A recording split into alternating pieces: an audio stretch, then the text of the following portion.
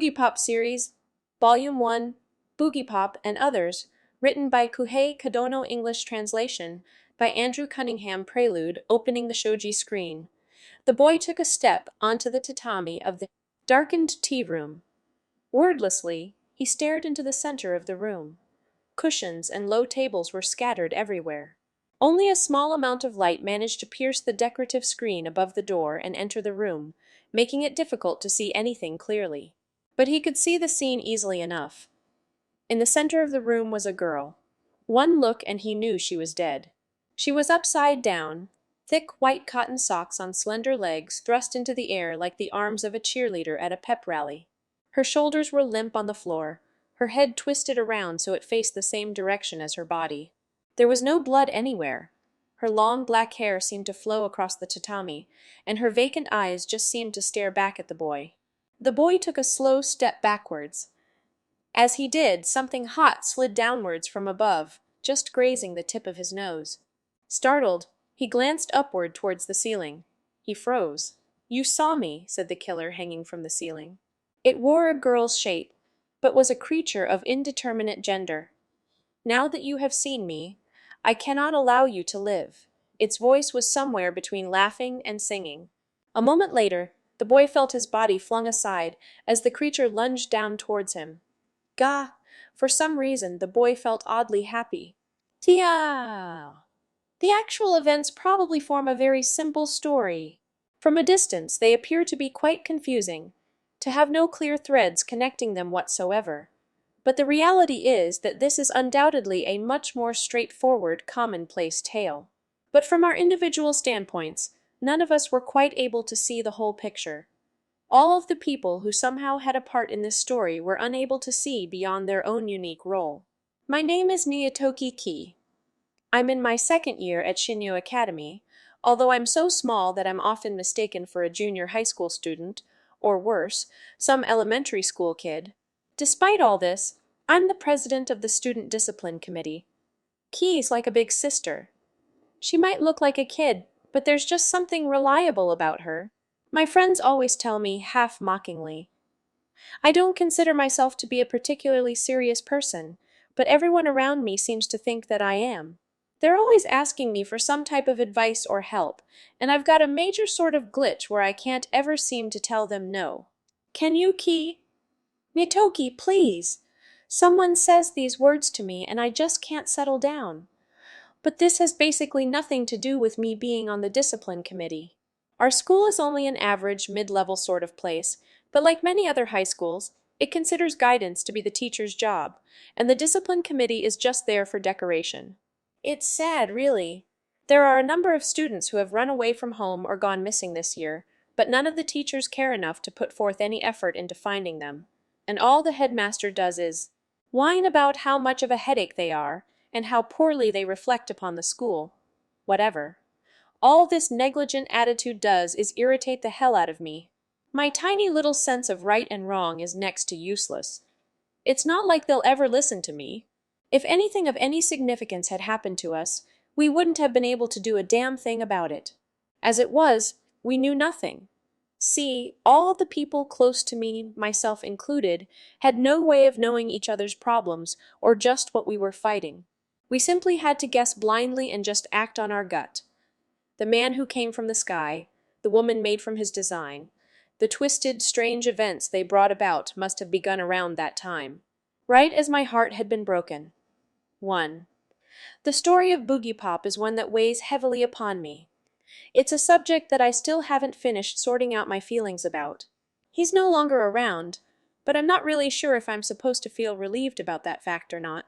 He was unusual, to say the least. I'd never met anyone as strange as him in the 17 years that I've been alive, and I doubt I ever will again. After all, he was a transforming superhero. That sort of thing is only fun if they're on TV. If you're standing right next to one, it causes nothing but trouble. And in my case, it wasn't exactly somebody else's problem. I never once saw him smile. He always looked grim, and would look at me and say depressing things like, "Takeda-kun, this world is filled with flaws." This with the exact same pretty face that always made my head reel. But Boogiepop is gone now. I'll never know whether or not everything he told me was a lie. So one Sunday, with the middle of fall fast approaching, I was standing in front of the station, waiting for my girlfriend, Miyashita Tuka. We were supposed to meet at 11, but it was already 3 o'clock, and she had yet to appear. Did I mention she was a year younger than me? Apparently, her family was pretty strict, and for some stupid reason, I was expressly forbidden from even attempting to call her house. All I could ever do was simply wait for her to get in contact with me. So, once again, I was forced to stand there fretting while I patiently tried to wait for her to show. "Hey, Takeya, senpai," someone called out. I turned around to find Sayotomi standing there. He was my kuhai on the same committee as I was. There were 3 other students with him, 2 of them girls. "What's this, a double date?" I said, aware that I was coming off as old-fashioned. "Something like that. You waiting for yours?"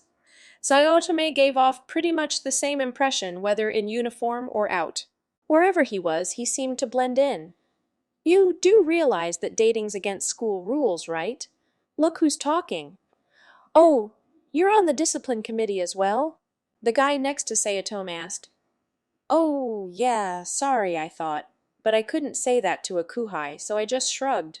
"Then I guess we've got nothing to worry about," he said, putting his arm around the shoulders of the girl next to him. "Guess they were together. Go figure. Yeah, I don't give a damn either, but the teachers are a different matter. Better keep an eye out so they don't catch you," I grumbled. They all gave knowing laughs, then nodded and took their leave. As they walked off, I heard one of the girls say, "Guess who's been dumped?"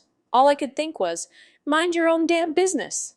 I mean, it's not that I actually like being on the discipline committee. It's just that someone had to take the job, and that someone ended up being me. That day, Tuka never did show. Have I really been dumped? Surely there would have been some sort of warning, right? I waited despondently until 5, unable to let things go. I knew I had to, though. I dragged myself away, feeling like the world had cast me aside. I was the only person in my class not going to college. Heck, everyone else was off studying for entrance exams. It's no wonder I felt so left out. Then it happened. Staggering towards me was the kind of guy who would stand out in any crowd. He was a skinny young man with roughly cropped hair that stood on end. He wore a badly torn, dirty white shirt that was just flung over his body. The shirt was unbuttoned, leaving his bare chest exposed. The bottoms of his pants legs trailed along the ground as his bare, shoeless feet shuffled across the pavement. There was a serious-looking wound on his head, and half his face was covered in blood. Though mostly dried, the blood stuck to his hair in clumps. One look at him, and I knew he was a mess, yet I couldn't avert my gaze. His eyes were unfocused, and he was moaning aloud. This was not some new fashion, but clearly a bona fide, genuinely crazy psychopath. Probably on drugs. Yeesh, there are actually guys like this showing up in our town now, too. Spooked. I averted my course, giving him a wide berth. Everyone else was doing the same, so there was a sort of air pocket forming around him. He tottered along in the center for a few moments. Then, suddenly, he collapsed to the ground. Before anyone could react, he began to sob quietly. In Great, great slobby tears rolled down his cheeks, heedless of his surroundings. A circle of people, myself among them, formed around him, watching. None of us dared move towards him. It was the strangest thing that I'd ever seen. It was bizarre, like something out of a surreal Eastern European movie. But there was one person who did approach him. He was shorter than me and dressed in a long black cape with a collar that wrapped around him like a greatcoat, and a black hat like a shrunken pipe, or a top hat without a brim. The hat was a size too big for his head, and half covered his eyes. On the hat and cape bits of metal gleamed, like rivets or some sort of badge, sewn along the hem. It gave off the impression of armor. To match his all-black outfit, he wore black lipstick. His face was so white. It was like the ink painted on top of a glossy no mask. Clearly, this was another crazy person on the loose. The cloaked figure leaned his black hat over to the side and whispered in the psycho's ear. The psycho stared up at the cloaked figure with empty eyes. The man nodded and the psycho stopped crying. There was a slight stir from the crowd around them. It seemed that some form of silent communication had been established. The cloaked figure's face snapped up and glared around at us. It was clear that he was seething with anger. "Do you think to do nothing when you see a fellow human crying?" he suddenly shouted, loud and angry in a clear, boyish soprano voice. "Is this what the advancement of civilization has led to? Urban life weeding out and killing the weak? It's appalling!" The crowd concluded that he was simply another loony and avoided eye contact, quickly dispersing. I started to follow suit, but he spun towards me, catching my eye. It was then that I finally got a clear look at his face. Words can't begin to do justice to the shock I felt at that moment. Perhaps the best example I can give is to describe it like one of those Nopparabu ghost stories. You expect a faceless ghost, but instead, the ghost looks just like you. At first you just don't get it, but then you do. And it totally freaks you out. I stared at him, eyes wide open and mouth agape. But for him, I seemed to be little more than another face in the crowd, and he soon shifted his glare to the man next to me. Two policemen came rushing up. At last, someone had reported the psycho. That him, get up. The policeman roughly tried to yank the man to his feet. He made no attempt to resist. "No need to be so violent. He's afraid," the black-hatted figure said, not fazed by the idea of lecturing policemen either. "What are you?" "His family. Just passing by," the figure replied softly. "Don't twist his arm like that. Step aside," the policeman shouted, as another tried to shove the cloaked figure away. But the cloaked figure bent his body like a dancer and evaded the policeman's sweaty arm. "Wah!" the policeman cried, overbalancing and falling to his knees. It was like some kind of kung fu, or maybe tai chi. All I know is that the cloaked figure's motions came off as being extremely graceful and fluid. "This is what happens when you resort to violence," the cloaked figure spat. "And that's what I call interfering with a police officer," the cop bellowed, springing to his feet. "Try performing your duty before you accuse me of interfering with it. It is your job to save people who are in trouble, not to trample them beneath your feet," the cloaked figure said, as if delivering a speech. Meanwhile, the police had forgotten about the psycho, who had begun aimlessly tottering off down the street again with surprising speed. The policeman turned hurriedly to give chase, shouting, "Hey, you! Stop right there!" The cloaked figure in the black hat spun around, his cape fluttering, and dashed away. "Ah, wait!" The policeman clearly couldn't decide which quarry to chase. The cloaked figure moved like the wind and vanished just as quickly around the next corner. I was left standing there, stunned. I was not stunned because of the cloaked figure's bizarre behavior. Well, maybe I was, but much more shocking was having the image of his face burned into my eyes. The hat was low on his face and partially concealed it, but there was no mistaking those big, almond-shaped eyes. They belonged to the girl that I had been waiting for all day, Miyashita Tuka. And thus ended my first encounter with the mysterious cloaked figure. Boogiepop. 2. The next day, I went to school earlier than usual. The school I go to, Shinyu Academy, has that something a lot of other schools don't. Every student has an ID card, and every time we go in or out of the building, we have to slide it through a gate checker, like one of those ticket readers at the train station. They call it the Campus Advanced Information Administration System, or CAIAS for short. Supposedly it helps the staff keep track of the exact number of students that attend, since the student population has started to decline as of late.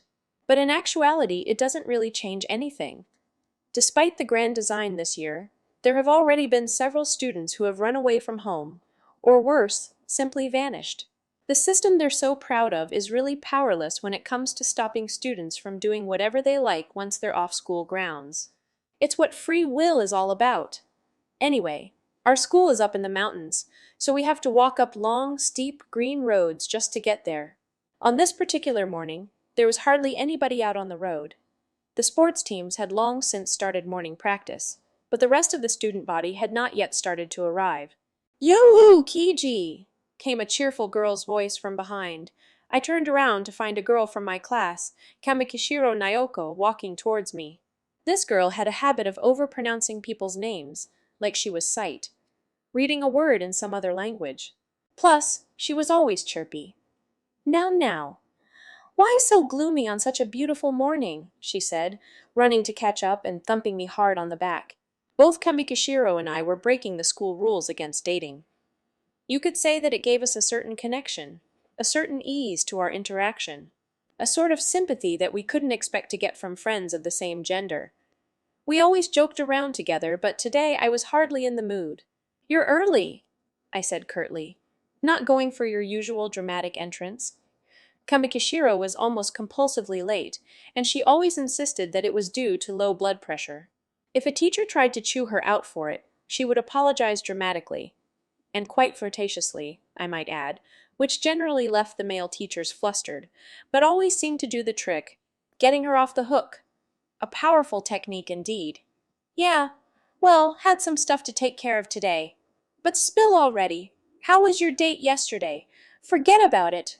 You have a fight or something? She asked, peering closely at my face with interest. She had a tendency to express her emotions a bit too obviously. She was very pretty, but had an open, loud laugh. This seemed to make some people think badly of her, no matter how good a person she was at heart. A fight? I wish we could have, I sighed. Wait, what? That sounds serious. Whatever. Another student passed us on a bicycle, so we fell quiet. As always, there was a committee member posted at the gates, like a train station guard, making sure the cards went through the gate check smoothly. "Oh, Takeda! Senpai, you're early," said today's guard, Nitoki Ki. She was the discipline committee president. Despite the ominous title, she was a tiny, cute girl with a childish face. Ditto, I said, waving.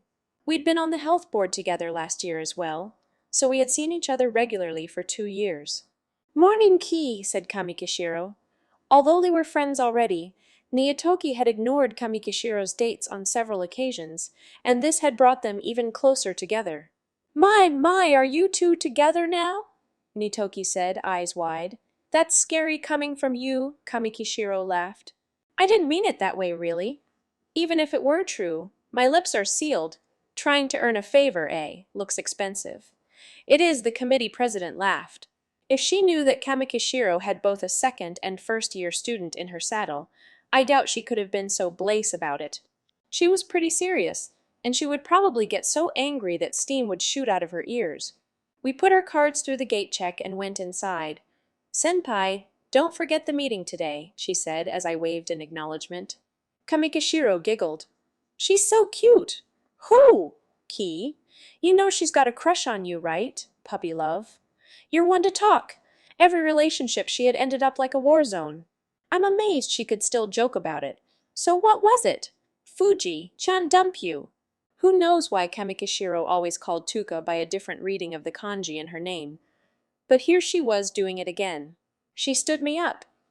"I can see why you got chest pains then." "Ah ha ha! I suspected that she, too, stood up many a man." "What are girls thinking when they do that?" I asked.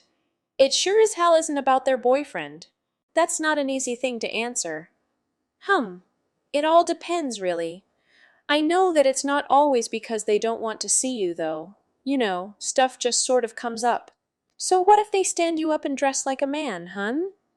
Hun, what are you talking about? What's that supposed to mean? Kamikishiro's eyes widened. Understandably. I didn't know the answer either. Never mind. Must have been seeing things. I don't really get it. But you've got a lot of time on your hands, so you really ought to start taking love more seriously. Ya hear? She said in a sing-song voice. What? I replied, scowling, and she burst into song. Life is brief, young maiden. Fall in love. Before the crimson bloom fades from your lips, before the tides of passion cool within your hips, for those of you who know no tomorrow, you're in a good mood. You in love again? Kinda? He. For crying out loud, how many is this now? Before we hit the halls, we smoothly shifted to a more standoffish attitude. We weren't going out, but it was never a good idea to start any rumors. I let my feet carry me to Tuka's class. Once there, it wasn't like I could actually talk to her, so I wasn't exactly sure why I was going. I just couldn't seem to help myself. Tuka's room was year 2, Class C, and it was still empty. Feeling suddenly tired, I flopped down on a chair and sighed. Once again, the cloaked figure's words ran through my mind. Do you think to do nothing when you see a fellow human crying? I paused for a moment. Was that really Tuka? A twin brother, perhaps? No, she'd never mentioned one before. I heard someone coming, so I quickly got up and left the room. I stood as inconspicuously as I could in the covered passage, a few yards away from the room, and kept watch. The more I watched, the more pathetic I felt. Aw, hell. Tuka was about the 20th student to arrive. She was the same as always. There was no sign of any strange hat, but for some reason she had an enormous Spalding bag in addition to her usual school bag, the sort that people generally keep sneakers or gym clothes in. Then she noticed me. She shot me a quizzical, innocent glance. I found myself grinning and nodding. She smiled softly and nodded back. Nothing different than usual. She didn't seem at all bothered about having stood me up either. So as not to get noticed, we hardly ever spoke to each other at school. But words weren't necessary. We had worked out our own sort of sign language that only the two of us knew. So I made one of those signs, putting my index finger up. This sign meant back of the garden after school. She made the same gesture, showing consent. Yeah, it was just like nothing had happened. Feeling like I was surrounded by a heavy smoke cloud, I drifted back to my own classroom. Kamikishiro wasn't there yet, probably still taking care of stuff. Same as me. They... The discipline committee meeting was during lunch. Ehem. I expect that all of you have noticed, but this year, discipline has become rather slack. There are now 4 girls, students here, who appear to have run away. They called it a meeting, but we hardly ever spoke at all. The teacher in charge always droned on and on at us the whole time. Frankly, we may have been called the discipline committee, but not one of us was operating under the illusion we could actually control anybody. Most of us were, like me, breaking those rules ourselves. The boy I met in town yesterday, Saotome, was the secretary. He took minutes in a notebook. Despite double dating on the side, he melted right into the atmosphere here, like a model committee member. If any of you happen to hear about anything like that, then please, come running to me. One of their friends might be able to get in touch with them. We made no response. We never did. The teacher never seemed to notice. Incidentally, the infamous Kirimanagi failed to arrive this morning. Make sure to keep an eye on her here. No telling what that girl's plotting in the shadows. He glanced sharply around the room. We remained silent. The only sound was the scritching of Sayotomi's pen, jotting down absurdly complete minutes. Suddenly, the PA system crackled to life. Miyashita Tuka, second year, Class C. Please return to the infirmary at once. Miyashita Tuka, second year, Class CAC. I jerked in my seat and it made a screeching sound on the floor. Something the matter? The teacher glared at me balefully. Feel dizzy, I said to excuse my actions, but in fact my head was reeling. Are you okay, senpai? The president asked. You look pale. Third year, you go on back to class. Seniors had exams to study for and didn't really play a major role on the committee. Heck, they didn't even need to come to meetings in the first place. Of course, I wasn't taking exams, but the teacher hadn't bothered to remember that, apparently. Okay. I stood up, and the president followed suit. Sensei, I'll take him to the infirmary. The teacher made a face, but then simply ordered her to hurry back. That okay? I asked Netoki. Are you okay? She whispered back. I said nothing else, but rushed to the infirmary. There was no one there. I let out a huge sigh of relief. The announcement had asked Tuka to return, so she must have been there before, but gone out again. No, she was supposed to go home. But she must still be on campus. Her card hasn't been swiped through the gate. Thinking furiously, I slumped down on the bench beside me. You're worried about her? Netoki asked. Yeah, a little. I looked up, and she spoke quickly, stiffly. I thought as much. I'm in the same class as her. I gaped at her, but she kept talking. She's been a little off recently. Like she can't sit still. Glaring outside during class. The teacher yells at her about it a lot. I thought she might be having trouble with you or something. I had no answer. I like you too, you know. But, It looks like you like her more than me. She was glaring at me now. I couldn't think of any way to respond. I'm going back now, she snapped, and bolted out of the infirmary. Needless to say, I was out of it for pretty much the rest of the day. As after class, I went to the place where we had agreed to meet, but Tuka wasn't there. Sunlight barely filtered down to the deserted rear of the building, so it was quite dark around me. I threw my bag on the ground, shoved my hands in my pockets, and leaned against the wall. I couldn't figure out what to do next, so I stared aimlessly up at the sky. The edge of the school roof made a clear, straight line cutting the sky in half. But there was a shadow jutting over that line. I gasped in shock. It was the silhouette of a person with a flat, pipe-like protrusion on their head, wrapped in what seemed like a cape. At that moment, I knew it was him. It was the mysterious cloaked figure. When he saw me, he spun around and pulled away. I yelled towards him. Wait! Right beside me, there was an old fire escape. It was connected to windows on each floor and went all the way to the roof. I vaulted the locked gate at the bottom and raced up the stairs to the roof, in clear violation of school policy. When I hit the roof, I yelled, Miyashita! That you! The cloaked figure slowly emerged from the shadows. He stared directly at me again. You no Miyashita Tuka? He said in Tuka's voice. It was a little deeper, more male-sounding, but if you listened for it, it was clearly hers. I see. We met yesterday, didn't we? I have done you wrong. I ignored you, and for that, I apologize. I rushed over to him and grabbed him by the shoulders. What the hell are you talking about? Suddenly, my body was flying through the air and then came crashing down upon the concrete with a hard thud. Ha! Had he swept my legs out from under me? The pain raced through my entire body before I figured it out. What? What's going on? I cried.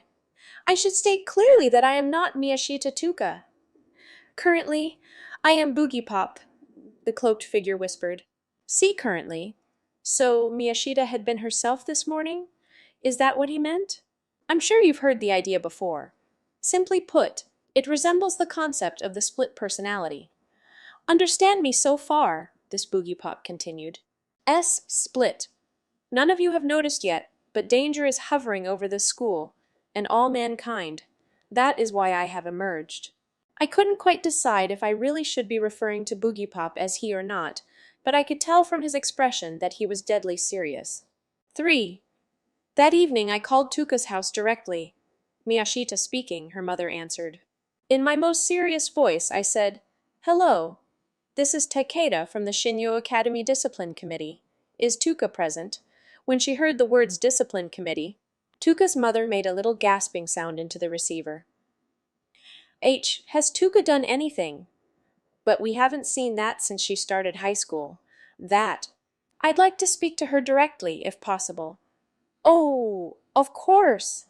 Just a moment, she said in a much too respectful tone for some high school kid. Any other mother would have just said, hang on a sec or something equally trite. She must have been distressed. Tuka speaking, said Tuka in her usual voice. Hi, it's Takeda. Yes, she said flatly. Presumably her mother was hovering nearby. Apparently, the Miyashita residence still didn't have any other extensions. Did you go somewhere this Sunday? Not really, she said, knocking the receiver twice. I took this to mean the same as 2 fingers held up in our sign language. It meant, sorry, not right now. Obviously, I already knew that, but I had to ask anyway. Hey, yes, you ever heard of Boogiepop, eh? She said blankly. I'd caught her completely off guard. What's that? She wasn't acting. She really didn't know. Never mind, it's not important. I just really wanted to hear your voice is all. Sorry, thank you, she said very politely as if for her mother's benefit. I translated it as a sign of pleasure, so it looked like she didn't hate me after all. Then I'll see you tomorrow at school. Sounds good. I hung up first, and silence overcame me. I crossed my arms and tried to think. That Boogiepop guy had been right.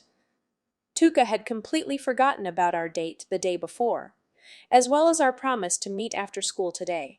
Well, she doesn't know, he had said, standing on the school roof, in the light of the setting sun. If something threatens to erode her foothold of ignorance, she instantly ceases to know that as well. To erase the anomaly caused by not meeting you yesterday, she will have deleted all memories of the date from her mind. Deleted? I said, still reeling, barely keeping up. You mean she's forgotten that we were supposed to meet? Precisely.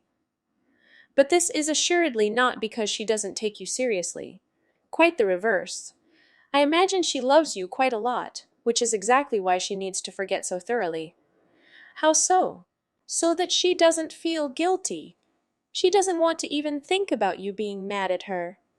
But that is something beyond her control, he said, from her very own lips. What exactly are you? How long have you been? Possessing her. Possessing.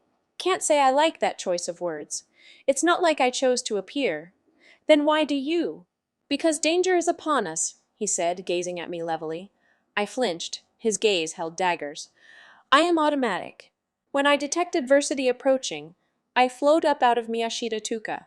That's why I am Boogiepop. Phantasmal, like bubbles. Adversity? What kind of... There is a devil nesting in this school.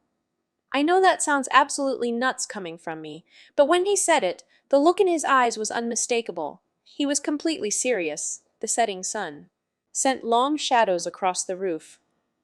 Boogiepop's black clothes made him look half invisible, and he virtually faded into the darkness. It's hidden among you now, but it poses a very real threat. It has barely begun to stir, but once it does, it will mean the end of the world. His words were the ravings of a lunatic, but if you actually looked at him and heard his voice, they were horribly convincing. Aren't you the same thing? I asked, resisting him with everything I had. For me, this man taking up residence in Tuka's body was pretty much the same as the end of the world. Tuka's other personality replied calmly, I'm aware of that, which is why I never come out for long. This is also automatic. The rest of the time, I live peacefully as Miyashita Tuka, gazing at you with ardor. Hey! There was something antiquated about his manner of speaking. He even called me Kimi, like a scholar from the Meiji era. My time today will shortly end. There is little meaning in my keeping watch like this, once school is over. Everyone has already gone home. So, this dangerous being you've been going on about is one of the students? I found myself asking. Boogiepop nodded, most likely. What is it exactly? It is better if you don't know. Why? Because it is too dangerous. If you know more, something might happen to you. I would prefer to keep Miyashita Tuka's lover out of harm's way. I know I'm repeating myself, but he really does keep saying this with her face and her voice. If it's that dangerous, I think it should know. That body doesn't belong to you alone, you know. Even as I spoke, part of me was arguing that I shouldn't take this guy seriously. Clearly, this was all just a paranoid delusion, caused by some bizarre psychological disease brought about by an instability in Tuka's mind. Yet the creature before me was Tuka and not Tuka at the same time. I couldn't think otherwise, Boogiepop sighed. Oh, right, but don't tell anyone else. Right, I replied, swallowing hard. I steeled myself for anything. But his words were too simple and caught me by surprise. It's a man-eater. Called Tuka's house. I slumped dejectedly on my bed. My head was a mess. A split personality? The school? No, the entire world was in danger. What the hell? At delusions went. It was pretty damn delusional. It was like one of those crazy school-bound RPs. But I don't want to exactly go and drag Tuka off to some psych ward. Boogiepop had said Tuka forgets everything. So in a worst case scenario, even if we went to a hospital and had a doctor look at her, Boogiepop might never even appear. That would make her seem like the sane one, while whoever took her would come off looking like a complete idiot. On the way home from school, I had bought a paperback called The Scream Inside, Multiple Personality Disorder, so I decided to delve into it then. I just grabbed the easiest looking one, but to my surprise, there had been an entire section in the bookstore on psychological disorders. Surely, the world was crazy enough already without all these diseases, I thought. The writer wrote in a very conversational tone, so it was readable enough, but the sentences were filled with difficult words that left my head spinning. I did catch the phrase.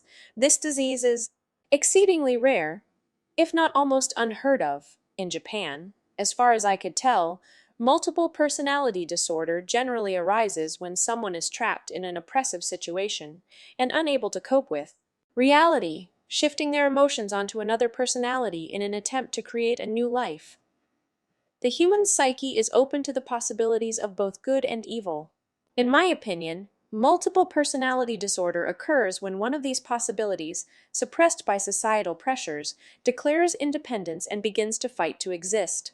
Regardless of how diseased the result or how destructive it is on the host body and those around it, the possibility makes no distinction between good or evil. There was a lot of stuff like this, where I kind of understood what I was reading, but at the same time didn't. Apparently, in Japan, the basis for this type of action usually didn't have a clear form, which meant that the vast majority of incidents would result in schizophrenia rather than multiple personality disorder. To me, it's like talking about the difference between God and the universe. The author's name was Kirima Seiichi.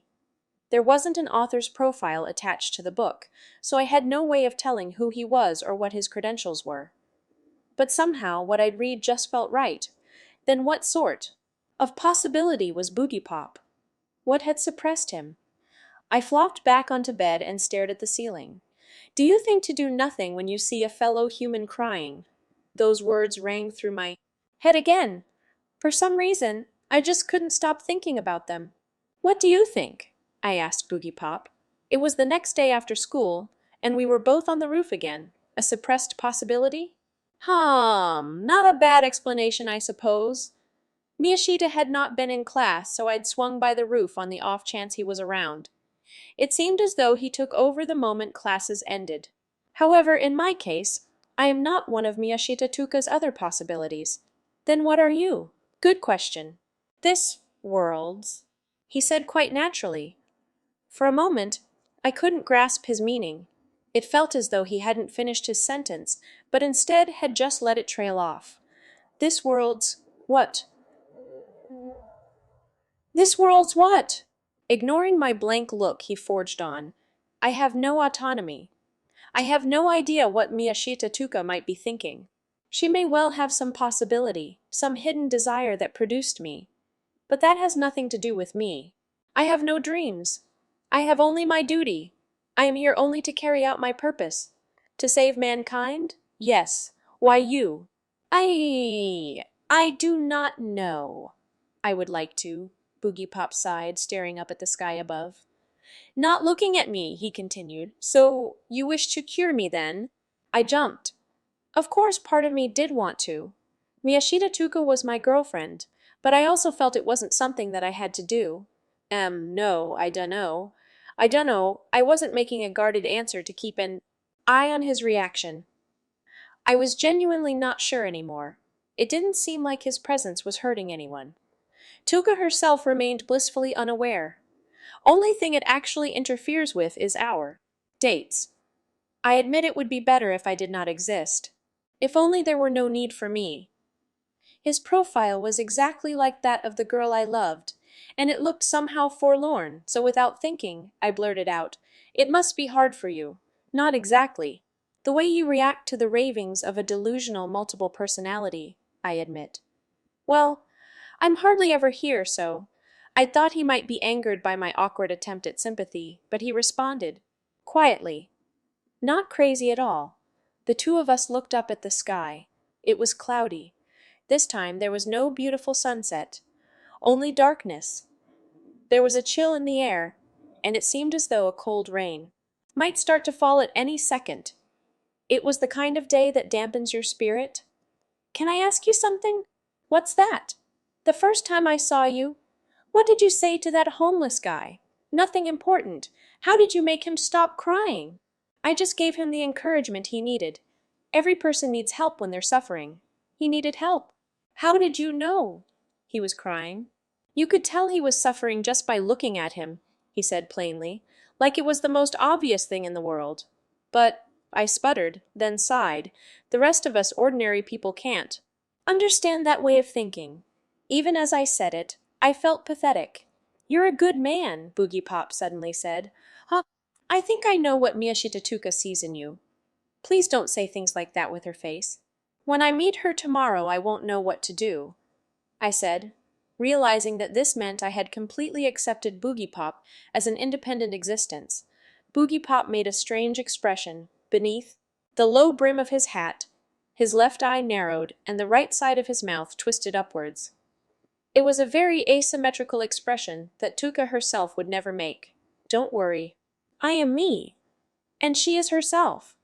Later I wondered if that expression was a strained sort of grin, but at the time it baffled me.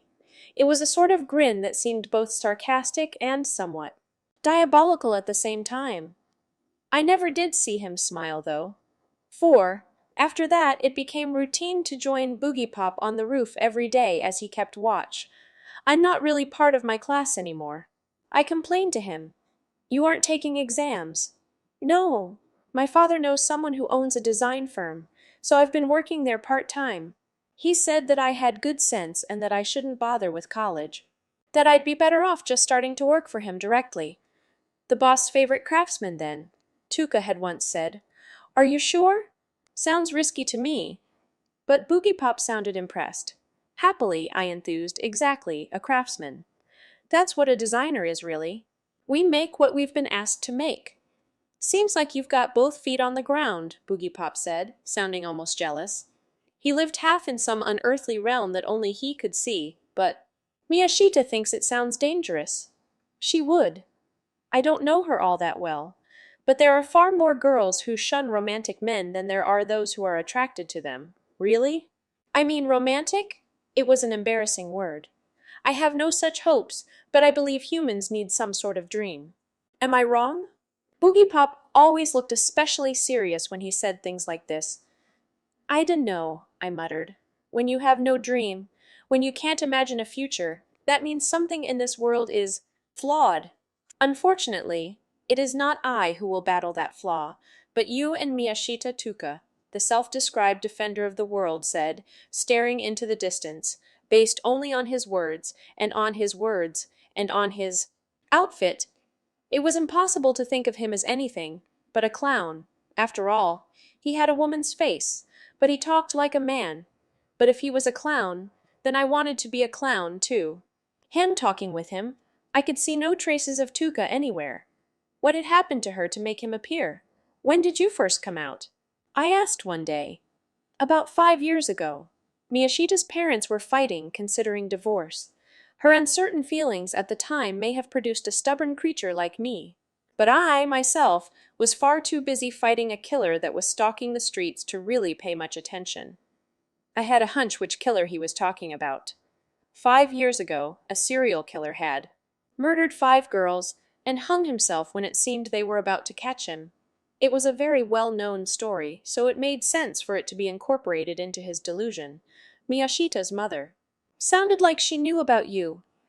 I trailed off. She's seen me a few times. We're talking back in junior high, after all. Miyashita Tuka was not exactly free to move around. She even caught me climbing out the window once. Must have been surprised. She was hysterical, which caused me no end of trouble. She locked me in the house, so I had to knock the woman out to make my escape. Danger was approaching, after all. Seriously? No wonder her mother was freaked. It also explained why the Miyashita household didn't let her have a phone in her room. After that, I suspect Miyashita Tuka was dragged off to a psychologist.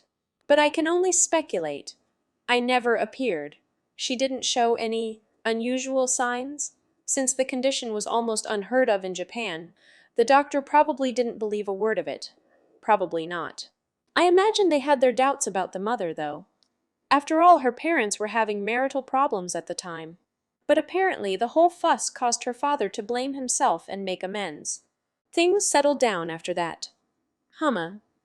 This reminded me of something from the book I'd read. Not a multiple personality case, but a manic, depressive girl. At school, she never spoke a word to anyone, but she was always bright and happy at home. Her parents and grandparents were apathetic and cold, and she desperately tried to brighten up the gloomy atmosphere. Unfortunately, the stress was too much for her, and its effects started to manifest externally. Her behavior grew stranger and stranger, until finally she was taken to a doctor and the truth came out. She was treated, her family repented, and the house became a much more peaceful place. This sort of peacemaking psychological disorder is apparently referred to as the trickster. For some reason, it sounded a lot like Boogiepop to me, so I said, and explained all this to him. He made that strange expression again. Miyashita Tuka may well see it that way, but you're still here, even though that situation is over. Why? You never come out at home anymore, right? Right? Then why? I can't explain it. I simply have my duty to fulfill. You'll just disappear when this danger is over. Yes. I will be a little sad to go this time, though. I won't be able to see you again. This surprised me. You won't, right? Miyashita Tuka will be here, of course. I imagine you prefer her. His shoulders slumped a little. I couldn't think of anything to say, so I remained silent. The two of us stared quietly up at the evening sky. Boogiepop began to whistle. The tune was fast and bright, his breathing skillfully alternating fast and slow, but it was a whistle, so it sounded rather sad somehow. I remembered that Tuka couldn't whistle. A suppressed possibility. Even as her boyfriend, I suppose I was suppressing some part of her. This thought weighed heavily on me. He finished whistling, and I applauded. You're good. What song is that? Overture to the first act of Die Meistersinger von Nuremberg. Of what? The most flamboyant piece the noisy, romantic, old composer known as Wagner ever wrote? Classical?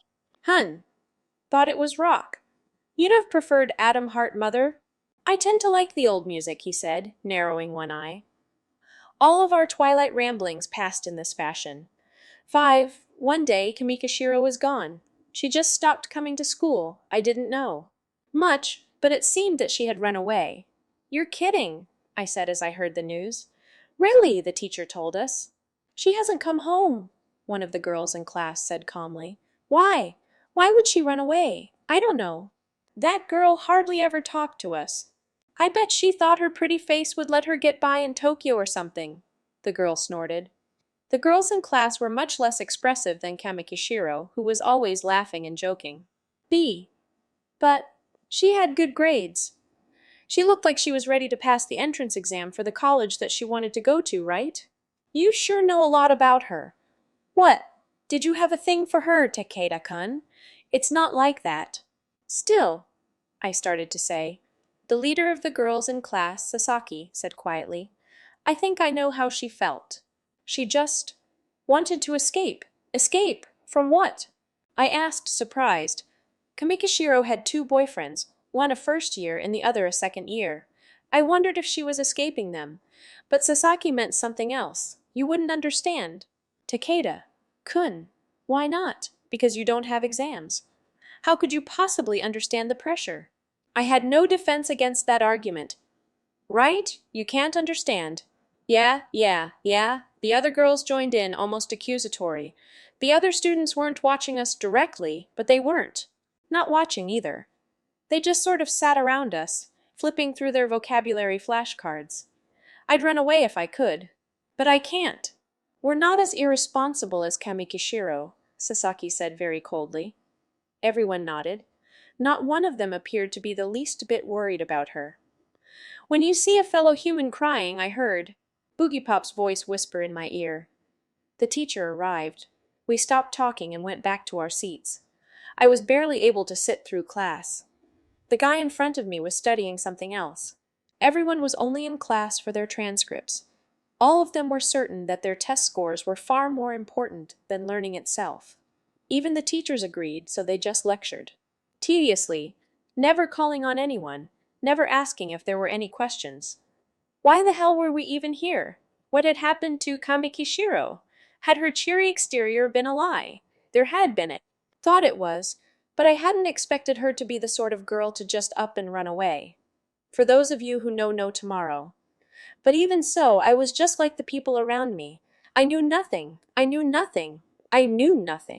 Hadn't even known that Tuka was possessed by this Boogiepop guy. I didn't listen to the teacher for the rest of class, and I sure as hell didn't take any notes. For all my complaints, I was even less serious about this than the people taking exams. Without any purpose, I just sat there stewing. That day, Boogiepop wasn't waiting on the roof. I waited for him a while, but eventually the sun set, and I had to give up and go home. When I climbed up to the roof the next day, Boogiepop was waiting for me, but this time in a girl's school uniform, no strange costume. Hey, he said, raising his hand. This gesture is how I knew it was him. Otherwise, I would have taken him for Tuka, no costume. Don't need it anymore. So she didn't bring it with her. He had explained once before that Tuka would unconsciously carry it around with her, but I hadn't ever thought anything of it until now. What do you mean? The danger is over, he said flatly. Hey! Everything's finished, Takeda. Kun! Wait, that's so? That's all there is to it. That's the way I'm made. When the danger is gone, I disappear. Like Bubbles, the danger. Weren't you going to save the world? It hasn't been saved at all. But my job is finished. What you mean by save is not my job, he said, shaking his head quietly. But you said you were going to fight the devil that lives in this school. I did. I'm not the one that killed it, though. My mouth flapped wordlessly. I couldn't think of anything else to say. But, but, thank you, Takeda-kun, Boogiepop suddenly bowed his head. I enjoyed my time with you. Until now, I had never done anything but fight. You're the first person I could really call a friend. Perhaps you only spent time with me because I'm part of Miyashita Tuka, but I had fun. I mean it. I suddenly realized just how much I liked him. I'd liked him since we first met in town, and not because he had Tuka's face. Everything I wanted to say but couldn't express. Could and would at the drop of a hat. That's why I liked him so much. Don't go, eh? Don't go anywhere. You're about the only friend I have. I'd really like to keep meeting you. I hung my head, almost whispering. I may have been crying. Boogiepop made that face again. That's not true, Takeda-kun. It is. You simply aren't connecting with the world around you right now. I stopped breathing. Miyashita Tuka's worried about you too. Don't let yourself think you're the only one who's worried. But, but, what about you? If you just vanished without anyone the wiser, wouldn't that make you sad? You're the wiser, aren't you? But I'm afraid you and Miyashita Tuka have your job to do, just as I have my duty. You two have to make your own world. You don't have time to waste belittling yourself, Boogiepop said curtly. There was nothing left for me to say. I hung my head and stuttered B, but when I looked up, there was nobody there. Startled, I raced across the roof, but there was no sign of him anywhere. Just like the first time I saw him, he'd vanished in the wind. He'd vanished in the wind. When I came down the fire escape, I found Miyashita, waiting for me at the bottom. I could tell instantly that it wasn't him. When she looked at me, she smiled. You're late, Takeda, senpai, she said in a tumbling voice. You told me to wait here? And then you show up late, you big meanie. I was taken aback. Then it hit me. She doesn't know anything. She doesn't even notice that she doesn't know. Her memories are automatically corrected. That explained it. She had automatically created a reason for her to be here. Ah, ah, sorry. I bumped into a friend. On the roof. Were you called out by the school thugs?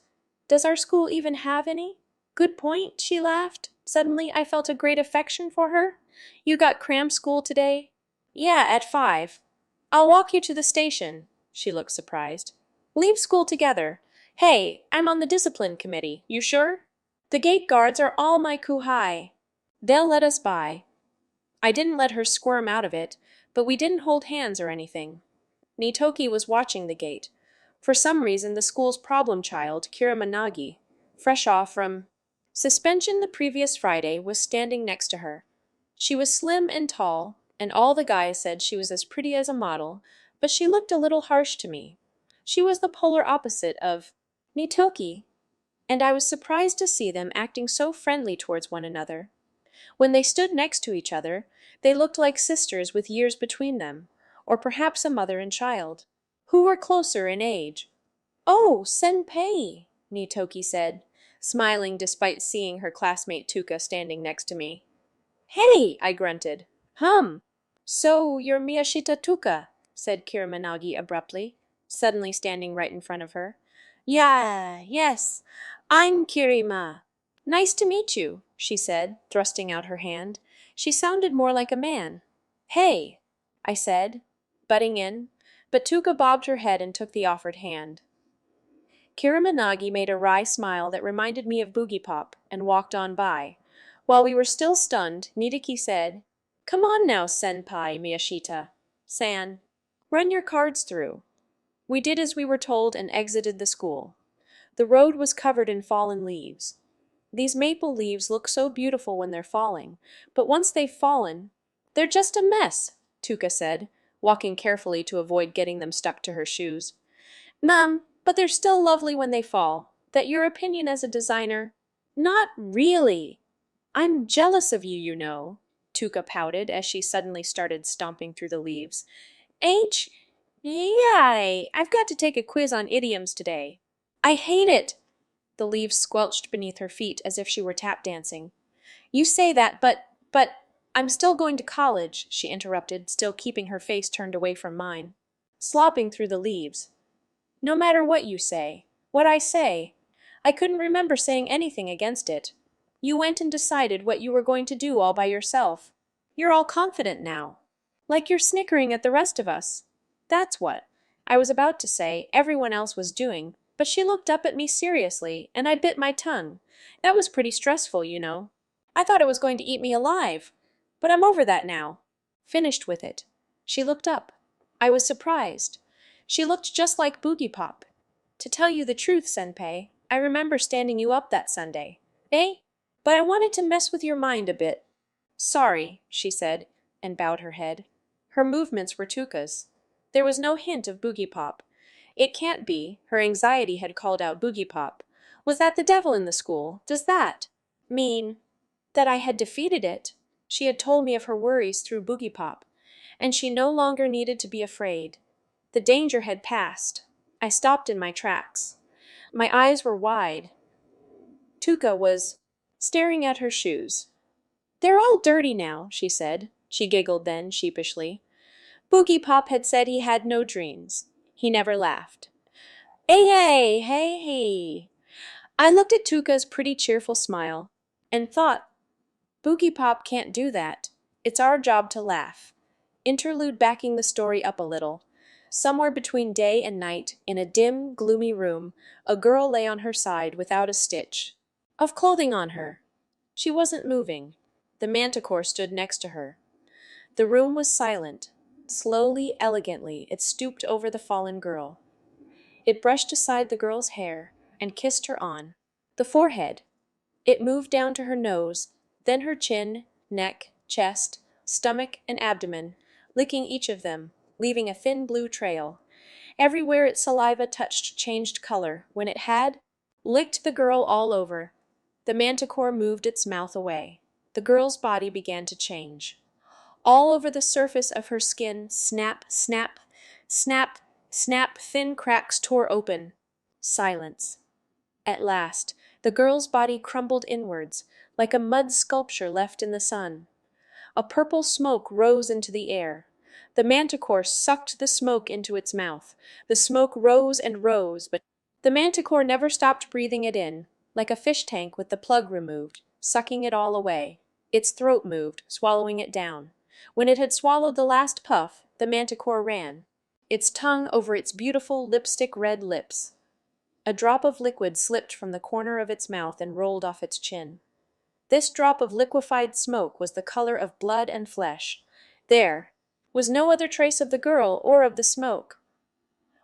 Ho, ho, ho, oh, ho, ho, ho, ho, ho, ho, ho! In the darkness, the manticore laughed. Her name was ancient Persian, and it meant man-eater. That delicate laugh bloomed like a morning rose, triumphantly extolling its evil. 1. Recently, a strange rumor, or rather a bit of a ghost story, has been spreading among the girls of the second-year classes. It's something about the mysterious Boogiepop.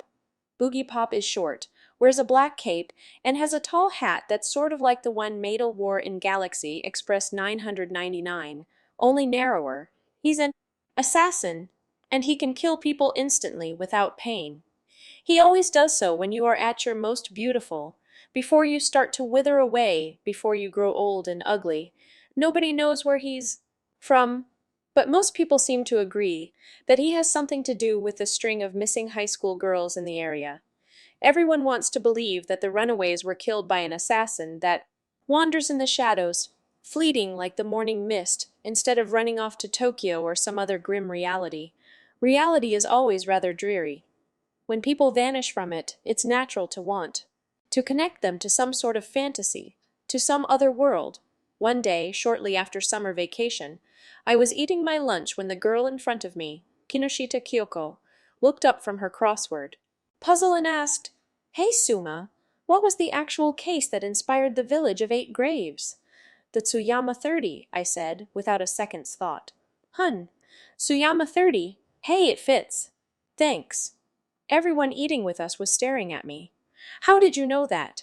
You are obsessed. Don't be stupid, everyone knows that. We don't. Nobody does."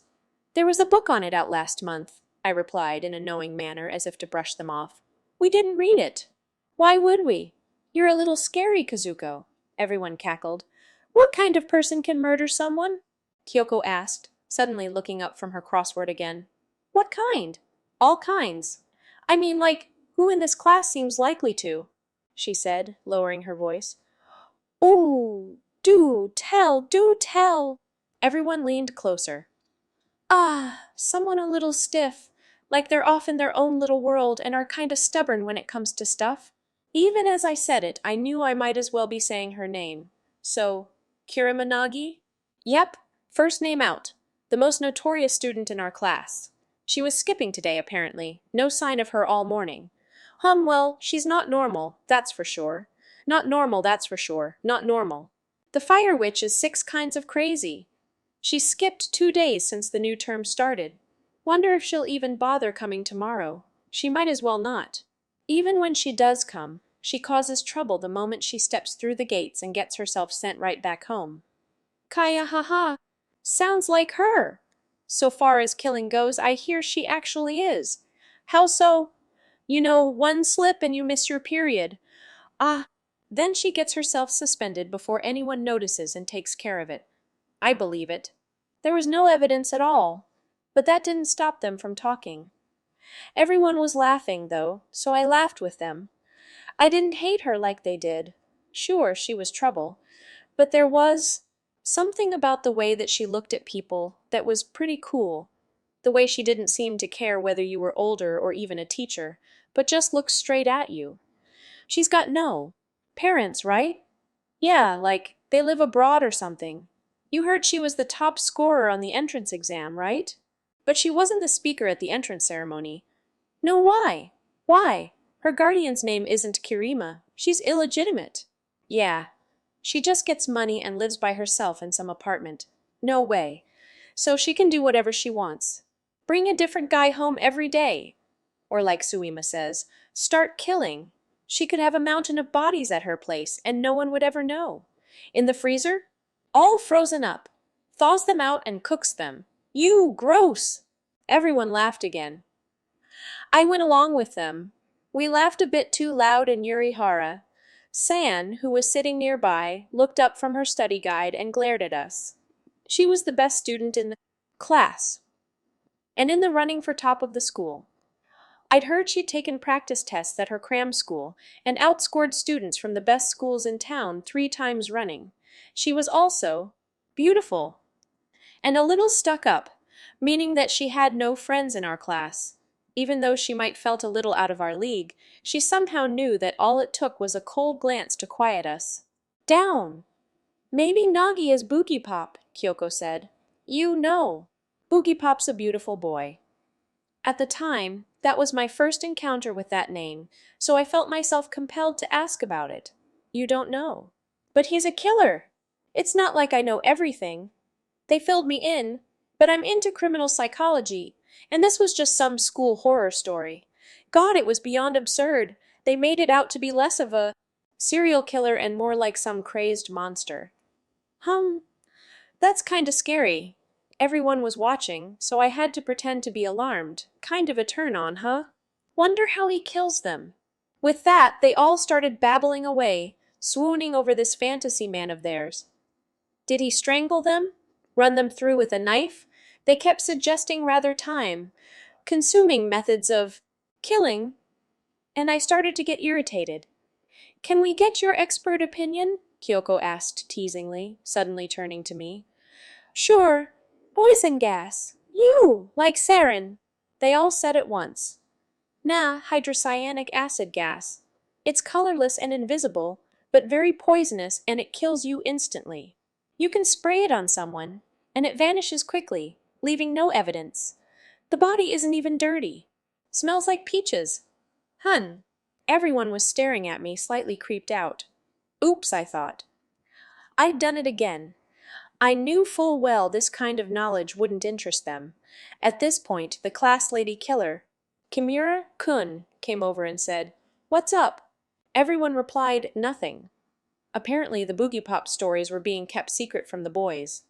A myth only the girls knew. It seemed I was the last one in class to hear about it. I always am. That depressed me a little, so I only half listened to their conversation, nodding when it seemed appropriate. My interest in criminal and abnormal psychology stems from a personal experience I had. 5 years ago, in 7th grade, I was almost killed. There was a serial killer hiding in our town, and he killed himself just when the police were about to catch him. The killer took sexual pleasure in killing, which is freaky enough, but among the notes that he left behind was one with my address and a detailed account of the route that I took to school. Had he not killed himself, it turns out that I would have been his next victim. The police investigated my family to see if they had any connection to the killer, just to be certain. Of course, we'd never even seen him before.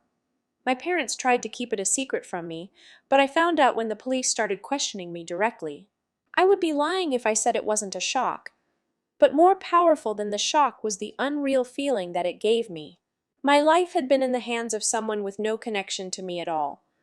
I just couldn't wrap my head around the idea, which is exactly how I got interested in that sort of thing to begin with. I never told my friends why. I knew they would look at me differently if I did. The psycho liked her, they would say, which is more than a good enough reason to put me on the bullied list. It was a bit too harsh of a truth to laugh off. But just being interested in that sort of thing was enough to make me different, and the class tends to treat me like Dr. Murder. But it's a far cry from being bullied.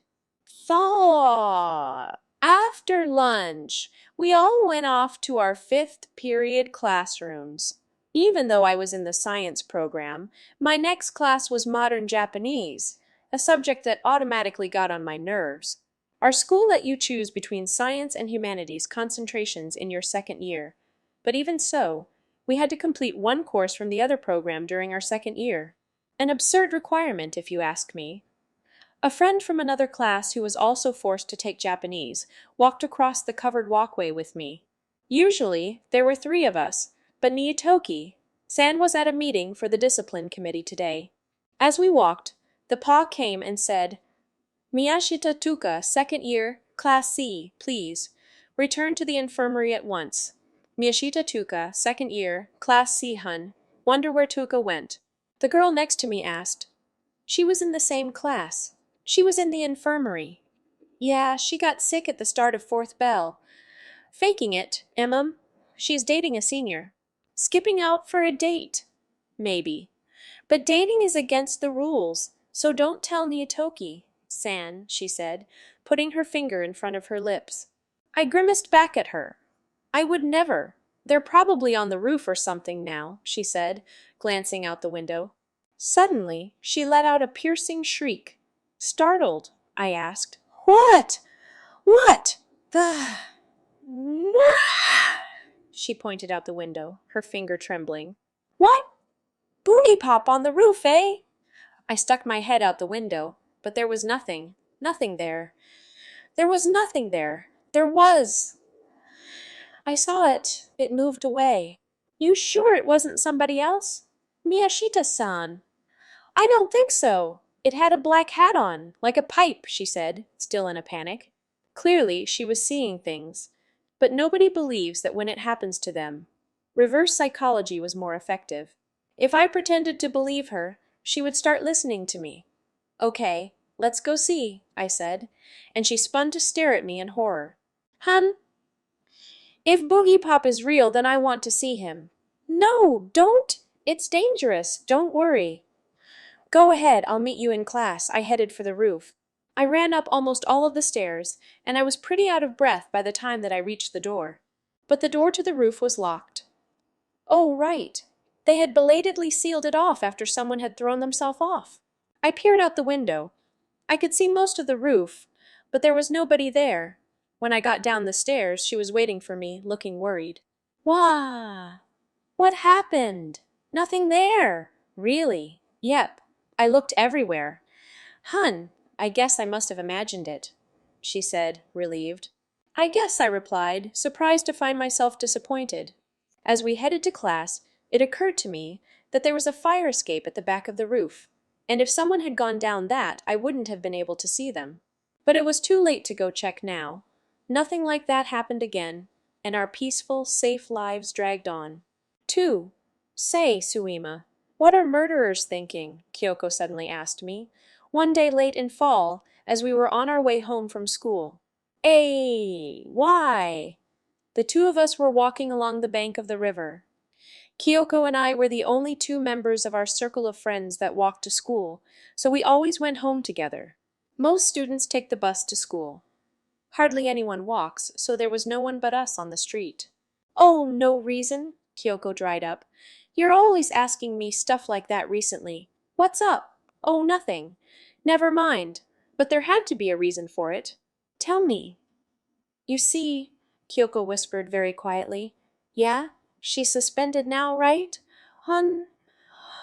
Oh, you mean Kirima-san? 2 weeks ago, she'd been suspended for smoking on school grounds.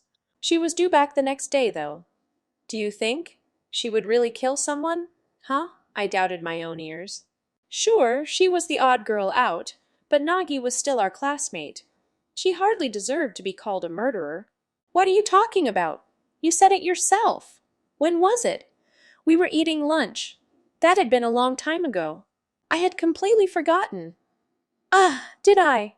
I might have. Do you really think so? Kyoko was creepily serious. Even if I did say that, it was just an example, I hastily explained. Kyoko's expression didn't change. The girl is scary. Well, I'll grant that she's not easy to get to know. She did something to this girl I know. She hasn't been the same since. Her voice trembled. She meant it. She wasn't kidding. Something?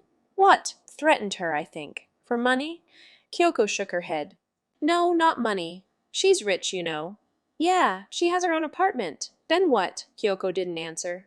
Like anyone on Earth would, I told her that I could keep a secret, but she still didn't say anything, so I asked, does it have anything to do with why Kirima got suspended? I don't know. You don't know? I feel like she got herself suspended because of it, Kyoko said, but I didn't follow.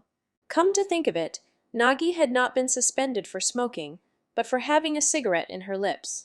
And the place she'd been caught, the teacher's restroom. It would have been extremely strange if she had not been caught. A female teacher had found her, and Nagi had glared at her so fiercely that she fled and got a male teacher, making quite a fuss. She made no excuses or apologies. She never did. I had never once heard her say sorry during all the times the teachers had yelled at her. One time, a teacher scolded her for staring out the window, and Nagi had curtly quipped, "You're boring." However, her grades were too good for the teachers to take any drastic measures. Still, she skipped a lot. We're not just talking leaving a bell early either.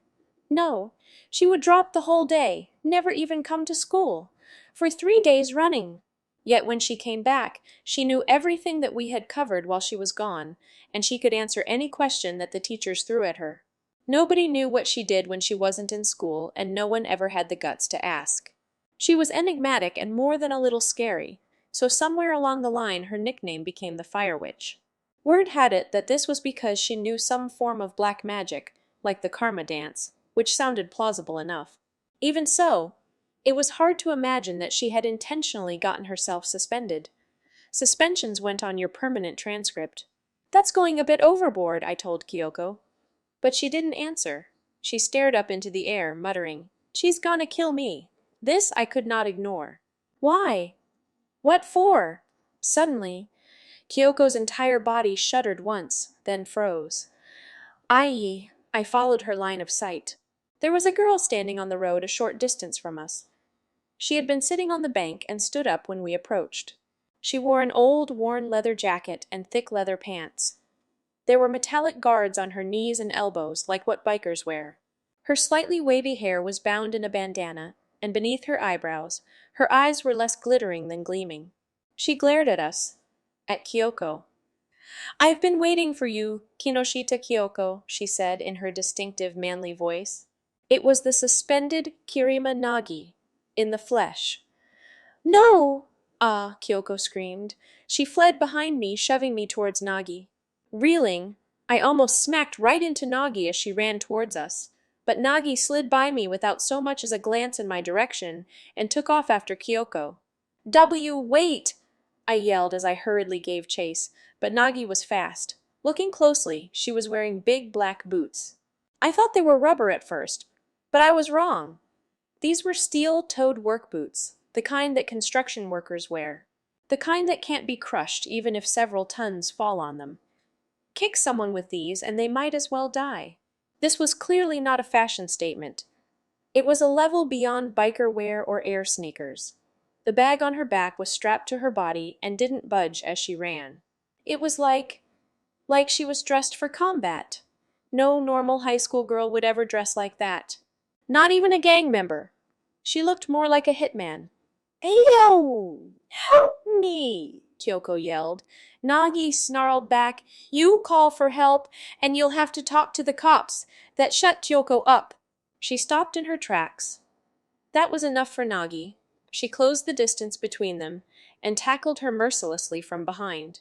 Both girls hit the ground, sliding down the riverbank. Wheezing, I caught up to them to find Nagi twisting Kyoko's arm behind her. It looked just like a hold from something I'd seen on TV, like judo or kung fu. Kyoko couldn't move a muscle. We clearly hadn't learned this sort of wrestling at school. "Ow! Ow! Ow! Ow! Let go! Want me to go ahead and break it? Even you'll take some time to heal then, eh, Manticore?" I have no idea what she meant by that. "No, don't! I'll never do it again, I swear!" Kyoko shrieked. "Stop that, Kirima-san!" I cried, jumping on her, but she kicked me away. She spoke to Kyoko again. "It's not just me. Echoes is looking for you too. Keep pretending and you'll lose an arm. And then you won't have any hope of winning." What on earth was she talking about? I swear to God I'll never do drugs again. Please don't. Please, Kyoko sobbed. Drugs? I know you killed Kusatsu Akiko. Don't lie to me, Nagi roared. I thought my heart was gonna stop. Kusatsu Akiko. That was the name of a first-year girl who had gone missing. I didn't. It wasn't me. I swear she just gave me the drugs. There was an unpleasant popping sound from Kyoko's arm. Kyoko's eyes rolled up in her head. Damn, you're normal, Nagi snarled and let go. Kyoko rolled down the bank. Kyoko! I shouted, racing over to her and putting my arms around her. Don't worry, I stopped before the joint was destroyed. It'll hurt for a few days and then be fine, Nagi said. Kyoko was trembling. What's going on? I screamed. You should ask Kinoshita herself, Suema-san, Nagi replied, her voice completely serene. Kyoko's teeth were chattering. She'd been scared half to death, understandably. So had I. This is going too far. But it's better than getting arrested, right, Kinoshita? Nagi said. Kyoko stiffened. I hope you learn from this. Next time, you'll know better than to do stupid shit just because your friends do it. She turned to leave. Wait! I yelled. Nagi looked at me and said, Suema-san, maybe it's time to let go of what happened 5 years ago. Get too hung up on something like that, and it'll come back to haunt you. Her gruff voice matched her boyish face perfectly. But that wasn't the problem. How did she know I'd nearly been murdered 5 years ago? Hold on a minute. I tried to stop her, but the fire witch stalked away without another word. 3. I had to swear to keep it a secret before Kyoko would tell me anything. We were at the same junior high, she said. We were all on the table tennis team. Even in junior high, we hung out together. Kusatsu was one of us, but a year younger. She was team captain when we were third years, so we sort of stopped thinking of her that way. So, 3 months ago, Kusatsu called to say she had something good and that everyone should hook up with her. It was a weird sort of drug. No, not uppers. I think it was something else. It was a sort of bluish sea, through liquid. You took a sniff of it, and it was like your head opened up, like you became transparent, like every corner of your body was washed clean. Glue? No. I don't know, but it didn't have that strong of a smell. Kusatsu didn't tell us much, but she said some pharmaceutical company had created it as a test product. Yeah, it was probably bullshit. But hey, it was free, so we all tried it out, right? She never charged us anything. She was never exactly a generous person, so I'm not sure why. And a little while later, people from our group started running away. No, I don't know where they went. They didn't tell anyone. They just, vanished. Yeah, girls from other schools too. And then Kusatsu vanished. By this point, the rest of us were starting to wonder if it had something to do with the drugs. We didn't know where she got it, but maybe it was something nobody was supposed to know about it and they were taking us out. Then suddenly, one of us announced that she wasn't gonna have anything to do with us anymore. This made us nervous. We had to know why. She said Kirima Nagi had threatened her. Somehow, she had found out about the drugs, and she had told her to never touch them again. Not just the one, though. She hit every girl! In order. I was the last one. Started 2 weeks ago, right after she was suspended. That's why I said she had intentionally gotten herself suspended, so she would have a good reason for not coming to school, and so that she could move freely. No, I'm never touching drugs again, hun. No way. Why would I know Karima Nagi? I've always avoided her up to now. Please don't tell anyone, Seema. Keep it a secret. I probably should never have told you either, but I had to. I just had to. Keeping quiet was just too frightening. It was crushing me. She trailed off. I held Kyoko, comforting her until she stopped crying. Then we killed some time in a booth at First Kitchen so that her face could return to normal before I took her back home. It was night by then, and as I walked through the darkened streets, I thought things over. Her fragmented story suggested that she had only seen a small part of what was really going on. I couldn't guess much from what she'd told me, but it sounded like she hadn't been one of the ringleaders of this group of ex-table tennis team players. More like she did whatever the much less stable girls told her to. Just a third wheel, hanging on to the cool kids. She wasn't even a victim. She was just in the wrong place at the wrong time. Nagi had said Kusatsu Akiko had been killed, and she knew about my past. But how? Who was she? Should I tell the school? Or the police? But I promised Kyoko. If word got out that Kyoko had done drugs, that would be it for her. She'd be finished. It wouldn't end at suspension either. She'd be expelled as an example to the other students. I didn't want to do that to her. It was very dark outside. The streetlight above me had clearly not been changed in years, and it was flickering madly. I stopped walking. I opened my bag under the unsteady light, and thanks to my bad habit of carrying far too much stuff around with me all of the time, I had the class directory with me. It listed not only phone numbers but also addresses. I looked up the address of the person 3 names before my own. Somewhat surprisingly, Kirima Nagi, like me, lived close to school. I could walk there. Okay, let's do it. I snapped my bag closed and walked as fast as I could in that direction. But why did I have to meet her? Kyoko, who was actually part of it, was running away as fast as she could. That was the more natural reaction. Anyone normal would do the same. I was clearly a third party. I had nothing to do with anything. But I didn't like that. 5 years ago, things had all happened without me knowing about them. I only found out when everything was finished. My own will played no part in the matter. If there was danger, I wanted to see it. That's why I had chased after Boogiepop, even though there was clearly no such thing. It was all the same to me. I didn't care what it was. I just wanted to confront something.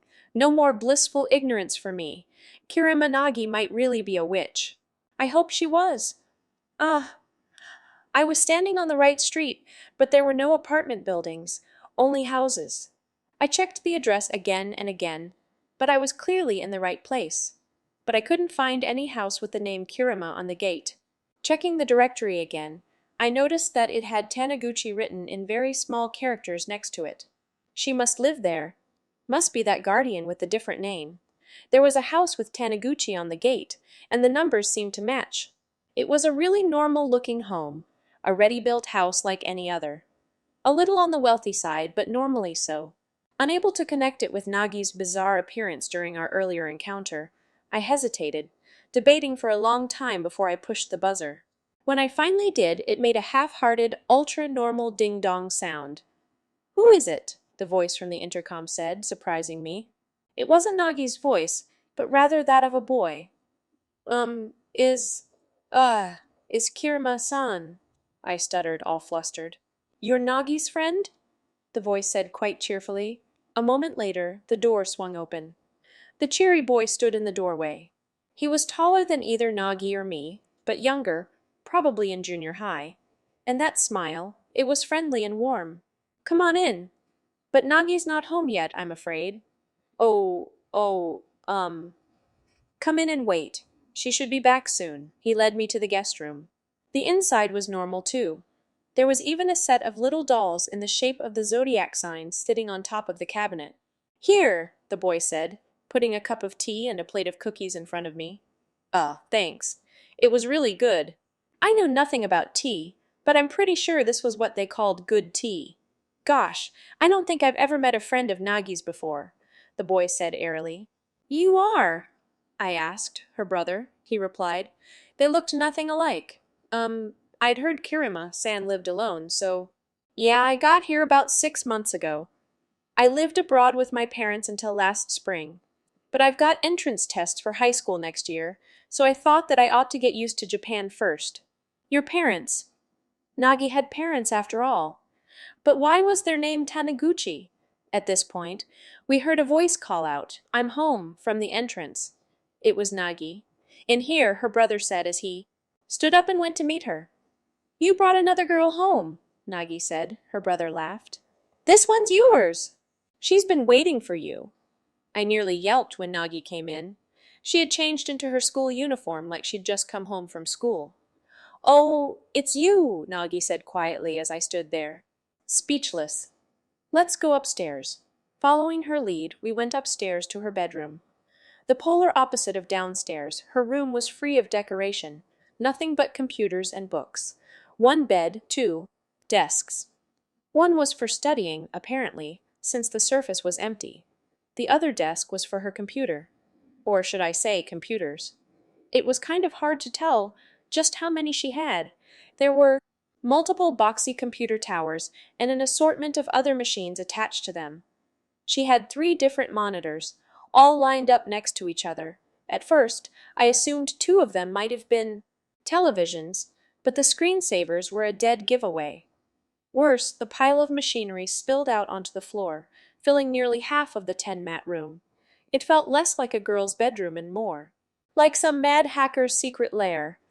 Much to my surprise, there were no signs of any black magic books at all. All the books that lined Nagi's shelves were merely an assortment of reference books and difficult-looking hardcover tomes. Still, Nagi's collection of computer software boxes looked to have her book collection beat. Nagi pulled the chair out from the study desk and offered it to me. "Sit." "Okay," I said, and did, surprised. Nagi grinned. "Moo, by Misaki. Everyone thinks I live alone." Yeah. "I didn't know you had a brother." "He's not my brother. We're not related," Nagi replied, shaking her head. "He's my mom's second husband's son from a previous marriage. He's a good kid, but a bit too good at manipulating me.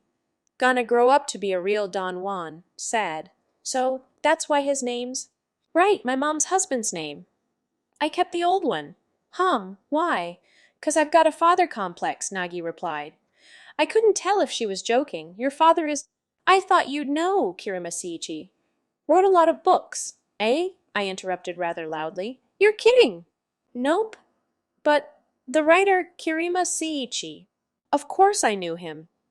I'd learned most of what I knew about criminal psychology or depth psychology from his books. The Scream Inside, Multiple Personality Disorder, or When a Man Kills a Man, or When a Man Kills a Man, or Where the Killer's Mind Changes, or A Nightmare of Boredom, or The Proliferation of Dunno or V's Imaginator, and so on. He'd written far more summaries, essays, and commentaries than novels. In fact, I'd never read any of his actual novels, just his scientific writings. He called himself a modern-day Enlightenment thinker, which is kind of hokey, but he did write an incredible number of books. That's my dad. He's dead now, though. Yeah, I knew that, but really, no, I mean really, really. Why would I lie? I know, but still. You didn't think I had a strange name? Never occurred to me? Wonder why not? Even as I asked, I knew the answer. I had unconsciously convinced myself that Kirima Seiichi or any other writer was hardly likely to live near me. Perhaps I wanted the people that I admired so much to live in some higher realm of existence than I did. Basically, I'm living off of the inheritance. Can't really beat it either. Pays for school. Really. But your mother, she wasn't married to him anymore. I got everything. She tossed her half away on her own.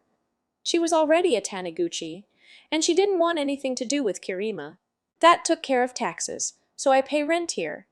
There I was, just some normal girl from a typical middle-class nuclear family, just sitting and listening to the Fire Witch herself talking about her. A typical life! Her whole situation just felt sort of unreal to me. It's no wonder that she acts the way she does. She'd hardly even been brought up in anything close to a proper environment, even so. There was something that I had to ask. So, what? The reason? Yeah. Why'd you save Kyoko? You call that saving? Nagi looked pleased. She told me everything. She got on some weird drug. You saved all of the girls from that, right? Maybe I did, maybe I didn't.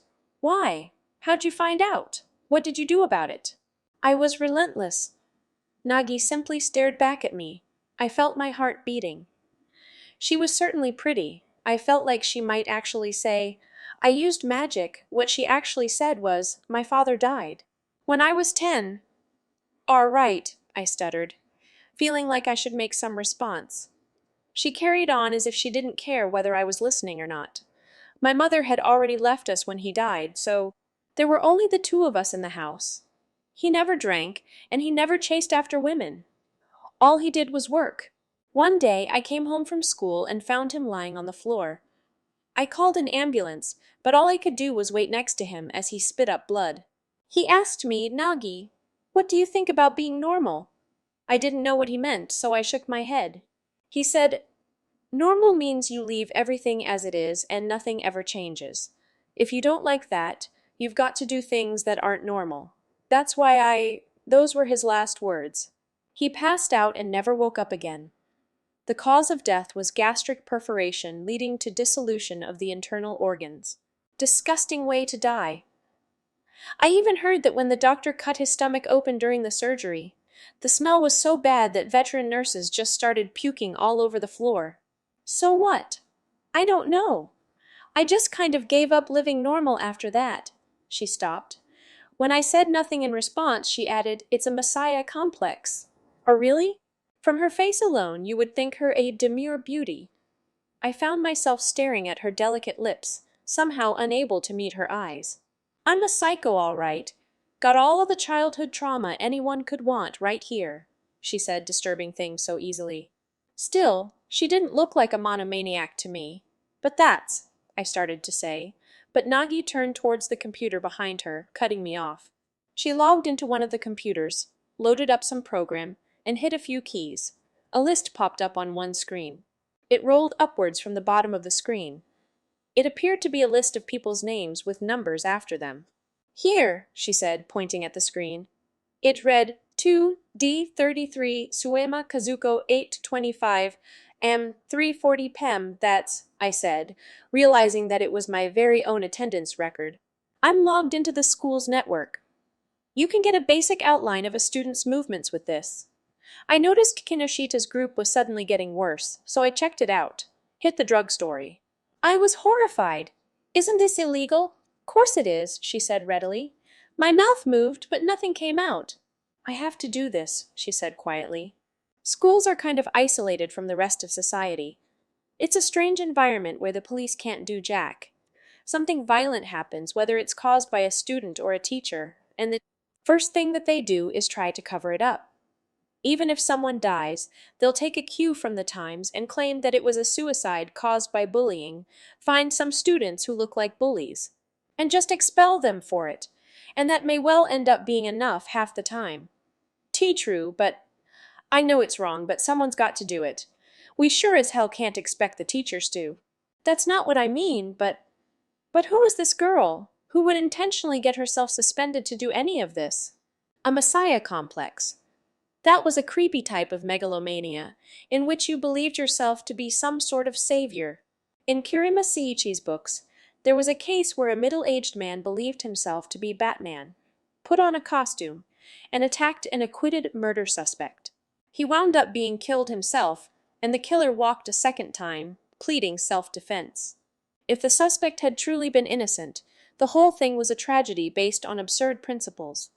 But if he had been guilty, then it was a tragedy in which justice had been utterly defeated by evil. Either way, it was a sad tale to recount. And that was how Kirima Nagi saw herself. Certainly, Kirima Seiichi spent most of his time analyzing sinister phenomena in the underbelly of the human mind, putting out books and articles on the distortions of reality that made people commit crimes, so if you wanted to, you could certainly make a case for him having a messiah complex as well. That his daughter, a daughter who had diagnosed herself as having a father complex, no less, was the same was not particularly odd, but, as I sat there in silence, Kirima thrust a phone at me. Not one on the house's line, but one undoubtedly taken out in her name, and paid for out of her own pocket. Call. Who? I asked, my eyes widening. Much to my surprise, Nagi replied. Your house, of course. Tell them you're bringing a friend home for dinner, and that they should make extra. 4. The next day, Nagi came to school, off her suspension. Kyoko avoided her, and despite chasing us down the day before, Nagi acted as if she didn't even know us. Right from the start of first period, she was slumped over her desk, sleeping soundly. The teachers said nothing, apparently letting sleeping dogs lie. Nagi stood up to go to the bathroom once during break, and I slid out after her without letting Kyoko see me. Kirima-san, I said. She looked back remotely, clearly still half asleep. Oh, you again. Sorry, but I'm gonna be up all night tonight, so I need to get some sleep while I still can. Talk to you later, okay? Her business finished, she returned to class and went straight back to sleep. I was itching to talk with her more about yesterday, but any attempts that I tried to make were clearly going to be thwarted. I had ended up taking Nagi home for dinner the night before. Why? Because she said, your folks probably get excessively worried when their daughter comes home late, with what happened before and all. Tell them that you met me and that you invited me over since my parents are off on holiday. Since she was right, I did as I was told, her non-blood relative brother said. Come again as we left the Taniguchi house. It was pitch black, the sun having long since set. We set off on foot, with Nagi silently following after me. Unable to stand the silence, I asked a foolish question. Don't you ever show your soft side, Kirima-san? Sure. I'm careful not to be too hardcore. I can play a normal girl. Her voice went up an octave as she said this, and she forced the corners of her mouth upwards into a dubious-looking smile. She was a pretty girl, so it didn't look all that unnatural. Well, good, I said, laughing. But what I'd asked her wasn't what I'd really wanted to know. As I squirmed, she said, You're smart, aren't you, I suppose? I wasn't sure how to take this, coming from the girl who was the top scorer on the entrance exams and the top student in the school, as far as makeup tests were concerned. I think so. That's why I explained to you what I did, you know. Yeah, I won't tell anyone. I meant it. After all, no one would believe me. She shook her head. That's not what I mean. About Kirima Seiichi. What about him? You've been studying from his books, yet his daughter is doing this kind of stupid shit all the time. In other words, get out while you still can. Her shoulders slumped. I stopped in my tracks and just looked at her. Why do you say things like that? Why? That mess 5 years ago has nothing to do with you. Let go of it. It'll come back to haunt you. It'll warp your personality, just like it has mine. Why? Why? Nagi looked slightly irritated. Do you really want to end up like me? Her eyes glared at me, her face that of the fire witch. But I didn't pull back. I wasn't afraid anymore. I glared right back into those eyes. How did you know that I was almost killed 5 years ago? I never told anyone. Nagi stiffened. She'd made a mistake. That is. You've barely spoken to anyone in class, so you must have assumed that Dr. Murder's past was public knowledge. But nobody knows. Just the people who are a part of it. Just my parents and the police. Nagi turned her head to the side to avert her gaze. Oh my God! Nagi remained silent. So it was you, I said. You saved me. They told us the killer hung himself. But that explanation had never sat all that well with me. She had taken him out. Just like she had saved Kyoko. It's not important. It was a long time ago, she said sullen. It's pretty dang important to me. I've been over this hundreds of times. Why am I still alive? I'm only alive because the killer went and killed himself. Yeah, that makes me feel real good knowing. That.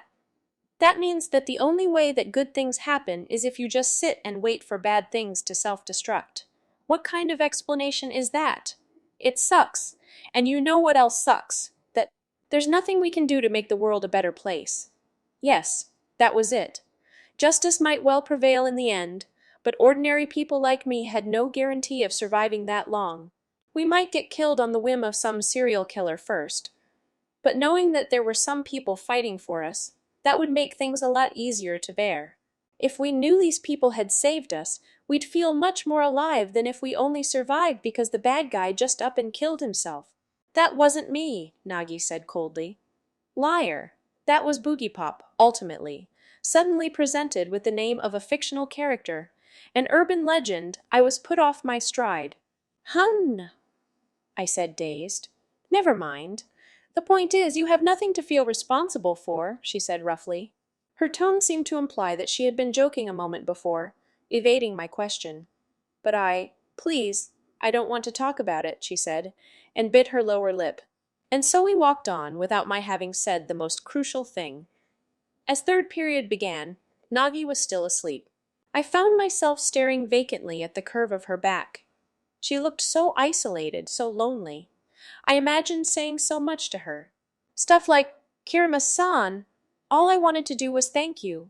Thank you for saving me. If you can't repay the person who saved your life, then there's something wrong with the world. Right? Sadly. I couldn't imagine how she would respond. Her body twisted on her desk. As she did this, she moaned aloud. The teacher finally lost it and shouted, Kirima! Nagi's head rose slowly from her desk. Wah! What did I just say? On second thought, prove this formula. The teacher slapped the blackboard behind me. His handwriting wasn't legible at the best of times, and having it rubbed away in places didn't help matters. All this made it next to impossible to read the whole equation if you hadn't taken notes during his lecture. Nagi narrowed her eyes, staring at the board for a moment, and said, Atiab, abdic. When C is a rational number, x to 24, yo is 17.3, zizi 17, then she flopped back on her desk. The teacher's face turned beet red. She was right. We all giggled, but Nagi ignored us and went right back to sleep. It was just another typical school day. Her oddball behavior might be her way of preparing for her next fight, but to the casual onlooker she just seemed insolent. She stirred in her sleep again, moaning. The moans sounded oddly girlish, and I stifled a laugh. After all, the fire witch had finished her suspension and was back among us. Interlude echoes wandered the town. The clothes he'd procured a week before were now mere rags, and the police had nearly arrested him as a suspicious character, even though all he'd really done was just walk down the street. He'd been saved by some mysterious boy in a black hat and managed to escape without hurting a soul. On the way here from the mountains, he had already been forced to seriously injure 6 people. He knew the Manticore was near, but human towns were built too close together, and the people living in them all seemed to congregate together. He had no idea how to find the manticore here. As the sky grew darker, he found himself in a back alley, and once more he collapsed on the ground. This time, there were no people around. The alley smelled of rancid water. He looked up at the evening sky, but he couldn't see the stars here. In the mountains, he had been able to see them even in broad daylight. But he couldn't cry any longer. The boy in the black hat had told him, "You're chasing something. Cry when you have found it." This was true. He could not rest here. He had to stop the manticore slaughter. The manticore was made from him. It was his child. She had the power of communication that even he lacked, not to mention the powers that let him blend in with this planet's ecological system. This transformation power in particular could do untold damage to the environmental balance of this planet's primarily human civilization and prevent him from carrying out his main objective. His objective. He had to fulfill it. That was why he had been created. But the manticore's existence was a hindrance to his objective, to his decision. He had to make a decision one way or the other. That decision had to be rigorously balanced. Like him, the manticore was alien to this planet and should not exist here. He had to dispose of her. He staggered to his feet. There was a scream. A young woman had come into the alley and caught sight of him. He waved his hands, trying to show that he meant no harm. But he didn't need to. "What are you doing here?" the woman asked, coming towards him. It had not been a scream of terror, but simply surprise. "Oh no, you're hurt. How did this happen?" On closer inspection, the woman was still a girl. Without any reluctance, she wiped the blood from the wound on his head with an expensive-looking designer handkerchief. The wound itself had long since healed, and he felt no pain from it, but the blood was still there, dried to his skin. Hurt, he said, trying to explain that it did not need tending.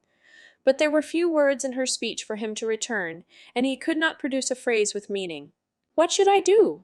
"Call the police." Police, was all he could say. But somehow the girl understood what he meant from this. "No police, hun?" "Okay. Where's your house? Nearby?" He picked some words from her speech, forcing a sentence.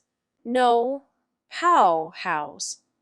When he spoke to people, he could only return words they had spoken, so as to not provide them with information beyond the limits of their understanding. "Homeless? Looks like you're in some kind of trouble." He nodded. He waved his hands, telling her to back away from him. She patted him gently on the shoulder. Body language for calm down. "No way, Jose. I leave you here and I won't be able to sleep at night." Somehow, she seemed to understand what he wanted to say, even though he could not speak directly. Let me see. For the moment, let's put you in school. There's a card reader at the gate to get in, but I think I know a back way in. School. Yeah, I live in an apartment building, but there are prying eyes everywhere. See? You aren't the only one with problems, she said jokingly, and grabbed his arm, pulling him forcibly to his feet. Then she dragged him after her. He didn't know what else to do, so he followed her. Who was she? He thought, and almost instantly she answered, "Me. My name's Kamikishiro. Kamikishiro Nayoko. I'm a senior at Shinyu Academy. You, Ooh, he couldn't answer. He was not allowed to provide humans with information about himself. You can't talk. Can't. Talk. You're talking now. They call you Echoes. Strange name. Almost like it was made for me to call you by. Kamikishiro giggled. She had not yet noticed that she was understanding things that he had not said. She smiled at him. "Don't worry. I know this cookie girl named Nagi. Anytime there's trouble, we talk to her, and she usually takes care of it. Assuming you aren't a bad guy, Echoes," she finished with a wink. She pulled out a cell phone, thumb flying over the keys, dialing this Nagi person with a practiced motion. 1. First-year student Saotome Masami first fell in love when he was 15. Until that point, he had never opened his heart to anyone, and simply remained a nice guy to the people around him. Needless to say, this was a major turning point in his life. Saotome-kun, you free Sunday?" asked his classmate Kusatsu Akiko shortly after the start of the second term, as they were performing their after-school cleaning duties. "No plans to speak of." "See," Sachiko has some free movie tickets, and she said we should all go together. Akiko had dark skin and high cheekbones. She looked at Masami, waiting for an answer. We? Masami asked, leaning on his broom. This lowered his face to her line of sight. He was tall, with a face that had just enough charm to get him compared to pop idols. But it was always a different person every time, never fixing on one resemblance. You know Sakamoto-kun from Class F. He made a pass at Sachiko and got the tickets, but she's a little nervous about going it alone. So you need a discipline committee member as an escort. I know Sakamoto pretty well, and I don't want to be a drag. Oh, you don't need to. Well, maybe you do, Kusatsu Akiko said, smiling weakly at him. She was pretty forthright with everyone else but Masami, but she couldn't contradict him directly because she was in love. Masami was well aware of this, and privately, he was annoyed by it. Until now. But today, he simply smiled back at her instead. But if you just want me to tag along, fine. Not like I've got anything better to do. If we run into the guidance teacher on patrol, I can probably talk us out of trouble. Kusatsu Akiko's face brightened. Really? Well, the truth is, Sachiko's secretly pleased that Sakamoto-kun asked her, so I don't think you'll need to intervene. Whatever, they both laughed. You could never call Kusatsu Akiko a good-looking girl, but when she smiled next to the far more evenly featured Masami, she gleamed like a still image from a soap opera. See, when the four of them met at the station, they appeared to be a very close-knit group. They ran into Masami Senpei on the discipline committee, Takeda Kiji, and he took one look at them and asked if they were double dating. There was clearly a hint of romance in the air. The movie was a big Hollywood action movie, part 3 in a series, neither harming anyone nor doing anyone any good. The only part that Masami enjoyed was a bit where a minor villain was shot in the chest and knocked over backwards. His arms were flung out to the sides and he slid backwards like a figure skater. In Masami's eyes, he looked light and free. They left the theater and a passing group of teenagers glared at them murderously. Walking quickly, faces grim, they all carried bags with large square lumps inside. "Cram school?" asked Noguchi Sachiko, this evening's instigator. "I hope we never end up like that." "Yeah," Kusatsu Akiko nodded. Masami remembered her letting it slip, that she couldn't go to college because her father's company was about to go bankrupt. "That's a long time from now." "We ought to enjoy ourselves while we can," Sakamoto-jun said, trying to distract Noguchi Sachiko. "Yeah, just forget about it. Just live your life." "Not like you can live forever," Masami said breezily. "Oh look, it's Yurihara from our school," Noguchi Sachiko said, pointing. Yurihara Minako, 2nd year, Class D. She was one of the best students in the school, and legend had it that she consistently beat out the best students at other cram schools on their practice tests. But she didn't look at all like the brainy type. Heck, she didn't even wear glasses. Instead, she had long straight hair with the kind of shine that no amount of treatment could ever give. It matched her slender face, giving the impression of a Heian-era princess.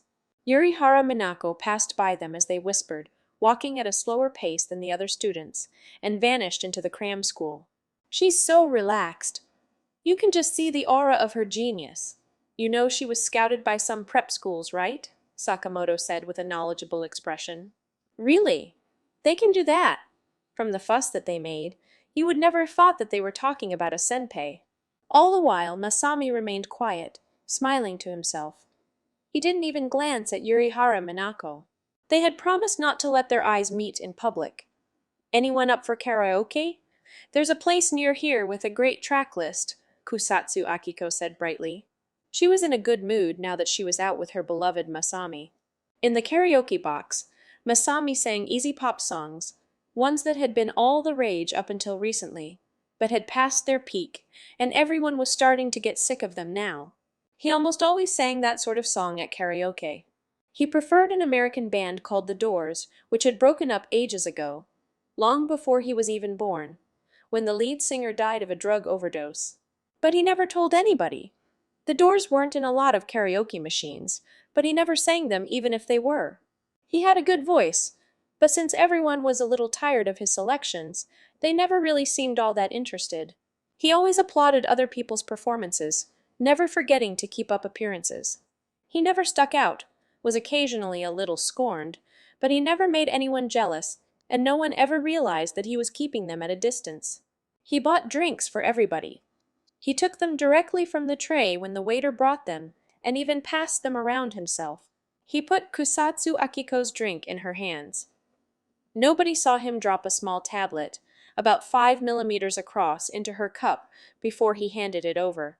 Yurihara Minako had synthesized the tablet, and as promised, it quickly dissolved into the diet cola. Kusatsu Akiko never noticed a thing. 2. The first girl that Sayotomi Masami fell in love with was a second-year student, Kirima Nagi. He told her this in May. She rejected him quite harshly. "Sorry, but I don't have the time," was all she said. Is it because I'm younger?" "No, not really. You're normal, right? Me? I'm nothing but trouble. Thanks, but sorry. Oh, okay." He was far less hurt by this than he'd expected. Quite the opposite. He found himself rather relieved to be brushed off coldly. It was 2 months before he identified the source of those feelings. Sayotomi, you take Kusatsu home. "I'll take care of Noguchi," Sakamoto whispered in Meisami's ear as their time in the karaoke box ran low. "Sure. Good luck," Masami whispered back.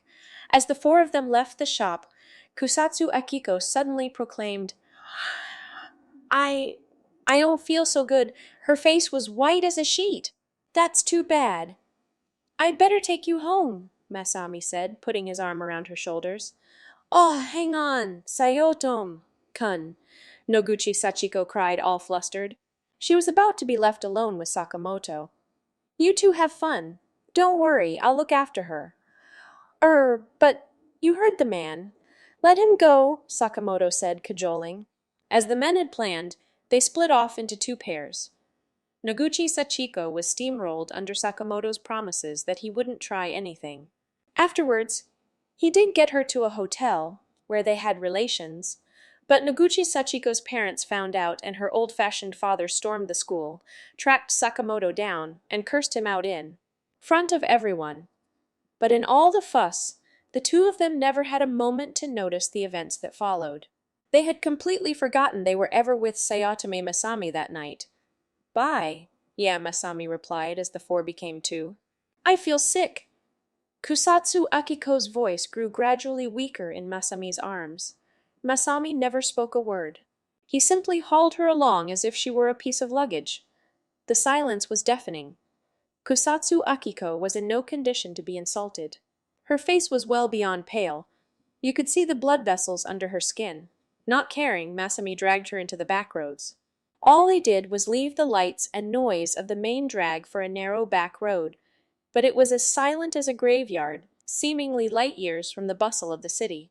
Before them was a giant parking garage that had failed in its bid to reopen, and had thus been abandoned. The land was intended to become an office building, but the owner had been unable to find any clients and had had no other choice but to make it into a parking garage. As luck would have it, the owner had then gone bankrupt, and it was now just another of the country's forgotten bad debts. Masami slipped between the railings of the surrounding fence, holding Akiko under his arm. She said nothing. She had already stopped breathing. He dragged her up to the 7th floor of the parking lot. This far up, there was no chance of them being disturbed by thrill-seekers. Leaving Kusatsu Akiko on the ground, Masami stuck his face outside. It was pitch black all around them. Even if a normal human on the ground had been looking upwards, they could never have seen him. He looked at his watch. It was a digital watch with a backlit screen. Unlike radial watches, it had the advantage of not making a sound. The time confirmed, he nodded to himself. Staring into the blackness below him, he waved his hands. There was a small noise from far below him, like someone pushing a tack into a board. Within an instant, a human shape appeared in the air in front of Masami. It was a girl. The shape slid past Masami, entering the parking lot. It landed right at the top of its arc. There was no sound as its feet touched the floor. The girl had jumped all the way to the 7th floor. She turned towards Masami. She had long, bountiful black hair plastered to her head and a crammed school bag in her hand. It was Yurihara Minako. Were you successful? She asked. Masami nodded. Over there, he said, pointing to Kusatsu Akiko's corpse, which lay on its side, no longer moving. That one. The other girl was better, Yurihara said, frowning. Agitation could not be farther from her mind. Not really. This girl has friends all over. Lots of friends from junior high, Masami replied, voice devoid of warmth. Does she? Then fine. You know more than I do, Sayotome-kun. Yurihara handed her bag to Masami. He took it like an obedient little hotel bellboy whose only job was to serve. Yurihara stooped down in front of Kusatsu Akiko. Seems like a waste not to eat her now, she said, her beautiful face contorting. Yeah, but if we use her, you'll be able to assimilate 4 or 5 more in no time, Masami chuckled. For now we wait, Manticore. Human society makes it hard to move. Yurihara the Manticore said, sighing. She lowered her face next to Kusatsu Akiko's. Her long hair started to get in the way, so she held it back with her fingers and kissed the corpse tenderly. Her tongue pried the body's mouth open, forcing a gaseous form of the essence manufactured inside her body into Kusatsu Akiko. Watching this monstrous, sinister spectacle unfolding in the darkness, Masami was entranced. As if he felt sexual pleasure, his face was even more ecstatic than at the moment of ejaculation. For 30 long seconds, Yurihara kept her lips pressed to the corpse's. Finally, she pulled away, wiping her mouth with the back of her hand. Her lips were bright red, but not from lipstick. The color did not rub off on her hands. The color of her skin was so sleek she appeared to be wearing makeup, but this was also her natural state. When she had copied the real Yurihara Minako, she had copied the makeup as well. She should be revitalized momentarily, Yurihara said, with a satisfied smile. Masami said doubtfully. To make sure, he kicked the corpse lightly. Its fingers twitched. Good. Bit by bit, the entire body began shaking violently, as if it were lying on top of a high-voltage electric fence. Then the torso shot upwards, as if on a spring. The eyes and mouth popped open, and a blue liquid, neither tears nor saliva, came pouring out of them. Wah! Can't let that touch me, Masami said, backing away from the sweet scent wafting off of the volatile liquid. Yes. For humans, it will work like a drug. It would not do for you to become addicted as well, Sayotome. Kyun, Yurihara placed herself between Masami and Kusatsu Akiko. Look here, woman, she ordered. The no longer dead Kusatsu Akiko did as she was told, slowly rolling her head towards Yurihara. The flow of liquid had stopped. I have given you power, power to corrupt humans. Use this power to supply me with more humans. In normal society, Yurihara's words were unthinkable, but the previously dead girl nodded. Corrupt them well. When they suddenly vanish, we want the humans around them to assume that this was the logical next stage of their recent poor behavior, including yourself. Behind her, Masami nodded proudly, like a parent whose son had just correctly answered a question on Visitor's Day. Yurihara whispered, You have no memories of what happened here.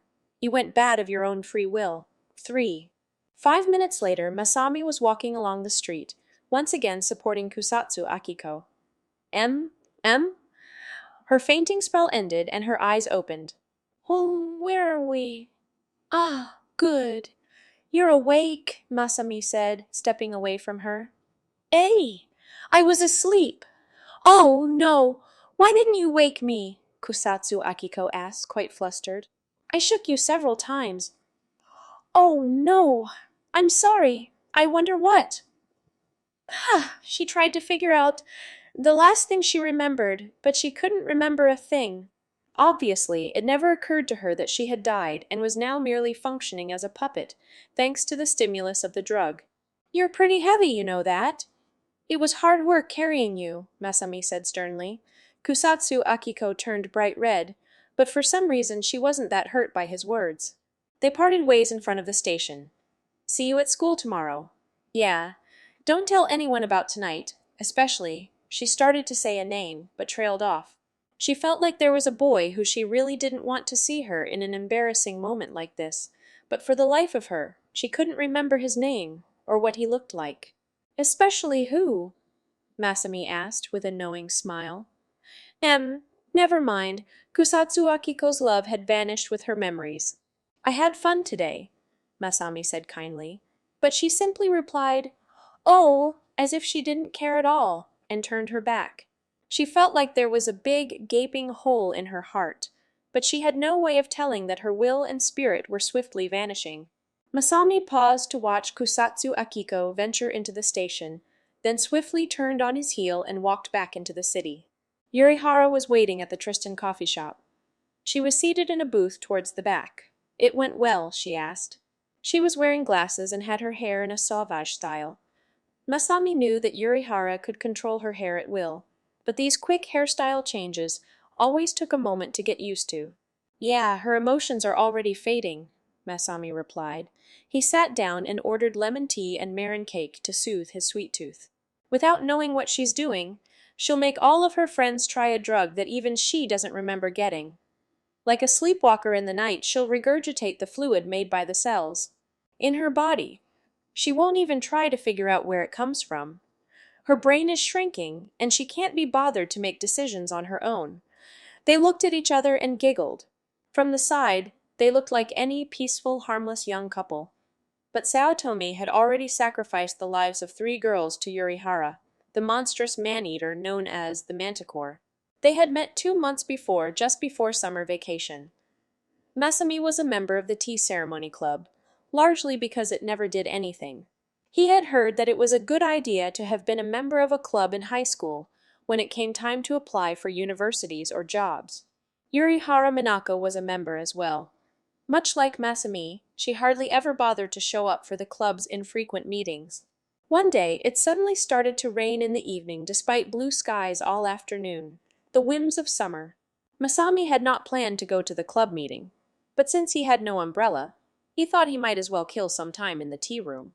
He turned around at the shoeboxes at the entrance to school and went back inside. The tea ceremony club didn't have a room of their own. They simply borrowed a room that was usually used for student guidance, as it was the only Japanese-style room in the school.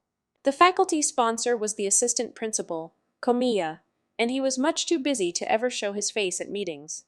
That day, the room was deathly silent and there was no sign of any other students. Next to the door was the tea ceremony club attendance book.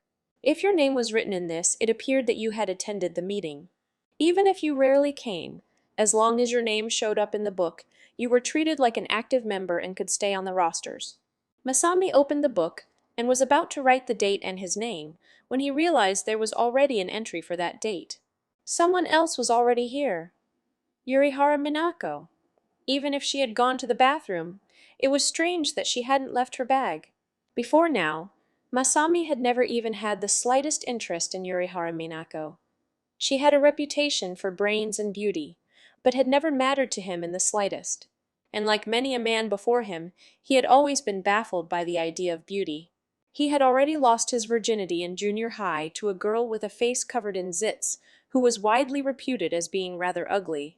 Their relationship was kept secret, but less because he was embarrassed and more because he just didn't want to listen to everyone else's shocked commentaries on the subject. He didn't think anything at all about dating an ugly girl. In fact, after she started dating him, her pimples vanished and actually she became quite pretty. She soon left him for another boyfriend. But Masami wasn't particularly upset.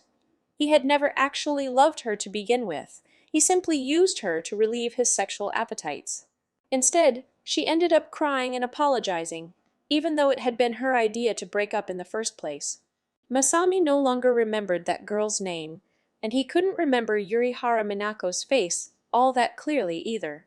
He knew she was supposed to be good-looking and that she had good grades, but that was about it. "Senpai, you here?" he asked, taking off his slippers and stepping onto the tatami in his socks. He opened the shoji leading into the inner room. It was less of a room than a storage area for tables and cushions. The moment he opened it, his eyebrows leapt upwards. In the storage area, Yurihara Minako was upside down against a pile of cushions, face twisted around so that it faced the same direction as her torso. Her head was on backwards. Her neck was broken with her spine clearly severed. Her eyes were open and empty. She wasn't moving, at all. She was dead. The first thought that flashed through Masami's mind was relief that he had not written his name in the attendance book. He didn't want to get mixed up in something like this. He took a step backwards. This saved his life. A hand with razor-sharp claws passed through the air just in front of his face. Some hidden killer had attacked him. What? He looked up. There was a naked girl clinging to the ceiling, hands and feet thrust in the cracks between the wood paneling. He thought it was a woman, but only assumed this because he couldn't see any male genitalia between its legs. Later, he was to learn that there was no genitalia there at all. The girl grinned. "You saw me," she whispered. "Now that you have seen me, I cannot allow you to live," she continued, as if she were sharing a joke. If there had not already been a corpse lying beneath her, he would not have taken her seriously. Masami was stunned. He simply stared blankly up at her, immobile. If he had been a girl, he would have heard the legends. He would have thought, "It's Boogiepop!" She moved like the wind. She kicked Masami in the chest, sending him flying into the opposite wall before he knew what had happened. "Gah!" he yelled as his back slammed into the wall. He moaned in pain, and was about to pass out, but he knew deep down that he couldn't let himself succumb to his body's frailties. She laughed softly as she approached. There were traces of mud and leaves on her body. The mountains behind the school ran deep. She had probably ventured through them and come out at the school. She looked like a majestic wild animal. She had a strange beauty about her, a strange fearlessness he had never seen anywhere else, an established aloofness found only in things that were beyond human understanding. Masami simply stared up at her. Nice timing. I had just thought that it would be better to copy a male than a female. I shall take your shape, she said, reaching out towards Masami. As if freed from possession, he blinked and said, "Wow!" "What?" he frowned. "See copy!" "Yes. I shall become you and blend into human society. No one will ever be able to find me." Hun, his face scrunched up. But not because he felt despair at the sight of his approaching demise. No. The next thing he said was, "In that case, it would be far more effective to keep me alive." He sounded a little put out by this. The girl frowned. "Why?" "Oh, it's just that you'll just have a much easier time as a stuck-up teacher's pet, with no friends at all like our little Yurihara Minako here. If you try to take my place, people will notice the difference. I've strived to maintain at least mid-level popularity here. People know me." He sounded deeply disappointed by this, because he was. He wanted to be killed by something much more powerful than him. Even with Kiriminagi, he had not really wanted to date her. He had wanted her to kill him. Such was his nature. And for the first time, he understood this truth about himself clearly. He didn't know why exactly. There was obviously nothing out of the ordinary happening at home, and he had no childhood trauma to contend with, like Suima Kazuko had almost encountered. But there it was, clear as day. A deep search for something kind of reason would have revealed it as a reaction against his lifestyle, a way for him to fight against his deliberate pretense of mundanity. But that was far too shallow a reason to satisfy a psychiatrist. People like Masami, who had a fetish for indirect suicide, were not particularly unusual. The naked killer looked down at him, baffled. Until now, everyone who had ever seen her had felt nothing but hatred and fear. But this boy showed no signs of either. "Why are you so quiet? You do not struggle. You do not beg," she found herself asking. "That's because I love you," Masami answered, honestly and quite sincerely. "Hun?" For the first time in her life, the girl was dumbfounded. "You are right, Sayotome-kun. Yurihara Minako's form fits my needs well. Nobody thinks it strange if I don't talk to them in class. She was always like that, apparently," the manticore said in the dimly lit coffee shop. Her face so perfectly matched Yurihara's that for all intents and purposes she was Yurihara Minako, as the former owner of that name had long since been erased from the face of the earth. "I thought so. The classes at school resemble some sort of game, but this studying for exams is utterly pointless. I just have to read the explanation, and I can understand anything. You're much smarter than most of us humans, then." Even Yurihara Minako's parents haven't noticed the difference. They communicate with her so cautiously. Are all humans like that? Mostly. But be careful. There are a few egoists who think other people are a part of themselves. My parents, for example. Shall I kill them for you? Yurihara suggested airily. Not yet. It's still too early, Masami replied just as evenly. True. We must be cautious until we control the world, she giggled. Exactly, Masami grinned back. At this point, the waitress brought the lemon tea and cake Masami had ordered. She overheard them talking about controlling the world, but just assumed that they were talking about some sort of new video game. She did, however, think that the couple was far too horny, and that they should get a room before they started making out right there in the restaurant. They can't even be out of high school yet, but they're acting like newlyweds. They're all over each other, she thought. She was still reeling from a harsh breakup, so she slapped the bill on the table a bit roughly and left. Masami carried on. Should we make ourselves any new slaves beyond Kusatsu Akiko? Yes. If possible, I'd like 2 or 3 more. Too many, and we might get noticed, though. But at some point, we'll need them on a larger scale. Better to test the process out now. Their plan was simple. Remake human society with themselves at the center. Yurihara certainly had the power to make that a reality. She could become any human she wanted and could make any human do her bidding. The idea was Masami's. He offered to cooperate with her, but when she told him of her powers, he found himself rubbing his hands together with glee. We can use that, he said eagerly. When she heard his plan, it sounded quite reasonable, so she agreed. All she'd thought about before now was her own survival. She'd never actually thought about the rest of the world. And more importantly, she had always been alone. She'd been cloned as an experiment and had no family of her own. The only person who had ever told her I love you was Saotome Misami, whom normal society would classify as a crazed lunatic. But there must be agents from the institution pursuing me. What should we do about them? At the moment, all we can do is hope that they don't find you. Give it a little more time and we'll be able to fight back and demolish anyone who wishes to erase me as a failure. Exactly. You're no failure. You're going to be the new ruler of the world, Masami said forcefully. Yurihara rested her hand on top of his. So, you are my prince, the man-eating monster stroked the hand of her Mephistopheles, while sweetly whispering, I love you. It may have been twisted, but they were unmistakably in love. For, as they had planned, Kusatsu Akiko gradually began to come to school less and less often. Her family was falling apart and was behind on her tuition payments, so nobody thought this at all unnatural. She got her friends hooked, and Yurihara and Masami took them. The first one they nabbed was Suzumiya Takako, second year, class F. It was easy to take her. She and her friends always gathered in seclusion, and all that Yurihara and Masami had to do was follow them as they left and simply take them down. Unfortunately, they were unable to alter them in the way that they had Kusatsu Akiko. They died, but they did not return. It seems it requires a very delicate balance. Good thing we decided to experiment first, they said, whispering in the darkness.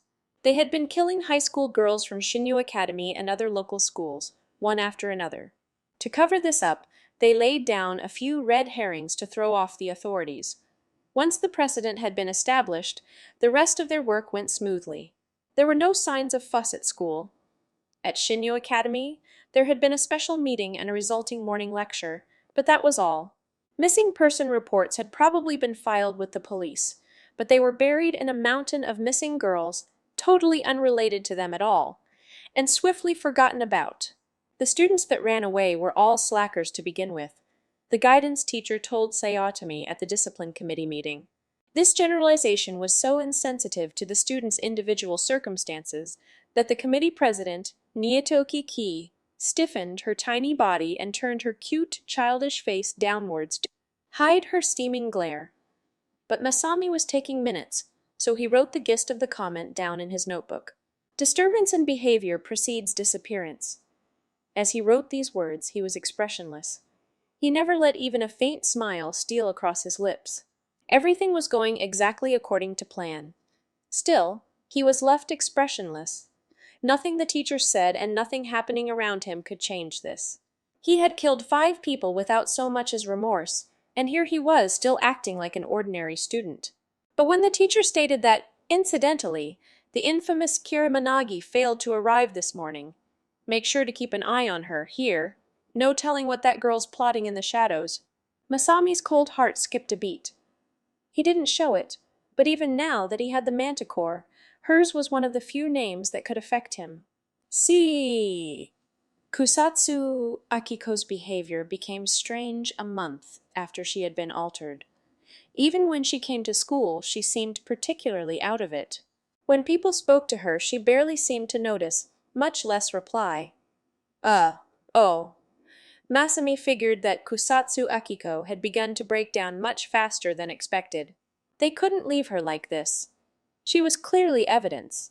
If she collapsed somewhere and was taken to a hospital, they would surely discover her condition, and the institution. That made the manticore would soon find out. So Yurihara was forced to eat Kusatsu Akiko, and the first stage of their experiment ended. Unfortunately, they had still not managed to recruit a second subject with any real success, and it was putting considerable strain on both Masami and Yurihara's relationship. Damn it! Why doesn't it work? Yurihara yelled, growing ever more high-strung. It's nothing to worry about. We will have many more opportunities. I know that, but... Yurihara said, and then looked up at Masami. I'm sorry. I'll get it right next time. We should wait a while, Masami replied calmly. Why? I can do it now, Yurihara said, almost shrieking, her voice clearly echoing through the empty parking garage. That's not the problem. We're reaching the limit of what we can do in the school. We have to look for more prey elsewhere. But we need to prepare, not only for more experiments, but for your food. Supply as well. We've taken care of both of them at the same time so far, but you need other forms of nourishment, don't you? He said gently, his tone showing a marked contrast to the horrific meaning behind his words. He rested his hand on her shoulder. All right, we shall do as you say, Yurihara nodded obediently. As the day after Kusatsu Akiko vanished, Masami got involved in something a little out of the ordinary. During break, he was on his way back from returning a slide ruler he'd borrowed from the teacher's room, when a female teacher came flying around the corner, extremely flustered. Yeah, you're on the discipline committee, aren't you? She asked, her face brightening the moment she saw Masami. Yes, Sayotomi 1D, Masami replied. Thank God you're here. Please keep watch. Don't let her get away, she shouted and continued on down the hall. Masami looked puzzled and walked in the direction that she had come from. It was the staff bathroom. Since it had been a female teacher, he poked his head through the door. He had no particular enthusiasm for ladies' restrooms, but he didn't hesitate at all in his actions. He simply walked straight inside. But once inside, he was badly shocked.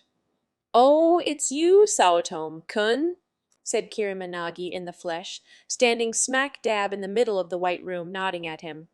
Senpai, what's going? He didn't need to finish. The moment he asked, he noticed the unlit cigarette in her hand. Yeah, well, you know how it is, she said, making no effort to hide it. They caught you, didn't they? But why? And in a place like this? Whatever, Nagi gave him a half grin. It made quite an impact. It was this sort of impression that had made him fall in love with her in the first place. Senpai, he tried to talk further. She cut him off. Sorry again about that other thing. I still think it's better for you this way. Oh no, that's... Oh hey, you were 1D, weren't you? Yeah. Were you friends with Kusatsu Akiko? Masami thought his heart was going to leap out of his mouth. Not really, he mumbled. Nagi glared at him. You knew her? I went out with her once? On a date? No. It was like...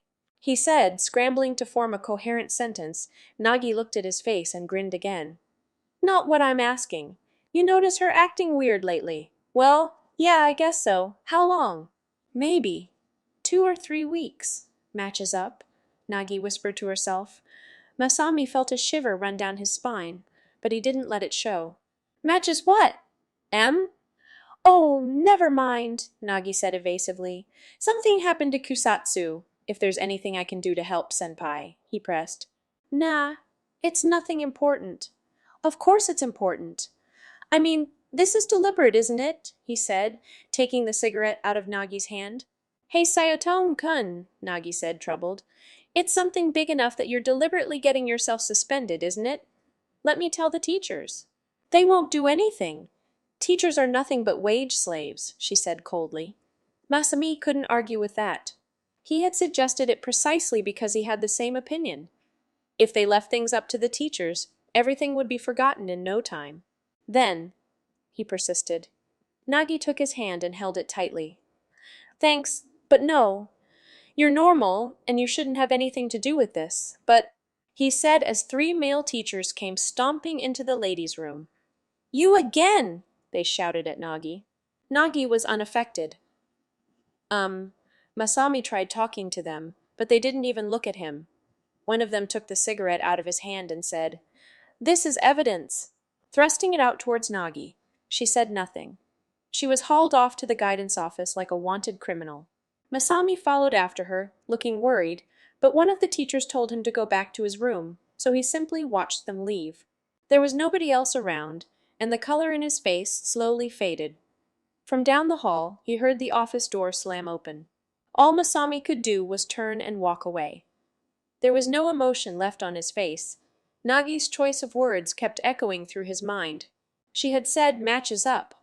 All he could think was that it matched up to the first girl who had run away, Suzumiya Takakoko. Nagi knew something. Something too close for comfort. His mask cracked for just a second, letting out a glimpse of his true face underneath. His eyes were withered, inhuman, like a man who has just wandered in the desert for a week with no water and let sand creep into every pore on his body. 5. Kirimanagi. Why would she? Cried out Yurihara when she heard Masami's story. They were in the pool-changing rooms, where thankfully nobody ever dared to come during winter. I don't know. But she's clearly caught wind of something. Masami told Yurihara about Nagi 6 days into her suspension. During that period, he was stalking the girls that they had planned next to entrap and kill. It quickly became obvious that Nagi was taking them down one after the other, all of Kusatsu Akiko's junior high school friends. Today, he'd seen her attack Kinoshita Kyoko and make her promise never to take drugs again. In the shadows of the school, it was clear that she was playing out some sort of hero fantasy of her own. Why? We did everything right, Yurihara cried out hysterically. Yes, we did, which is why she hasn't caught wind of us yet, he said quietly. But inside, he knew just how precarious of a position that they were in. If they had been just a little bit late in disposing of Kusatsu Akiko, Nagi would most certainly have deduced what was wrong with her. It had been a very close shave. We can't kill anyone else from Shinyu Academy. We don't want her suspecting that you're a student here. Why don't we just kill her? Yurihara suggested. Not yet. I don't know how much she knows or how she found out. We need to know that, at least. She needs to die. We won't leave any evidence behind. And she's crazy. Nobody'll notice when she vanishes. It was obvious that they were in the same class. Yurihara knew Nagi all too well. But her current parents are very rich, and she's got several 100 million yen in the bank. She disappears, and I guarantee you that it won't be put down as a runaway. When money gets involved, there's no telling who'll come out of the woodwork. That's how human society works. Yurihara remained silent. She looked at the floor, bit her lip, and then whispered petulantly, Is that the only reason, eh? Is that the only reason you won't kill Kirimanagi? There's another reason, isn't there? What are you talking about, Sayotome? Kun, don't lie to me. You're in love with her, aren't you? Masami looked away. Why do you think that? Am I wrong? I'm right, aren't I? She asked as she looked up and glared at him. Masami started to say when suddenly, What are you doing in here, Echoes? A cheery girl's voice asked as the door to the changing room swung open. From the stripes on her uniform, it was clear that she was 3rd year, and a bright and sunny girl at that. Oops! My mistake! Sorry, she said, scratching her head. Don't, Masami yelled, pretending that the girl had caught them in the middle of a romantic moment. It was okay, though. She hadn't overheard them. Sorry. You two have fun now, she commented, smiling.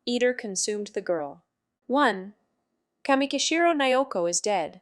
You should forget about her, was all that was written in the letter. It looked like a computer printout. What? I picked up the envelope and studied it for a moment, but all it had listed on it was my name, Kimura Akio, and home address. There was no return address at all, and judging from the stamp, it had been posted in the same town where I attended high school. At first, I thought it must be a prank by one of my old classmates. My little fling with Kamikishiro Naoko had kinda become public knowledge after it ended. But it seemed a bit late for that. 2 full years had passed since I'd last seen her, and this kind of prank seemed a little irrelevant now. Still, she vanished abruptly during my second year. And I still don't know why she disappeared. I doubt anybody knows. Had anybody ever really known what had gone on in her head? Ikamikishiro Naoko and I first hooked up in a pretty strange kind of way. This all took place not too long after the spring term had begun. I was smoking a castor mild around the back of the school one day at lunch when a boy and a girl showed up. Luckily for me, I was hiding behind a tree so they didn't see me. There was kind of a long, meaningful silence, so I took that opportunity to hide even better, hoping to get an eyeful. But they barely even looked at each other. They just sort of stood there, fidgeting. Aha! Just as I got it figured out, the girl opened her mouth. Did you read the letter? She said, clasping her hands. He said evasively. The whole thing was kinda old-fashioned, and I was just about to lose interest when the boy suddenly looked around nervously and asked, You are alone, right? Hun? She blinked. And so did I. Most people usually come alone at moments like this. Though of course there are always some losers that need their friends to goad them on. So you're not gonna beat me up or anything? He asked, relieved. What? Was this kid afraid of girls or something? Then I finally noticed. His slippers were blue, and hers were yellow. Our school was set up so that each grade had a different color. I was wearing green ones. The boy was a first year, and the girl was third year. No, nothing like that, she exclaimed. The moment that I knew she was my senpai, she started looking extremely grown up. And hot. I'm pretty picky when it comes to girls, but I could tell she had on makeup that subtly made her eyes look bigger. But it was natural makeup so that the teachers would never notice. It was also obvious that she worked pretty hard at making herself always look cheerful. But the other one, this first-year kid, looked like a child. He was a baby-faced pretty boy, yet kinda ordinary. But hey, some girls are into that. Then what is it? He asked the older girl vacantly. You know, she said, turning red and staring at her feet. Her expression clearly showed that it wasn't anything but what it was. Hun, I knew how the kid felt, though. He couldn't figure out why. Why was this pretty senior asking a kid like him out? It was natural to be dubious instead of happy. Of course, now I'm in college. I know loads of girls who have boyfriends younger than them, but that just doesn't happen in high school. Up to high school, you're in a sort of unmistakable feudal system. A girl could date a college guy or a junior high kid or anyone she wanted to outside of school, but there was an unwritten rule that a girl could only date boys her year or older on the inside. Kamikishiro-san? He asked, very troubled. This is where I learned her name. What? She replied, looking at him with a mixture of anxiety and expectation.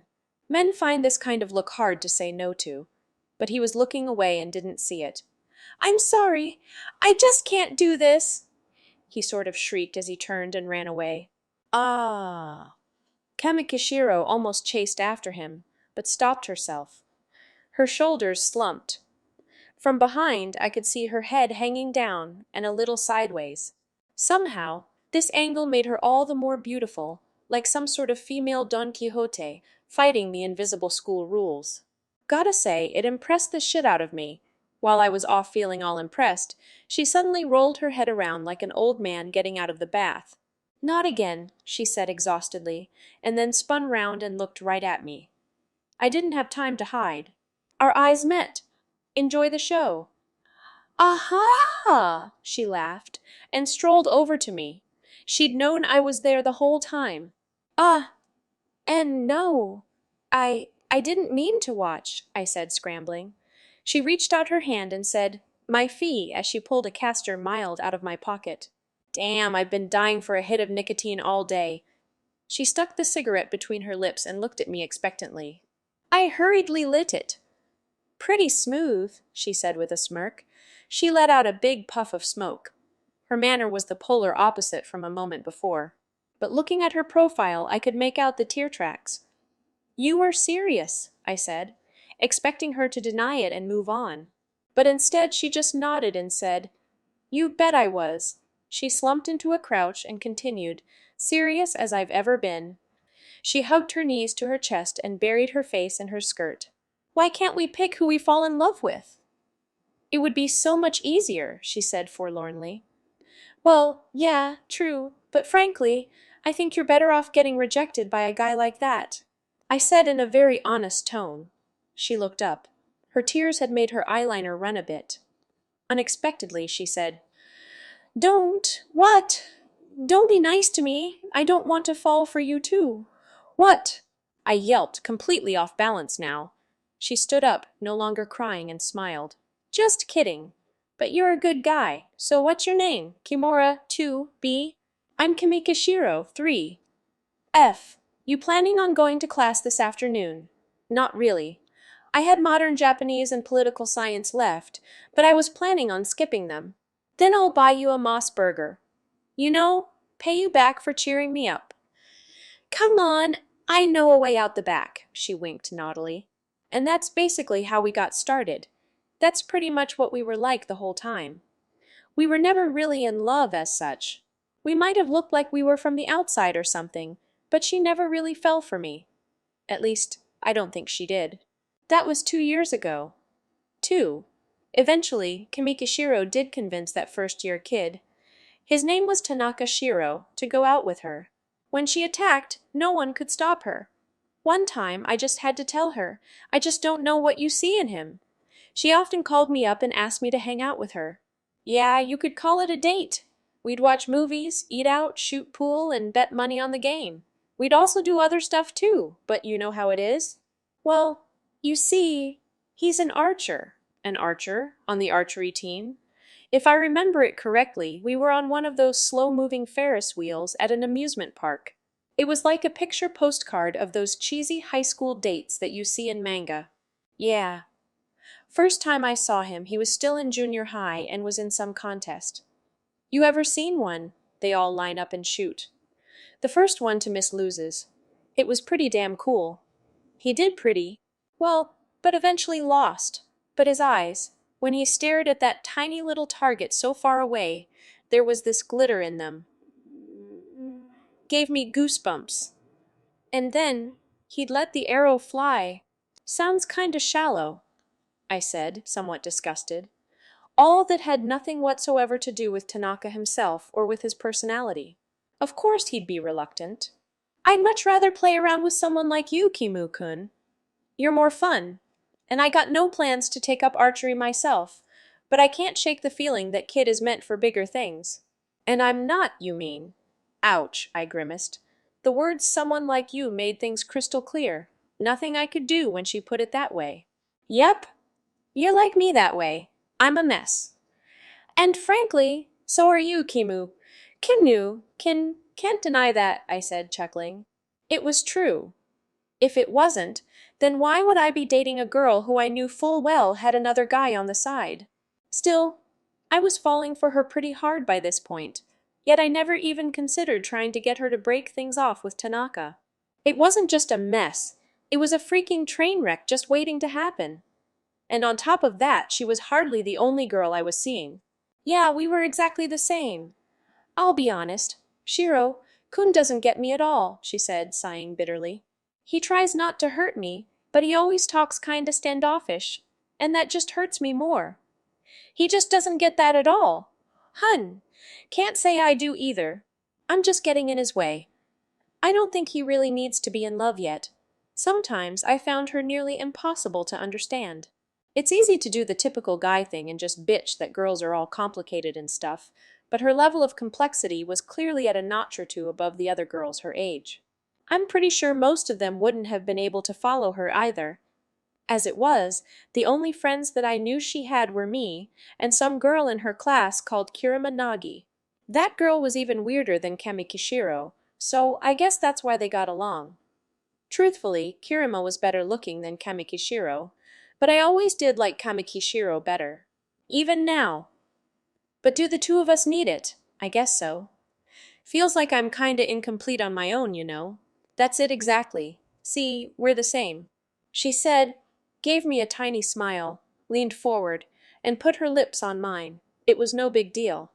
It was not exactly the first time we'd kissed. You do that with Tanaka? I asked curtly. Hell no, she grinned, denying it instantly. She was always at her most attractive when she wasn't outright trying to be sexy or to act cute. I never figured out why. I was pretty sure that the letter was a prank, but something about it just kept bugging me. I decided to skip class and head over to the town where I'd gone to high school.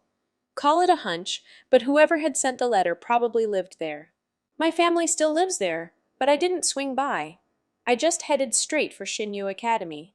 I didn't think any of the current students were behind it, but my legs took me in that direction anyway. Ah, Akio! Over here! Someone called as I waited for the bus to arrive. I turned around and found a girl who'd been in my same class during my first and third years, Miyashita Tuka. The first thing that I noticed was the huge Spalding bag over her shoulder. Hey, what's up? I replied. What are you doing back here? It's not even New Year's yet. Miyashita is a cute girl, but I'd never made a pass at her, which is probably why we're still friends. Yeah, no reason in particular? You? You didn't hear? I failed exams. I'm a Ronin, on my way to cram school as we speak. Oh, right. Yep. Guess you forgot all about us when you moved up, huh? You sound bitter. Fighting with that designer boyfriend of yours? I asked, knowing that she'd been dating an older boy in that line of work since her second year. Do not even talk to me about him. He never even calls, she said, pouting. He's probably trying not to disrupt your studies. Nah, he studies more than me. He's trying to get some sort of award. Makes me sick. What about you? Got a college girl yet? I made a face. Nope. Aw, that third-year girl still dragging you back? She was a third year then. She'd be 20 now. You're you're counting her birthdays. She dumped you and vanished. Give up on her already. It's none of your business, I spat. She looked pissed, but she grabbed my hand. Well, what? Come with me. We are having tea. Still pissed, she dragged me into a nearby cafe by the name of Tristan. What about cram school? Screw it. I'm gonna fail again this year anyway, she said recklessly. She plunked herself down in a booth and shouted at the counter, 2 American coffees. She then turned on me to tell me exactly what I already knew. You're an idiot. I know, I replied petulantly. No, you don't. You think you're some sort of hero, don't you? What with that mess 2 years ago, Miyashita announced. She'd always been like this, sort of self-righteous and inclined to stick her nose into everything. I do not. That was just... It wasn't you, was it? Her lover? You didn't even know who it was you were taking the fall for, did you? Then, 2 years ago, after Kamikishiro had vanished, they found a blanket, pillow, and electric heater in a storage room near the gym, where nobody ever went. It was obvious somebody had snuck into the school and had been living there. At first, they thought it was a drifter, but then they found an accessory that had belonged to Kamikishiro, according to one of the girls in her class, and it turned into a student body scandal. I don't know what kind of people Kamikishiro's parents were, but their daughter had disappeared and the school suspected her involvement in illicit activities yet. The parents made no protest at all to the accusations. In her continued absence, the school made preparations to forcibly expel her, at which point a certain male student announced that he'd been her lover, and all hell broke loose after that. She didn't bring any outsiders into the school. Don't expel her, he'd said. The teachers didn't even pretend to believe him. But the students made a huge fuss about it, and just to calm things down, the school suspended the boy and relented on Kamikishiro's punishment. But Kamikishiro never did show up again. Her name was even kicked off the rosters at graduation due to a lack of credits. It all amounted to nothing in the end. There was never really anything to the story. As a result of the commotion, the boy got his comeuppance, though. He received a series of Dear John letters from all of his many girlfriends, telling him that he was a loser, and that they were dumping his sorry ass. No, I knew who Kamikishiro was seeing. I told Miyashita with a faint smile. Liar, no really. Then who? Who'd she drop you for? An alien. He took her with him back into space. No sooner were the words out of my mouth than a slap echoed through the cafe. Miyashita had belted me one across the face. Get a grip on yourself. Be a man and just move on, she said, furious. Wasn't like she had any special feelings for me, mind you. She was just that kind of girl. Sorry, I said, rubbing my cheek sheepishly. But I hadn't been joking. That was exactly what Kamikishiro had said to me. 3. Kimu-kun, do you think human existence is justified? Kamikishiro asked, out of the blue one day. Nope, I said instantly. I was getting used to her non-sequiturs. Dang, neither do I, she sighed. We were lying next to each other on the bank of the river that ran along the road leading up to school. Since most of the students took the bus, people hardly ever walked along this road. It was already dark out, and we could see stars above us. Humans just aren't that great.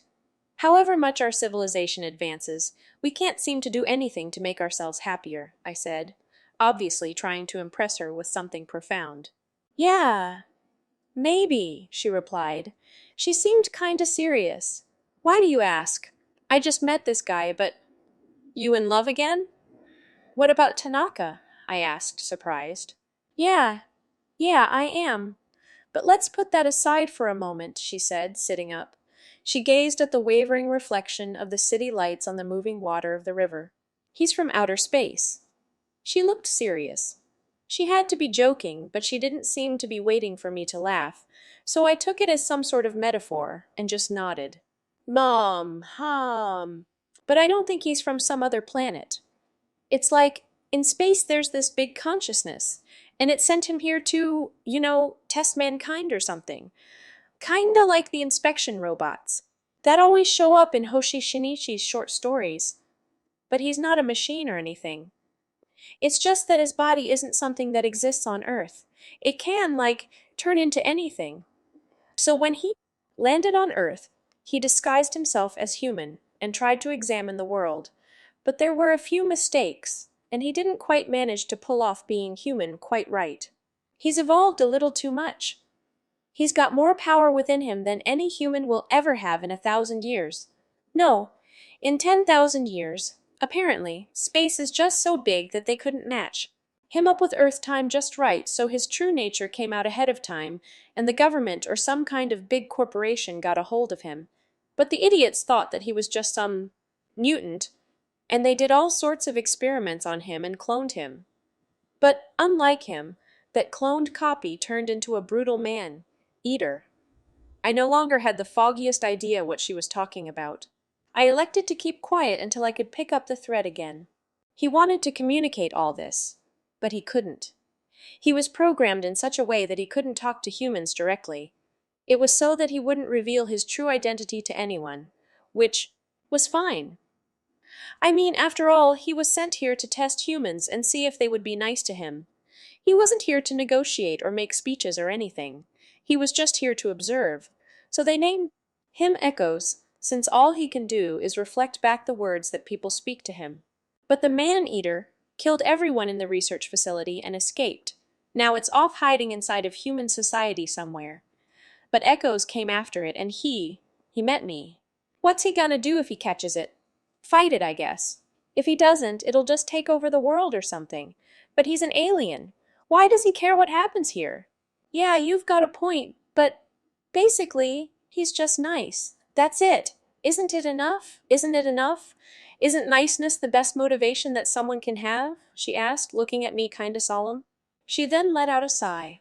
Half of this is just me reading between the lines. I think he's got some sort of other complicated reason, too. You know, something about maintaining the balance of the planet. But if that was all… It's kinda sad, don't you think? She whispered, pretty downcast. She looked on the verge of tears, which made me uncomfortable. I felt the kind of tightness in my chest that I thought that I'd left behind in junior high.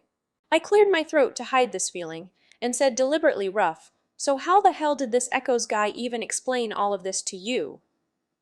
I thought he couldn't talk. It was a stupid nitpick. So she said, "Ah ha ha! You're too smart. I can't fool you," and cackled. "That's all?" I asked. The story was a bit too detailed to be dismissed like this. "Yep, I was just kidding. Just a stupid little fairy tale," Kamikishiro said with an impish grin stealing over the corners of her mouth. We sat in silence for a while. She was the first to break it. "But if Echoes wins, he'll probably go back to his home in the stars. Sounds romantic to me. Kinda like the Tanabata festival. I wonder what he'll tell them about us humans. I don't suppose there's much chance of him saying, 'Don't worry, they're a good species,' is there? Where is he now?" "Hiding at the school. Don't tell anyone," I laughed. "Don't worry, I won't. Stupid promise." Because of that promise, I got myself suspended and had to lower my ambitions for college. But since I turned all my friends into enemies and spent the rest of school isolated, I had nothing to do but study, and eventually, I used my grades to make up for the poor conduct report. "The stars are so far away," Kamikishiro said, gazing up at the night sky. "They're farther away than our lives," I said. I'm not sure what her story really meant, but she'd managed to get the answer that she'd wanted out of me, as I told her. "But if you open your heart to Echoes, then I'm sure he'll learn to like humanity." "You think so?" "I want to think so, because the story you told me leaves us no salvation." "Yeah, I hope you're right," she said, turning towards me and smiling. But at the time, I didn't want her to smile. I wanted her to get angry with me for saying something so stupid. I tried to think of something even stupider to say, but instead we headed back home. I walked off down the road to the station, and she went back towards the school saying that she'd take the bus. That was the last time I ever saw her. She didn't come to school the next day, or the day after that. She never came again. 2 cups of American coffee appeared in front of Miyashita Tuka and me. Miyashita picked up on the waitress's look of keen interest and cooled down a little. "Sorry, I shouldn't have slapped you." "Still," she said in a hushed tone. "Don't worry, I know. I'm an idiot. I really do think that you need to let her go. What was her name?" "Kamikishiro Nayoko." "Oh, right. I didn't know her very well, but I think if she really did like you, Akio, that she'd want you to move on now. That's why she didn't say anything when she left. Makes sense." That'd be nice. Truth is, I'm pretty sure she never thought twice about me. Eventually, Miyashita Tuka let me go, forcibly exhorting me to cheer up. We parted at the door to the coffee shop. "Take care. You know, you really ought to do something about that hero complex of yours. Gonna get you into trouble someday. You've got tests to study for." "I guess," she said with her head to one side. "But still, suit yourself," I said, turning to leave. It was then that she called after me, "Kimura! Kimura!" I looked back and nearly tripped over my own feet. It was certainly Miyashita Tuka standing there, but for some reason I felt like I was looking at a completely different person. A boy. It was as if she'd transformed or something. "Whoa, what?" Kamikishiro Nayoko performed her duty admirably. "You should perform your own duty and make her proud." "That's the only thing you can do for her," she proclaimed, like she was giving some speech on stage. Then she spun on her heel and was lost in the crowd. I stared after her, watching the throng flow onwards. When my bus reached the stop in front of Shinyo Academy, it was already past sunset, and there were no students in sight. Apparently, even the sports teams gave up on one. Practice and called it a day, once it got dark. This must be why none of our teams have ever even so much as qualified for the national tournaments. It hadn't changed a bit since I was last there. The gates were closed. Outsiders had to identify themselves over an intercom to get in, so I passed right by them. I entered the school through a gap between the fences that Kamikishiro had shown me. The darkened school grounds were silent, like an abandoned building. The towering school building looked kinda like a giant, looming tombstone.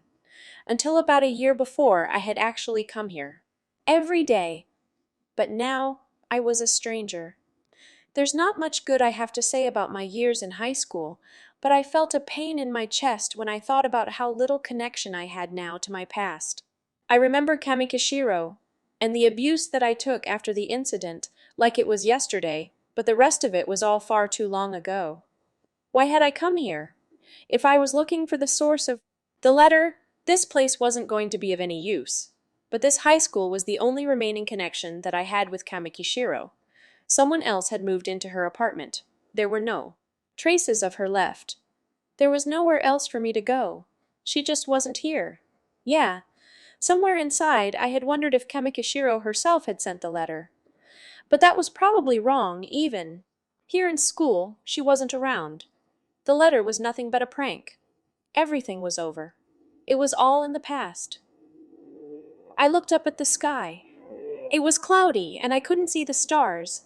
And yet, I felt like I could see them like I had when I used to lay with her on the riverbank. She had told me all of her secrets, metaphorically. Told me, not Tanaka Shiro, not anyone else. And I never understood what she meant by it. Wasn't that enough? That's all the reason I needed to love her for the rest of my life. No matter how much I might fall in love with some other girl, she will always live inside of me in the way that she was then. Impossible to understand, and more than a little crazy. Life is brief, young maiden, fall in love. I whispered a snatch of the gondola song that she always used to sing while I wandered around the school. I found myself in front of the gym. Suddenly, I wanted to see the storage room where the interloper had hidden himself. Their exact relationship remained a mystery, but it was the last known trace of her. I grabbed a flashlight from the emergency supplies and shone it around the gym. I had forgotten half of the features of the place. Guess I really had wanted to wipe all recall of high school from my mind. I found some kind of door or cover or something down by the floor, near the main entrance. Figured that must be it. So, I hunkered down and opened it. It was just an empty space. Iron pillars, concrete floor, bare ceiling. The foundations of the gym, I guess. Designed to absorb the impact of an earthquake. I'd been there 3 years and never known it was there. Guess this isn't it. I turned to leave, but something moved near my foot. There was a dry rustle. M? I shone the light at my feet. There was something black and dried. I thought it was a glove at first, maybe forgotten by a workman, but it was too thin for that. It wasn't meant to be put on over a hand. It was a hand. I stared at it in shock for a moment, then screamed. It was a mummified human hand. WWW, what the hell is this? My knees gave out and I fell on my ass when Kamikishiro had vanished. She hadn't been the only one. A number of other students had vanished both before and after her. I'd never connected them before, but I could think of no other reason why a hand would be lying on the floor of the school. Maybe it was because I'd kicked it, or maybe it was the exposure to the outside air. But whichever the case, the hand crumbled away to dust before my very eyes, and within seconds, there was nothing left of it at all. What does it mean? What the hell happened here 2 years ago? But there was nothing to give me those answers. There was nothing for me to do but sit there in the dark, shuddering in fear. Key, there's a first-year boy asking for you, my classmate Mishima said. I looked up from my book and asked, who? Dunno. But he's cute. Each! The discipline committee president eating all the young boys, she cackled. I gave her a pained smile, stood up, and went into the hall. When he saw me, he bowed his head politely. Nitoki? Senpai? I'm Tanaka Shiro 1D Tanaka-kun. You wanted to see me. You were on the gate this morning, weren't you? One of the duties of the discipline committee members, which we all took turns doing, was to stand at the gate and monitor the students coming in and out. Yeah. What about it? Did you see 3F's Kamikishiro-san arrive? Naoko-san? I know her. But no, she didn't come today. But she's nearly always late. She's not in class either, he said gravely. Really? Must be skipping. No, he said, quite sure of himself. Recently, she had some sort of reason why she had to come to school every day. Is this kid in love with her? Seemed like it. Maybe he was gonna ask her out today. Hun, I don't know. If she's not here, ask her tomorrow. That might be too late, he exclaimed anxiously. You really don't know anything? You call her house? There's never anyone there, eh? Her parents are in the middle of an ugly divorce. Her mother's gone to her parents' house, and her father never comes home. Really? Everyone in the apartment building's talking about it. Everybody I asked told me all about it. Hun, I said. Suddenly, a voice cut in from the side. You should ask Kirimanagi. Both of us swung around in surprise. My kuhai on the discipline committee, Sayotome Kun, was standing there. Masami, what do you? Tanaka, Kun said, wide-eyed. Later, I found out these two were in the same class. I was just passing by, happened to overhear. Thought you might like to know. Know what? I don't know any details, but Kamikishiro Naoko, Senpai and Kirima Nagi have been friends since junior high. She's just off of suspension, so she might know something about Kamikishiro, Senpai. I blinked. It was the first I'd heard of Naoko, San being friends with the legendary Kirima Nagi from the class. Next door. And here I thought I knew about most people in the school. How do you know that? I asked Saotome. Oh, I asked Kirimanagi out once. Picked up a few things back then. You asked her out. It took guts to even talk to the fire witch. I'll give him that, she said no, he admitted. What class is this Kirima person in? Tanaka, Kun asked forcibly. Somehow, he'd never heard of her. Second year, class D, right next door, okay? W. Whoa, hold on there. No telling what'll happen if you just burst in on her. I said as if she were some sort of lion. But it was true. She'd punched out one boy's front teeth before.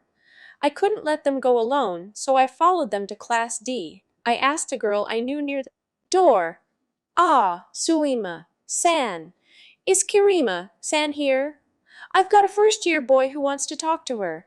She's not here today. Really? She came in the gate. I knew my words to be true. I was on the gate. I'd seen her arrive. So, she is here. I haven't seen her come to class, though, Suima, San said, shrugging. We looked at each other. What? What's going on? Seoto? Kun asked. Sounds like she is involved, Tanaka, Kun said in a shrill voice. I was seriously worried myself now. Naoko, San, and Kirimanagi. What were they up to, as we stood there? In front of the door, someone asked, Could I get in here? We turned around to find Yurihara Minako, the best student in the school, standing right before us. Oh, sorry, Sayotome, Kun said, moving aside. She nodded and strode regally into the room like some sort of queen. The bell rang, so we all split up and headed back to our respective rooms. I can't find her anywhere, Kirimanagi said in a place steeped in shadows. The man with her said nothing. His expression never wavered. Nagi grew irritated at his lack of reaction and shook her head violently. I called her cell, but she didn't answer. You don't know anything. She pressed on. The man was unable to talk, so he simply shook his head slowly. She may have gotten caught in its net. That thing Naoko said was your sibling. The man did not respond. Kirimanagi scowled at him. Finally, she spat. We should never have listened to you. We should have just called the cops, or the self-defense force. If the world knew about it, it would have just washed its hands of the whole business and vanished to some place where we couldn't follow. But if Naoko's dead, then we're already too late. She buried her hands in her face, her nail digging into her cheeks and forehead. The man didn't move. Say something. You talked to Naoko, didn't you? Try and let me know what you're thinking. Kirimanagi shouted, grabbing his collar. It was a Brooks Brothers cotton shirt that Kamikishiro Naoko had bought for him. Even when she shook him roughly, he did nothing but stare back at her in silence. God damn it, I will find you, Manticore, she howled, uncharacteristically angry. And you're gotta help, Echoes. He nodded. But yes, there was something remote about that motion, as if he were monitoring Nagi's reactions. As it bugged the hell out of me, so I took gate duty again that day after school. In the morning, we had to check the cards as they went through, but on the way home, the job was simply boring. You are nosy, laughed the first-year kid who should have been on duty. He gave up his place happily? Nosy? I guess I was. There's a part of me that can't stand to see something unclear, something uncertain. That part of me wants to fix those things. Once when I was at a friend's house, they left me alone in their room with a half-done jigsaw puzzle. And when they came back, I had already finished it. They'd been pretty angry. The reason that I was on the unpopular discipline committee, and the president of it, no less, was simply because of this clarity impulse of mine. Anyone? Who wants to do it? They'd all ask, but nobody ever raised their hand. They just sat there in silence. And before I knew it, my hand was up. It's like a disease, I know, with Naoko, San missing, if I hadn't been asked. I'd never have gotten involved, but now that I had been, I wouldn't be able to sleep until I'd cleared things up. My friends tell me, you're like a big sister.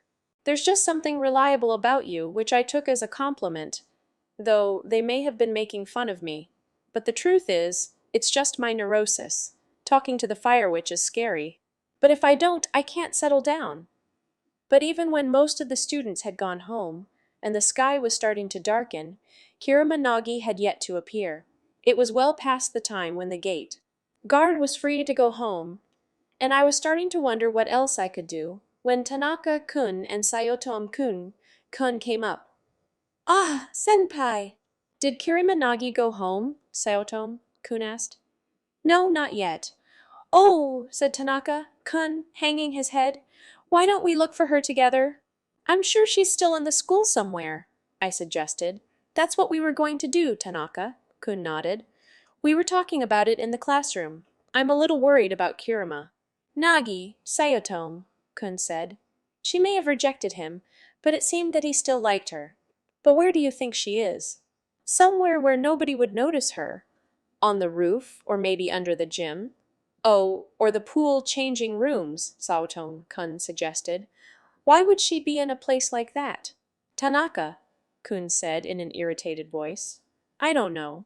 But everyone knows her, so she must be someplace like that, or somebody would have noticed. Let's check them out, I said, and we headed back into the eerily quiet school. The roof? I couldn't help but ask, Tanaka-kun, were you and Naoko-san?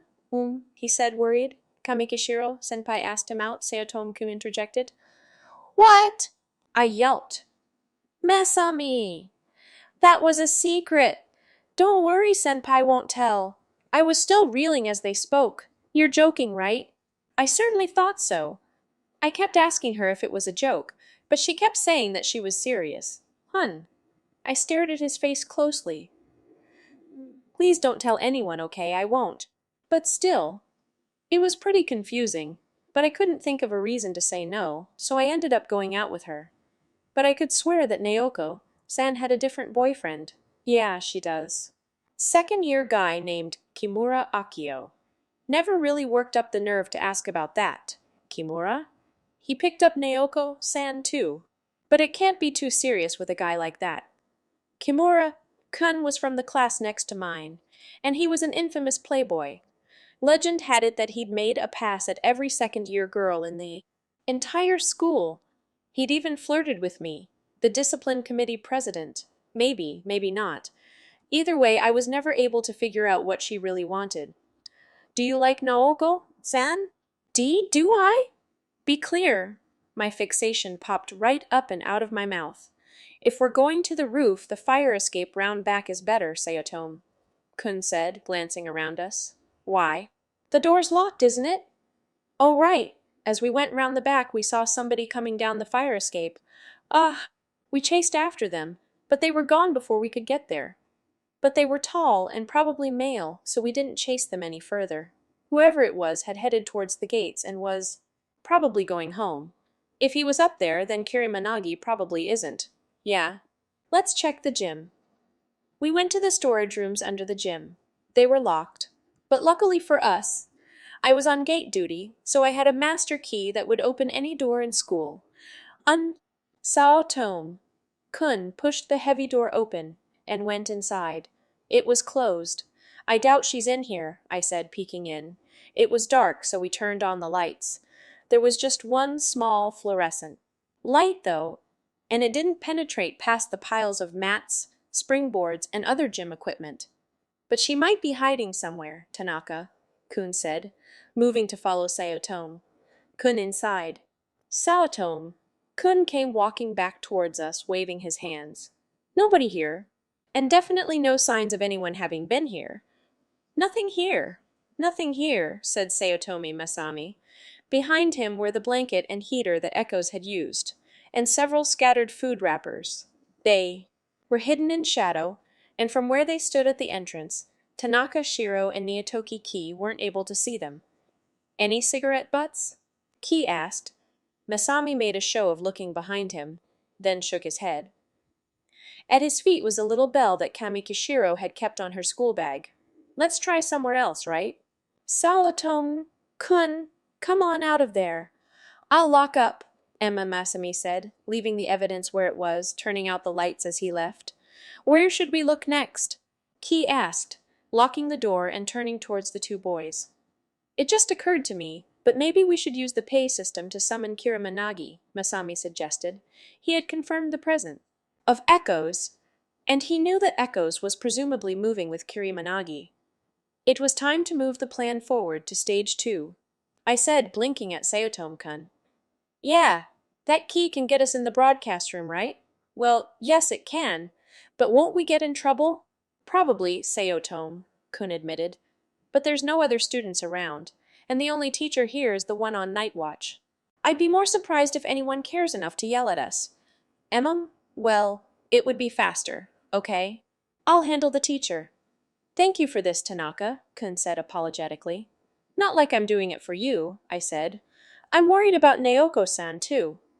Why was I being so snotty? I was irritating myself. I was only doing this because I couldn't settle down without making things clear.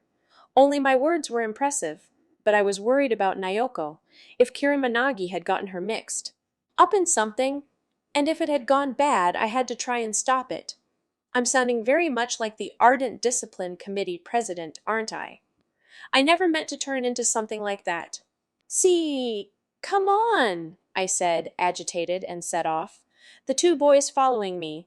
Unfortunately, being at the head of the party didn't do anything for my image. It made me look even more stuck up. Dang, too. Will Kirimanagi-san, second year, Class D, please report to the broadcast office? If you're still in the building, we would like to talk to you regarding Kamikishiro Naoko-san. Repeat. Will Kirimanagi-san, second year, Class D, Tanaka Shiro's voice echoed through the darkened school. Of course, it reached the ears of Nakayama Haruo, the one teacher still in the school, on night watch duty. But all he said was, "Oomp." He then slumped onto the table, knocking over his instant ramen, and started snoring. He was the guardian of the master key that the discipline committee member had, and he was supposed to take it from them and record this in the log, but he was conked out before he could perform his duty. Nah.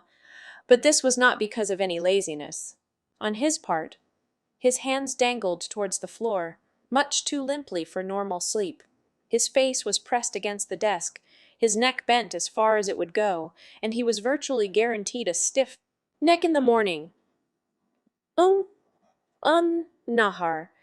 His snores were not considered attractive at the best of times, but now they sounded like a stray dog starving to death. He was not asleep. He had clearly been knocked unconscious. Nor was he alone in the room. There was a girl standing next to him. She glared up at the speakers as the voice flowed out of them.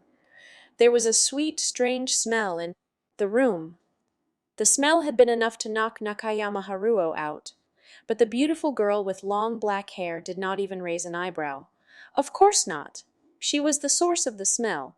Less than 10 seconds after the PA announcement began, she was out the door of the night watch room and heading up the stairs.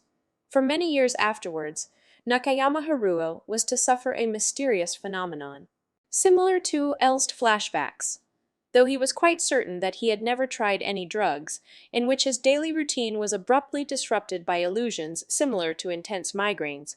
Certainly, this mysterious disease was a curse, but he had no idea how insanely lucky he really was.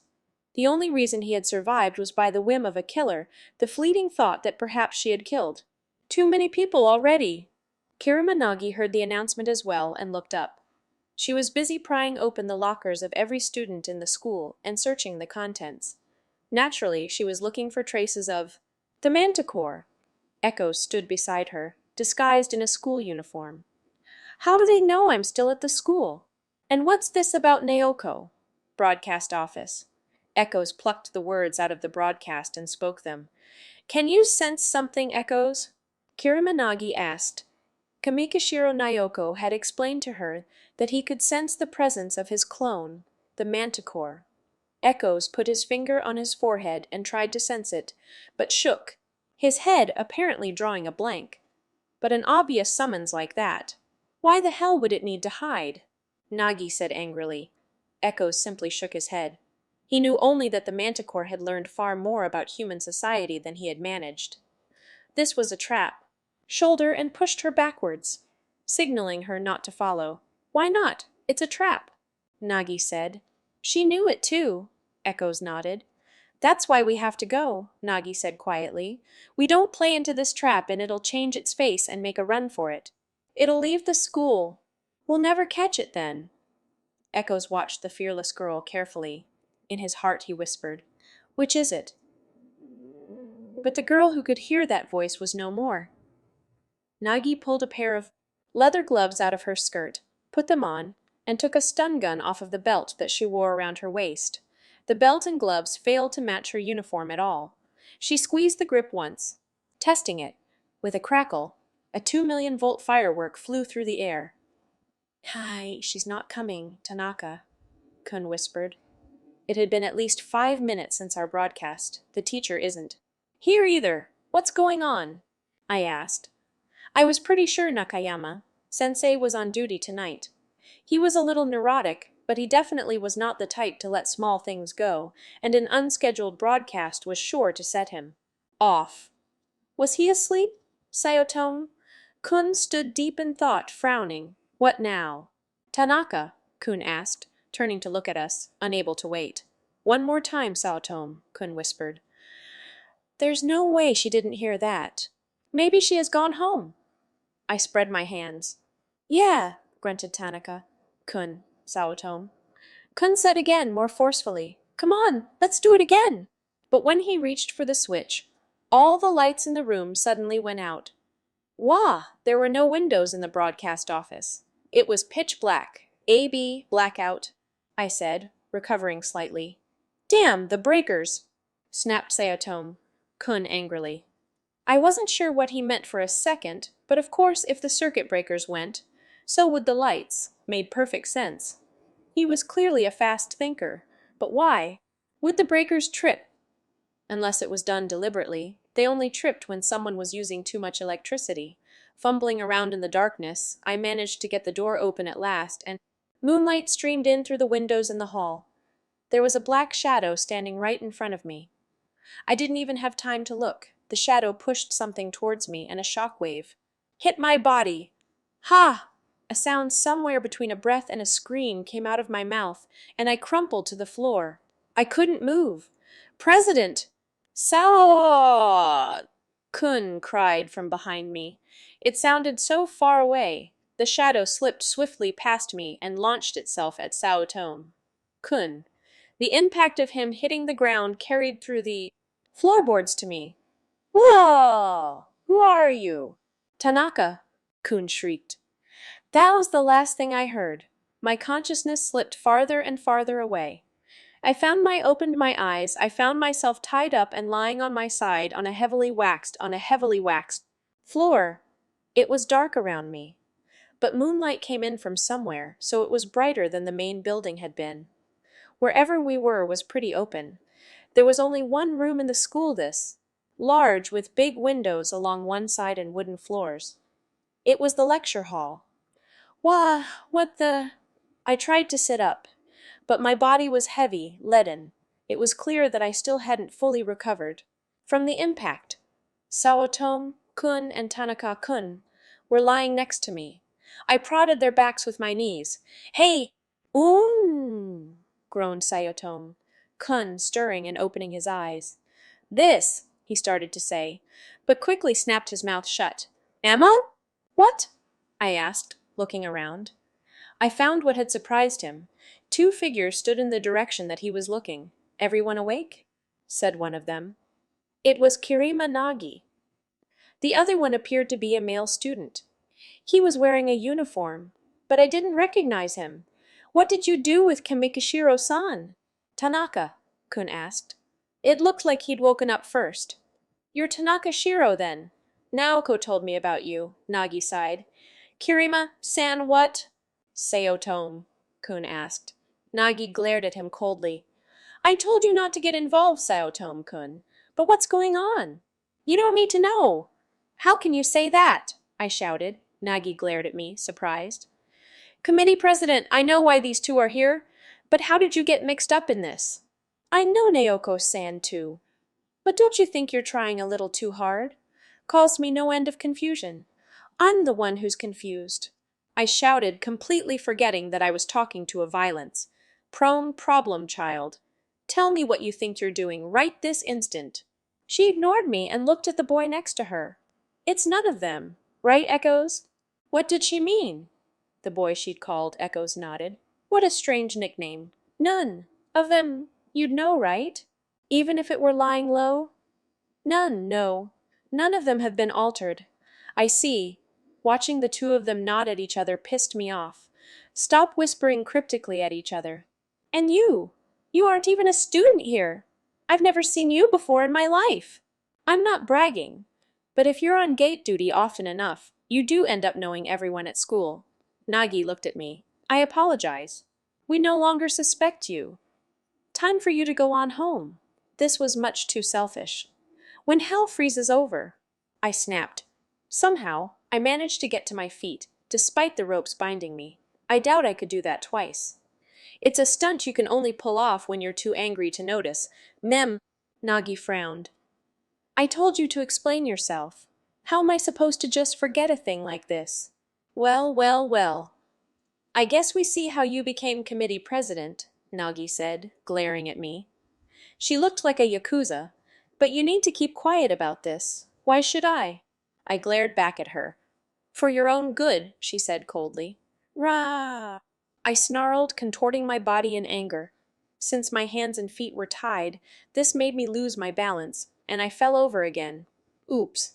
I was just about to fall flat on my face when I felt someone catch me.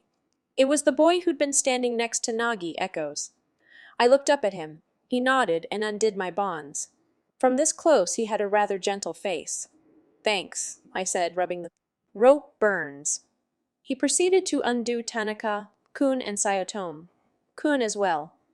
We were tied pretty tightly, but he pulled the ropes off like he was playing cat's cradle. He looked frail, but he must have been pretty strong. For some reason, he reminded me of Christopher Lambert's Tarzan. His hair wasn't as long, but he gave off a similar air. Kind of unworldly. Kirima-san, who is this guy? Sayotome, Kun asked. Feeling a little jealous, I guess. Woo, my boyfriend Nagi replied, clearly lying. You can't fool me that easily. What are you doing here? Where's Naoko-san? I glared at Nagi again. All right! What did you do to Kamikishiro-san? Tanaka, Kun yelled, turning on Nagi the moment he was free. I'm worried about Naoko myself, Nagi said painfully, not meeting his gaze. She clearly knew something. Tell us. We can help. No, you can't, Nagi snapped. Why not? This is not a normal situation. Unless you're screwed up like me, you can't possibly tackle it. She didn't hesitate at all to call herself screwed up.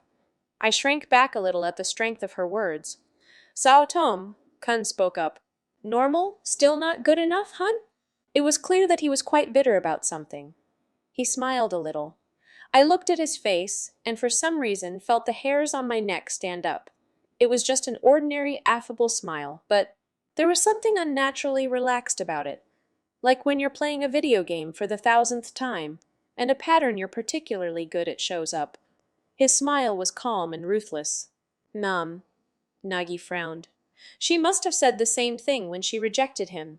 Is Kamikishiro-san okay? Tanaka, Kun insisted.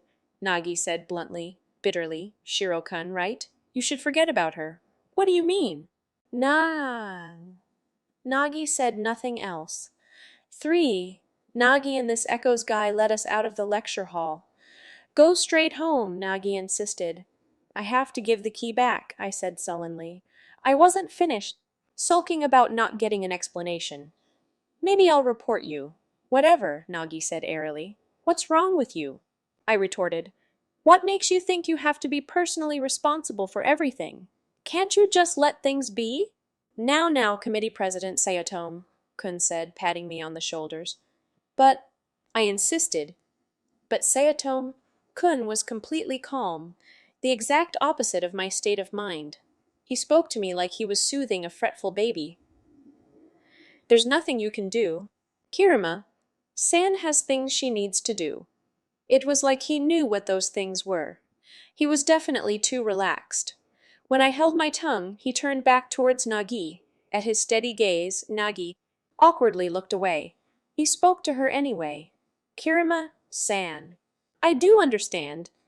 He took a mechanical pencil out of his pocket and spun it around his fingers very casually. We can never be satisfied with normal. Nagi stared at Sayotome. Kun, baffled. What? Looking back, I'm glad you rejected me. If I had been with you, then I would have been her enemy when I met her. He sighed almost happily. Nagi frowned. When you met who? What are you talking about? She seemed confused. It looked like something about his turn of phrase had bothered her. A little smile crept up the edges of Sayotome, Kun's lips. In other words, I can't help but put you on the side of normal now. His shoulders slumped. Then he moved like lightning. Before I even realized that he'd turned around, his arm was reaching out towards Echoes, who stood behind him. The mechanical pencil was in his hand. His aim was true. The tip of it stabbed deep into Echo's throat. Echo staggered backwards. In an instant, Sayotome Masami had buried the pencil all the way inside Echo's throat. Then he turned his attention back towards Nagi. Now, you are our enemy. A shadow fell towards us from above. We all looked up and saw a person dropping down from the school roof. Someone I knew, Yurihara Minako. She was looking right at Echoes, falling on him. No, attacking him. Blood gushing from his throat, Yurihara Minako cut him open from his shoulder to his waist. With her mere fingers, her nails were hideously long. She'd fallen more than 10 meters, but bounded upwards again like a grasshopper. There was no way she was human. Ah! I could do nothing but stand there with my mouth hanging open. Manticore! Nagi shrieked, following the leaping monster that looked like Yurihara Minako with her eyes. That cost her life. Sawatome Masami was standing right in front of her. She looked down just in time to see his hand slash downwards. The knife in his hand flashed. Nagi's voice never made it to words. It was a tiny little survival knife the size of his palm, like a toy, but the blade was sharp, and it sliced her throat open. I just changed teams. From the killed to the killers. I doubt anyone but Sayatomi Masami himself could understand the meaning behind his words. Kirima Nagi spun around, blood spraying from her throat. She fell over. His throat pierced, his torso cut in two. Echoes was still watching Nagi. He clearly wasn't human either. He dodged Yurihara Minako as she attacked again, and dashed to Nagi's side. Ignoring Saotome Masami, who backed away, Echoes scooped up Nagi's convulsing body and leapt away. He cleared the roof of the school in a single jump, vanishing into the night sky. He ran away. Chase him! This is your chance! Saotome Masami shouted, and Yurihara Minako reversed her course, leaping back the way she had come. I was dumbfounded. Beside me, Tanaka-kun wailed, then ran away screaming. Saotome Masami swung towards me. I was frozen stiff, and I couldn't move a muscle. Hey, he laughed. His smile was exactly the same as it had been a moment before, back when he was on our side. But this boy had just killed another human being. My knees rattled. I was shaking with fear. To be honest, the plan was for Kurima Nagi to kill me here, but oh well, this way was pretty fun too, he said, grinning, like everything was normal. I could get addicted to doing things myself, he commented, walking towards me, moonlight glittering off the knife in his hand. See, as echoes fled upwards to the roof, he realized that there was little power left in his body. The pencil from a moment before, instead of lead, it had been filled with a fatal poison created by the manticore. He was infected. He quickly pulled the pencil out of his throat, but it was too late. His feet and hands felt numb. Injuries that his massive regenerative powers should have healed instantly showed no signs of improving. But what had happened? That boy was the Manticore's ally. He hadn't been brainwashed. Echoes was sure of that. But why would a normal human be working with a monster? Echoes glanced down at Nagi. She was no longer breathing. Her pupils were dilated, nothing reflected in her eyes. Her lips were half open, a stream of blood flowing out of them. She wasn't moving. This girl had protected everyone from the shadows, in secret, and it had killed her. Echoes. Echoes stared down at her ashen face. Which is it? He wondered inside, but only Kamikashiro Naoko could answer, and sadly, she was gone. Yurihara Minako hit the roof behind him, giving chase. Echoes gathered Nagi up again, and leapt off of the roof. "You can't get away from me!" the manticore yelled, following him. She was smiling. Saul Masami's plan was going perfectly. Echoes was running, but he was too badly wounded. He could not hope to hide. She was an imperfect copy, and would never have been his equal in a fair fight, but now the tables were turned. When she next caught sight of Echoes, he was abandoning Kirimanagi's body in the bushes of the school's garden. Clearly he was trying to lighten the load, but it was too late. Grinning from ear to ear, the manticore flung herself at the slow-moving Echoes. Her kick sent Echoes flying. There was a low thud from the school garden. I snapped out of it. Saotome Masami was right in front of me, waving a knife. I narrowly dodged it by rolling on the ground. I got my feet up from under me and tried to run, but my right foot slipped and I fell again. I looked down. My hands were resting in a pool of Kirimanagi's blood. Ah! And at last I was able to scream.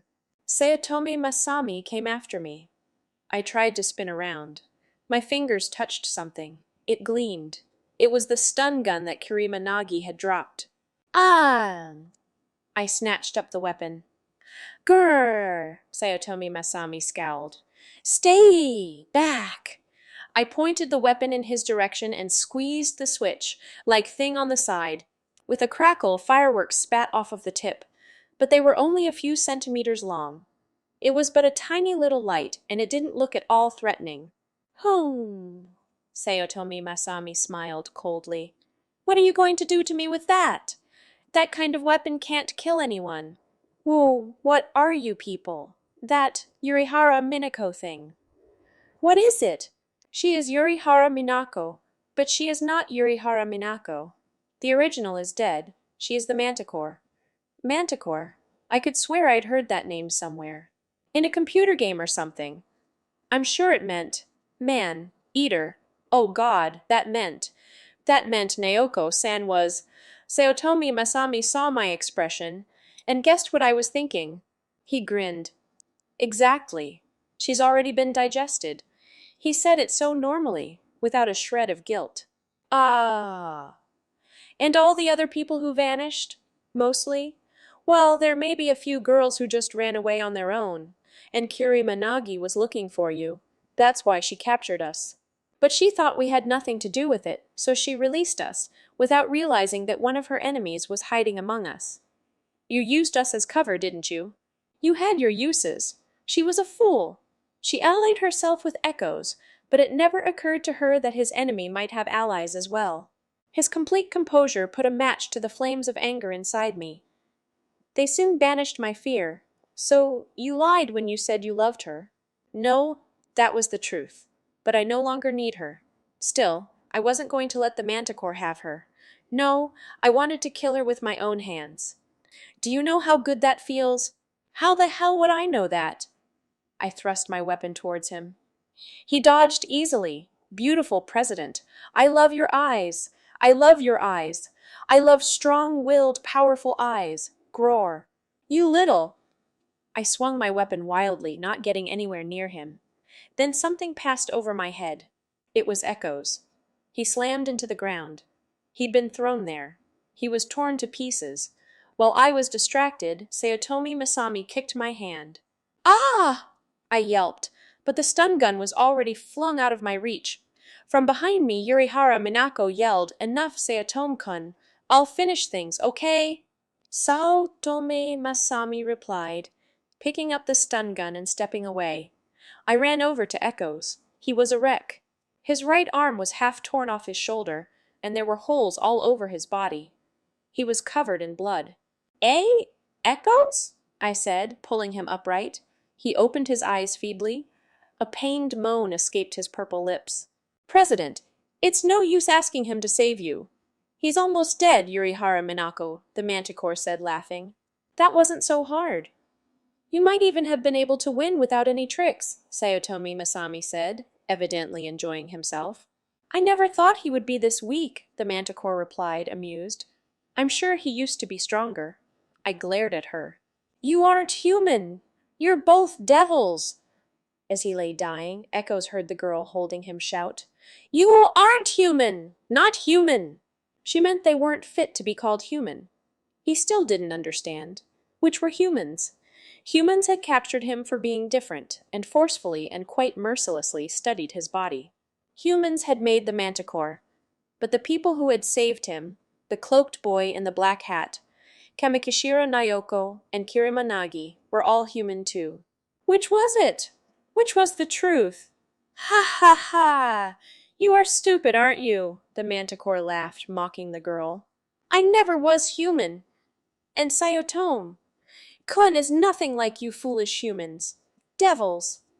Fine with me. I think I like being called a devil." "You will be destroyed," the girl shouted back, not at all cowed. "I will die here, and so will this man. But there will be other people who will stand in your way. No matter where you hide, there will be people who can't ignore the distortions in the world that you're trying to create. And you will be found again, just like Kirima Nagi found you." Big tears were running down her cheeks. She was sad, because she was about to die. Then why was she holding him so tightly? It was as if she was protecting him from the manticore. Like Kamikishiro Nayoko had when she found him wounded in town. Humans. He had no more time. He had to make a choice. "So, like Kirima Nagi," the manticore chuckled. "I think I'll be her next. I didn't know what she meant." I had to ask. "What do you mean?" "Just that I'll change from Yurihara Minako into Kirima Nagi." At first, I couldn't comprehend this. My mind went blank. Then I was horrified. "Whoa, what?" "She's an ideal specimen. She's crazy, so nobody will say anything if I behave a little oddly. She's rich and has a vast information network set up. It's perfect. There will be a commotion when Yurihara Minako vanishes, which I would prefer to avoid, but the benefits far outweigh that." I shuddered, turning to look at Saoto Masami. He had said that he no longer needed her, because he had a new girlfriend now. Sayotomi Masami stared back at me, expressionless. I had no words. "As for you, Nitoki Ki," the manticore continued, "the world will never know you've died. We will alter you, and make a slave of you. You'll be moving around, but you will have no heart. Even if you meet a boy you like, you will feel nothing." I was horrified again. I could see it.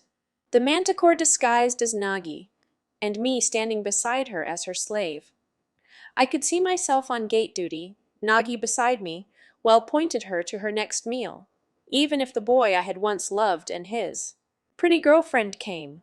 I would think nothing, simply greet them mechanically. And that's not all. The manticore's terrifying words gave me a glimpse of a higher purpose. She and Sayotomi Masami weren't killing for their own self-preservation. This was just one part of their plan to take control of the world from us humans. But if they graduated and went out of school, what would happen to the world? She came closer to me. "Ah!" I hugged Echo's body tightly. Then, Echoes slowly raised his wounded arm. It was shaking. His fist wasn't clenched or open. His fingers just hung there limply. He pointed his hand at the manticore. "What? What's that mean? You still think you can do something to stop me?" the manticore smirked. But But Echoes wasn't looking at her. He was looking at the stars in the sky behind her, and he suddenly spoke using actual words not to anybody, but to the sky above. My body into information, transmit to source, and the air around me filled with white light. 4. That evening, a strange electrical disturbance was recorded in the area. Satellite broadcast monitors all went white. Computer hard drives were cleared of all data, and a multitude of other similar unnatural phenomena were encountered. The television stations and newspaper offices were deluged with questions and complaints. There were several investigations launched with no real satisfactory results. But a number of witnesses said, "About that time, I could swear I saw the sky glow. It was just for a second, but it was like a bright light launched from the ground into the sky." But these reports were never connected to anything and were eventually buried and forgotten. I know what I saw. Echoes changed into light, and that light swallowed the manticore. And a second before it did, Saoto Mesami leapt in front of the manticore, shielding her with his body. I don't know what he was thinking, why he was on the side of the manticore, and frankly, I don't want to know. But there was one thing that I did have to admit. He might have killed a number of people for the manticore, but that casual disregard for life sure included his own. Sao Tome Masami was swept up in the torrent of light, his body blown away, not a trace of it left. He was disintegrated. No, he was erased. But moments before Echoes had self-destructed, the manticore had been flung aside by her companion and out of the beam's path. Even as I was flung aside by the shockwave, I desperately struggled to grasp the situation. But no, I didn't understand anything. From my point of view, there was absolutely no way for me to grasp the first thing about what had just happened. What the hell was Echoes? How could something that looked like a human turn into light and explode? And what information was he transmitting? To who? I simply had no way of knowing. What's happening? I hit the ground and rolled, screaming with frustration inside. When I finally managed to stop myself, there was no light left around me. Grunting in pain, I sat up, looked in front of me, and gasped. She was standing there alone. Half of her body was burned black and smoke was rising off of it. The uniform she'd been wearing had been blown away, and beneath the moonlight, every inch of her slim, limber body was exposed. She was gazing blankly at the sky. She didn't seem to be looking at anything.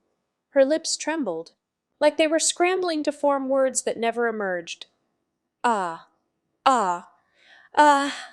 There was no expression on her face. It had been replaced by emptiness. The face of someone that had lost something that they valued more than their own life. As if half of her body had been torn away. As if her capacity for joy had been pulled up by the roots. She looked as if she could no longer perceive any meaning, like there was nothing left for her. Grr. Ha! Somewhere, her endless scream turned into a howl. It was the sound of her heart breaking. The scream seemed to shake the moon. But then I realized that was the last thing I should be doing. Gee, got to run. As I tried to get to my feet, the gravel scrunched beneath me. Like a mechanical response, the manticore's battered face swung towards me. Our eyes met. A shiver ran down my spine. Even by the light of the moon, I could tell her eyes were blood red. The whites were completely soaked in crimson hostility. "You die!" she howled. "I'll kill every last one of you!" As if her voice had been a trigger, I shot to my feet and ran for it. Naturally, she came after me. I was running, but from the sound of it, she was walking, dragging one leg. But the sound was getting closer. Wah, ah. At the time, I was convinced that fear had finally driven me round the bend. I was hearing things. I could hear a melody coming through the bushes in front of me. An impossible, unnatural melody. Someone was whistling. Whistling a tune that should never be whistled, Wagner's Die Meistersinger von Nürnberg. Unnatural or not, at that moment I had no other straws to grasp at. I ran for my life towards the sound. When I was almost there, my leg slipped. "Ah!" I screamed, pitching forward, falling flat on my face. I smacked my forehead on the ground, and everything went black for a moment. The whistling stopped. I could hear the sound of the manticore's footsteps, several times louder than it had been a moment before. "Aye! I spun around, and the manticore's hand was already reaching towards me. This is it. I'm going to die. But just as that thought crossed my mind, it was the sound of something cutting through the air. And then the manticore's hand flew off with a grotesque slicing sound. It had been severed from her body and was now spinning through the air. Wah! I saw something flash, like string. It twisted like it was alive and wrapped around the manticore's neck. It tightened. The manticore's expression changed. She snatched at her throat with both hands. But she only had one, and the fingers of it tried to get a grip on the string wrapped around her throat. It wasn't a string. It was a horrifically thin metal wire. Ah, I thought. I had my answer. The reason I had suddenly tripped and fallen was because this wire had been strung across my path. One end of the wire appeared to be tied around a tree. The other end led into the shadow of the school building. When I looked in that direction, I felt my brains pour out of my ears. It can't be, I shouted. There was a figure there, leaning backwards, pulling on the wire with black gloves. It wore a cape and a black hat shaped like a pipe. It was the very creature that all the girls in my class had been gossiping about. The wrist was charred enough for me to cut through, but the neck seems to be stronger, it said. The androgynous voice, neither male nor female, was exactly as the rumor said. But the face was M. Miyashita-san. Yes, it was clearly that of my classmate, Miyashita Tuka. Currently, I am Boogiepop. No, he said clearly in a boy's voice. Gee, gurgled the manticore, eyes widening in surprise. She was no more able to take this in than I was. The wire was sunk deep into the skin of her throat. She was struggling to loosen it with her fingers, but it was cutting the fingers instead, and they were bleeding. Pshaw! You call yourself the manticore? Boogiepop said quietly. You are much stronger than a human, but I can make free use of the strength that humans unconsciously keep in reserve to avoid exceeding the limits of their flesh. Since I am only borrowing this body— Then he suddenly shouted, Now, Shiro, come, Shiro! I had no time to ponder what he meant. No sooner had the words left his mouth than an arrow pierced the manticore's chest. I knew that arrow. It was a duralumin arrow, that kind that the archery team used. I spun around, and behind me was Tanaka-kun, who had not run away after all, but was holding a sturdy glass fiber bow, aimed at me. No, at the manticore. Her head was trapped. She couldn't dodge. I wonder what the manticore thought at that moment, when she knew that she had lost. She didn't look at the arrow in her chest, or at Boogiepop, or at the archer. I saw an expression. Steal over that empty face. To me it looked like relief. Shoot her head, Boogiepop said, showing no mercy. He killed her when she was at her most beautiful, before she had a chance to grow ugly. Killed her without pain, just as the stories said. Tanaka-kun let go. The arrow was flung off the bowstring and hit Yurihara Minako's face dead center, smashing her head. For an instant, what looked like cracks ran all down her body, and then she crumbled, changing into a purple smoke. The smoke drifted in all directions, carried away on the wind. A little of it drifted past my nose. It smelt of horribly thick, fresh blood. Came running over. Are you okay? Yeah. I shook my head, trying to recover some clarity. But Miyashita-san walked in front of me again in that Boogiepop costume, and my thoughts scattered again. Whoa, what is that? I asked Tanaka-kun, clinging to him like a toddler. He shook his head. I don't know. He stopped me on my way back from practice, offered to help. You know him. I kind of know of him. Boogiepop undid the wire from around the tree and headed to the bushes where Kirima Nagi lay. The manticore said Echoes was surprisingly weak. I wonder why, he muttered. He, or was it a she after all, kicked Kirima Nagi. Nagi had been killed, her throat sliced open, but her body shook and she sat up. She'd come back to life. He gave you part of his life. You've escaped death again. Tanaka, Kun and I could do nothing but gape. Nagi moaned and clutched her forehead. She'd lost a lot of blood and must have been anemic. "Hello, Fire Witch Boogiepop," said. "You again," Nagi replied, not at all surprised. She sighed. "If you were out, why didn't you come sooner? Your actions finally allowed me to uncover the nature of the danger. I gotta be me all the damn time. But you only bother coming out when the shit hits the fan." "You selfish bastard." "Don't say that," he replied. It sounded like they'd known each other for years. Is it over?" "Yes. Thanks to Echo's sacrifice and the committee president's courage." "I see." Nagi tried to stand, but wavered and fell over again. Boogiepop made no effort to help her, instead coming back an hour. "Direction. I leave her in your hands. I'll take care of the cleanup," he told us. We made no response. Boogiepop picked up the manticore's hand from the ground. He looked up at me and made a strange expression, narrowing one. Like he was smiling, but not quite. It was like he was playing dumb.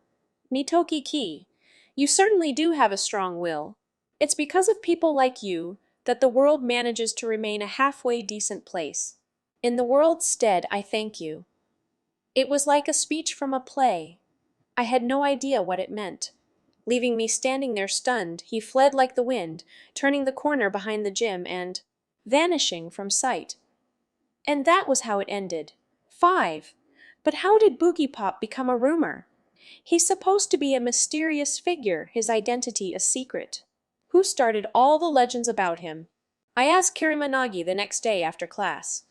"Probably Miyashita Tuka herself," Nagi answered. "We were alone in the room. Everyone else had already left." "Eh? What do you mean?" "Miyashita Tuka is unaware that she has an alter ego known as Boogiepop inside of her. But she knows it unconsciously. You know, like how you talk about yourself, but say it's a friend of yours? Same principle. She just told other people about her other self. That's it. You should probably ask Suima about it." "Well, not specifically, but she can explain it way better than I can."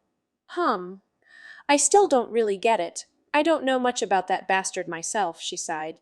"Did everyone make a fuss when Yurihara Minako didn't show?" The teacher asked if any of us knew anything, but nobody answered.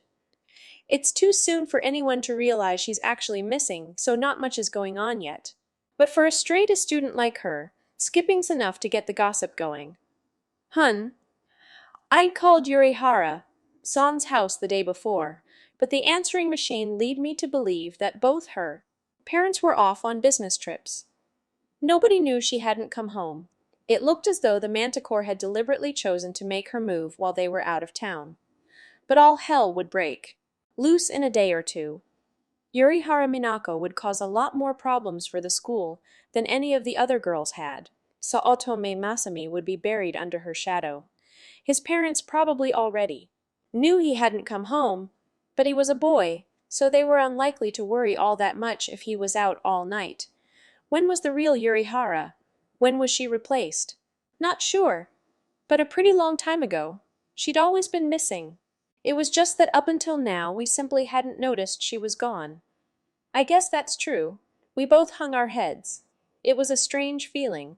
We couldn't tell anyone the truth. If we did, it would just make things worse for all of us. And even then, if word about Echoes got out to the institution that made the manticore, it would just be asking for trouble. So all it ultimately amounts to is nothing? It's better that way. Yeah, we stood up. Most of the other students had gone home, and the sports teams and clubs were all in full session. There was nobody roaming the halls or stopped at the shoe lockers. We headed for the gates, and the girl on gate duty was very happy to see me. "Ah, President, thank God you're here. Could you take over for me for a minute? I really gotta pee." I smiled and nodded, and she bolted off into the school. "Everyone likes you," Nagi grinned. "Or likes using me," I grimaced. I remembered all the times that Kamikishiro Naoko had talked me into fudging the numbers to make her on time, which is how we got to be friends in the first place. "Naoko? San is really," I said softly, suddenly horribly sad. "Yeah, I think so," Nagi whispered sorrowfully. When Tanaka-kun had left us the day before, he'd said, "I don't know how to say this, but I feel like I should thank you all for Kamikishiro-san." Thank you. He was almost crying. Tanaka-kun, what did you really think of Naoko-san? I'd asked. He looked at me sadly. Truthfully, if we had found her, I would have told her that I wanted to break up. But now, I'm not so sure, Hama, was all I said. I couldn't figure out what I should say to her other lover, Kimura Akio. We would probably never speak to each other if someday someone were to tell him that would be, but we all had to return to our daily routine, just exactly as things had been before. Naoko said something strange once, Nagi said, looking up at the sky. She said Echoes was an angel, that the Lord of the Heavens had ordered him to investigate and make the final decision on whether mankind should be allowed to live or if it should be destroyed. He came here to find out if humans were a benevolent existence or a malevolent one. If we were the latter, he would end our history. I was taken aback. An angel? I mean, I'm pretty sure she was reading a lot into this. She had a tendency to blow everything out of proportion. My guess is Echoes and Manticore were both failed experiments in biotechnology. But if she was right, we're still here.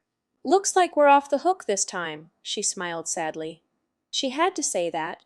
She couldn't let her friend's death be in vain. But I couldn't smile. Nagi hadn't seen the end of Echoes. But I had. Clearly.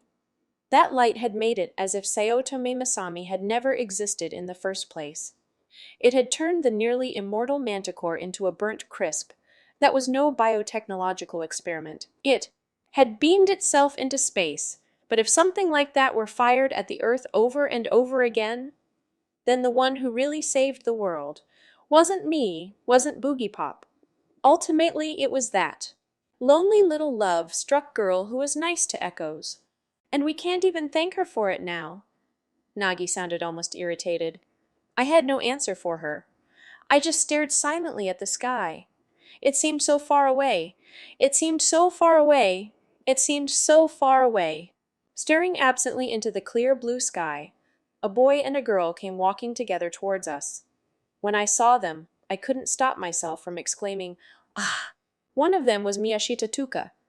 The other one was a third-year student with a promising career in design that I had fallen for and had my heart broken by, Takeda Kiji, senpai. He looked a little nervous when he saw me, so I spoke to him first, to show him that he needn't worry about it. "Oh, senpai," I said as cheerfully as I could manage. "Hey," he said vaguely. Suddenly, Nagi was standing in front of Miyashita-san. "So you're Miyashita Tuka," she said.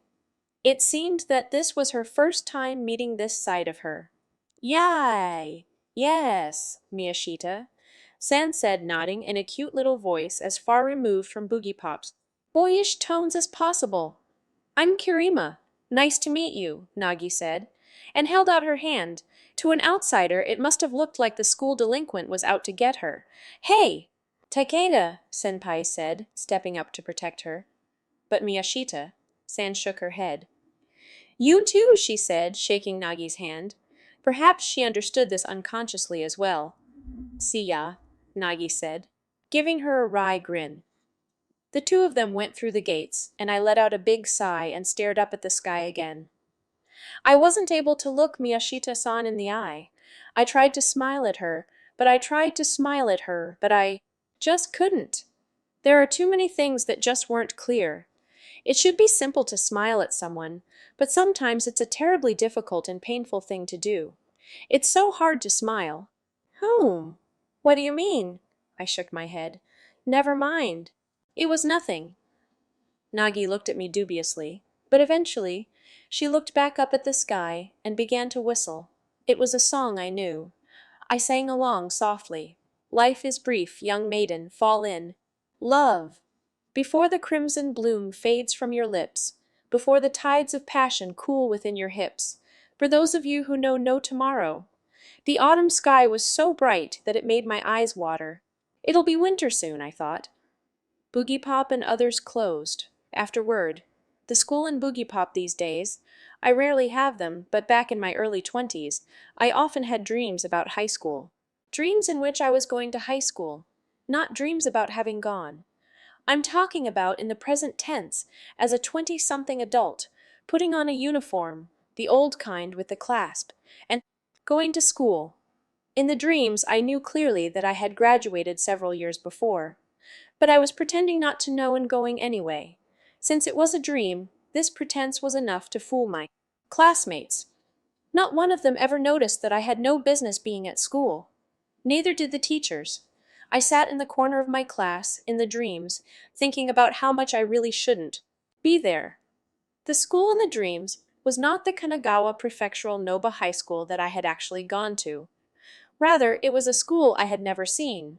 For starters, Nobai uniforms didn't have a clasp. They were blazers. Nevertheless, I knew all kinds of things about that school. To make a long story short, the setting for Boogiepop and Others, Shinyo Academy, is that school from my dreams, the only part of this novel that is fantasy. The rest is something different. I think I failed miserably at being a teenage boy. I never once thought I was young or had a future. I often do now. I often do now. Never actively participated in class or anything else. I just sat there wondering what I was doing there. And after I graduated, I wondered why I had spent so much time thinking about those sorts of things. I don't particularly understand myself. So even now, I don't really get the idea of going to school. I was 28 when I wrote this novel, and over 10 years have passed since I graduated. Even if I try to find the answer, I no longer have a school to go to, so the whole thing is permanently out of reach. It's all too late now. It's one of many, but this, what did I do in school? Question is a pretty big trauma for me. It's like my first love that I never asked out. Ah! I was a dirty little angst-ridden idiot without a single thought for love. I imagine the reason behind. The dreams is my conviction that I would be much better at being a high school student now.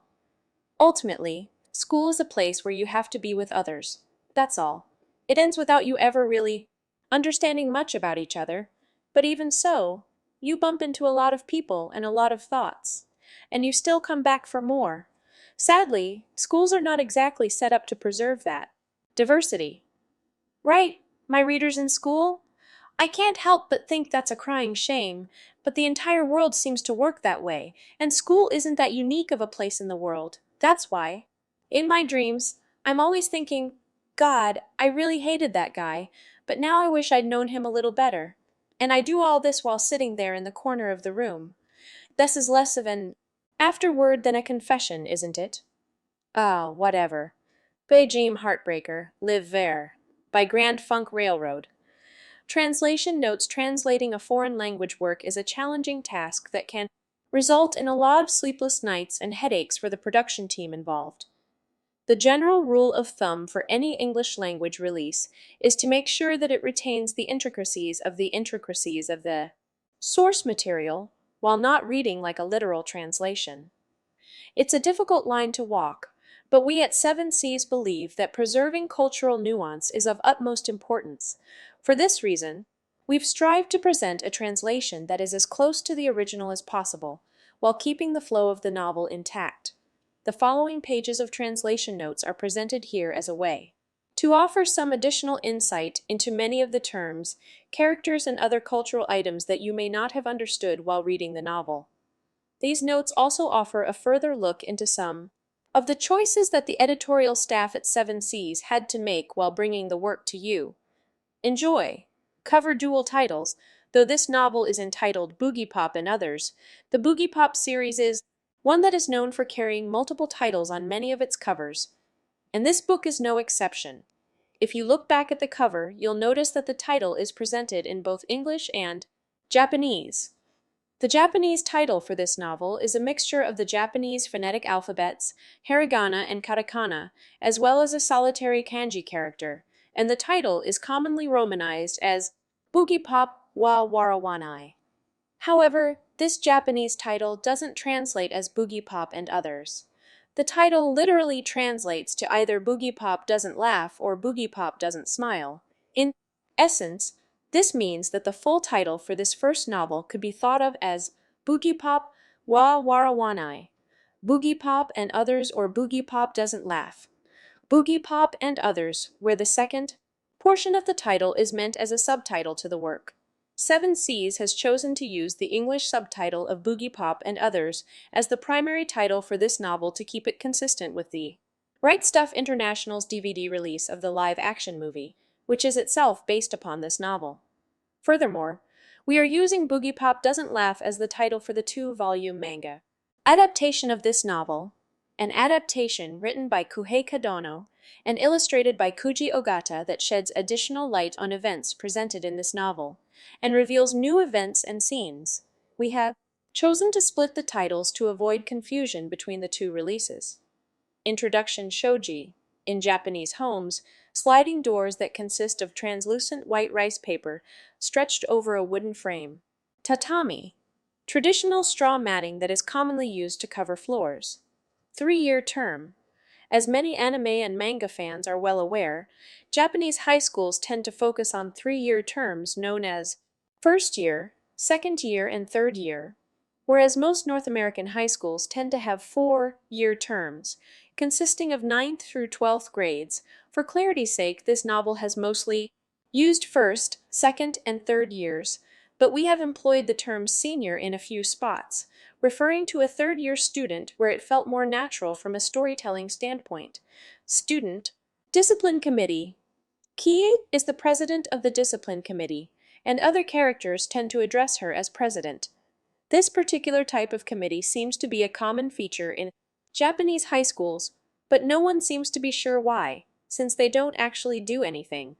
For this reason, this committee should not be confused with the student council, nor should Key's position be confused with class president.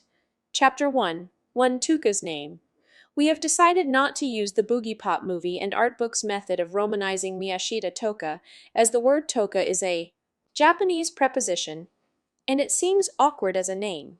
We've elected to spell her name so that it's similar to the original Japanese pronunciation by retaining the to sound pronounced to male in a female's body. The character of Boogiepop is usually referred to by using male pronouns, but occasionally other characters will claim they aren't really certain if it is a male or female. Just that she has the same pretty face as Miyashita Tuka's. This kind of gender confusion has been a common convention in Japanese literature throughout history. Senpa and Kuhai, then Sees, requested that Andrew, the translator, made sure to preserve the terms senpai and kuhai as much as possible. There are a few exceptions, though. When senpai is used in place of you, we did remove it, as the resulting line would seem too unnatural. Double dating. It's pretty unusual for a school to ban dating these days, but Shinyu Academy is unusually strict. The term that Kiji uses in Japanese is group kusai, ghost stories. Once Boogiepop appears in front of the crowd, Kiji compares Boogiepop's face to that of a Naparabao, a faceless ghost. This term actually comes from a ghost story that goes something like this. You meet a ghost with no face, a Naparabu, and it frightens you so much that you run down the hill and into the first soba shop you see. As you slurp your noodles, you tell the shop owner about your experience, and he asks, "Did it look like this?" And suddenly, he too has no face. Chapter 1. 2 Campus Advanced Information Administration System. Originally Kudojohu Kanri Gakuen System. Naoko song, a very traditional Japanese song that is famous for being in Akira Kurosawa's film, Ikiru. Rather than use the translation that appears on the Criterion Collection DV, we've elected to further refine it into verse with a slight rhyme. The original appears as follows. Inaki mijikashi koi se yo otome akaki kuchibiru asenu mani atsuki chishio, no haenu mani asuki shishio, no haenu mani asu no totsukihi. Wanai Mono wo Chapter 1-3, The Writings of Kirima. Seiichi. Seiichi's quotes are always a bit of a nightmare to translate, as they have to strike a balance between seeming cryptic but being vaguely understandable. Our translation is the result of studying the Japanese closely and puzzling out the meaning of the passages before ever translating a word. Chapter 1-4 Did he or didn't he? Boogiepop says that he never appeared before the psychologist, but this is later contradicted in Book 6. Chapter 2. 1. The Village of Eight Graves, the first mystery novel starring famous fictional detective Kindaichi Kusuke, referred to by some As the Japanese Columbo, Yokomizu Sishi's The Village of Eight Graves, or Yatsuhaka Mura, is a very fun book that is told in the grand tradition of adventure novels such as King Solomon's Mines. In an over-bloated Victorian novel style, apparently, it was inspired by the Tsuyama Sanjunin Koroshi incident, in which 30 people were murdered. Dr. Murder, originally Satsujin Hakushi. Chapter 2. Two Karma Dance, an East Indian tribal dance that is performed during the worship of the god and goddess of fate, the bearers of good and bad fortune. The Japanese phrase would be Karuma Mei. Chapter 2-3 First Kitchen, a popular second-rate fast food chain in Japan. A ready-built house. Japanese people tend to buy a piece of land, knock down whatever house is on it, and have a new house built that is designed for their specific needs.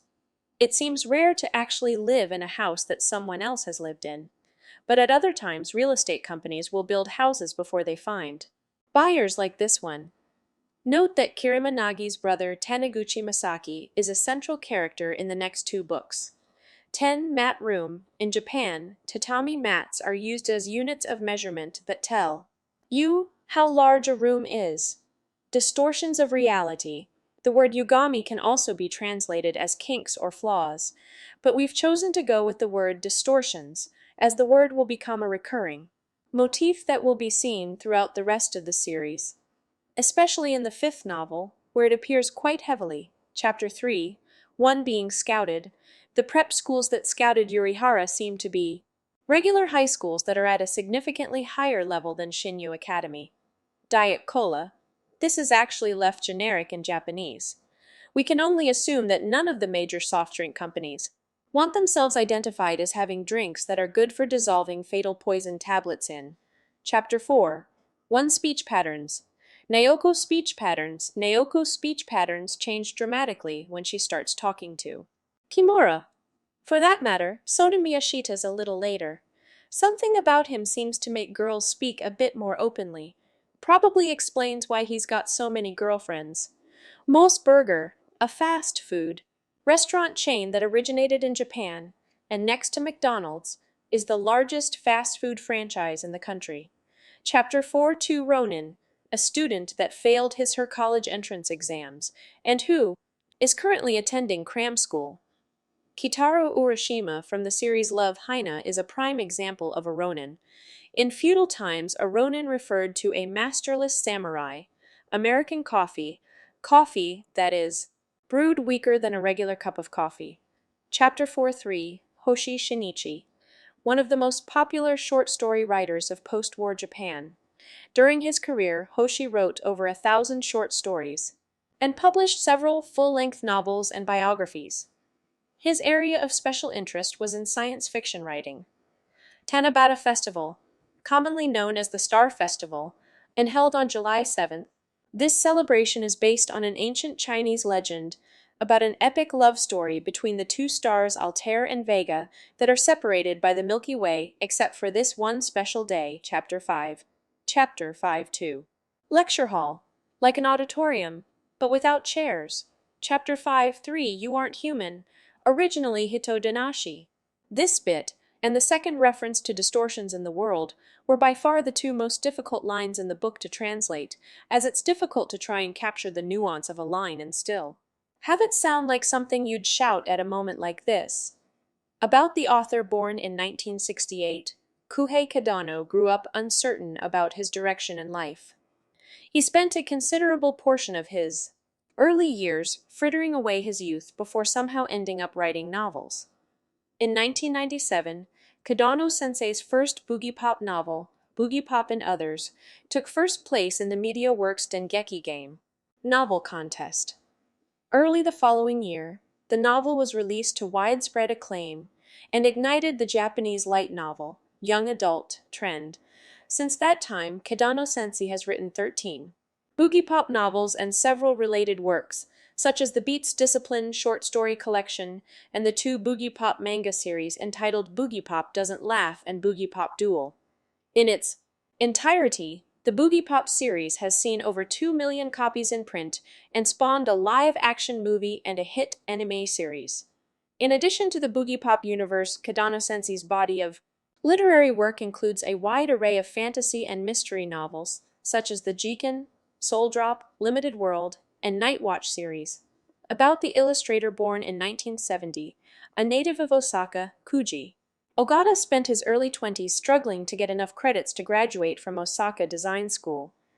In late 1996, Ogata Sensei was commissioned by Media Works to illustrate the first Boogiepop novel, Boogiepop and Others.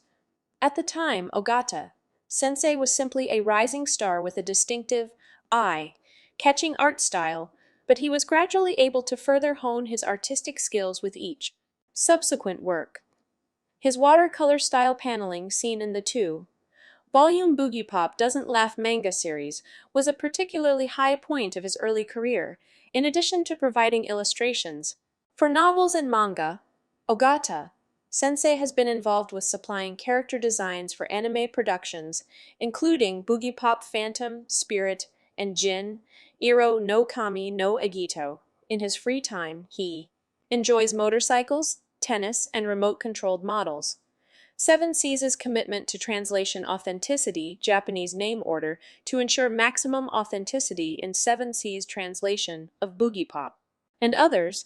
All character names have been kept in their original Japanese name order, with family name first and given name second.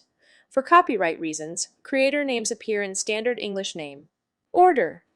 Honorifics. In addition to preserving the original Japanese name order, Seven Seas is committed to ensuring that honorifics, polite speech that indicates a person's status or relationship towards another individual, are retained within this book. Politeness is an integral facet of Japanese culture, and we believe that maintaining honorifics in our translations helps bring out the same character nuances as seen in the original work.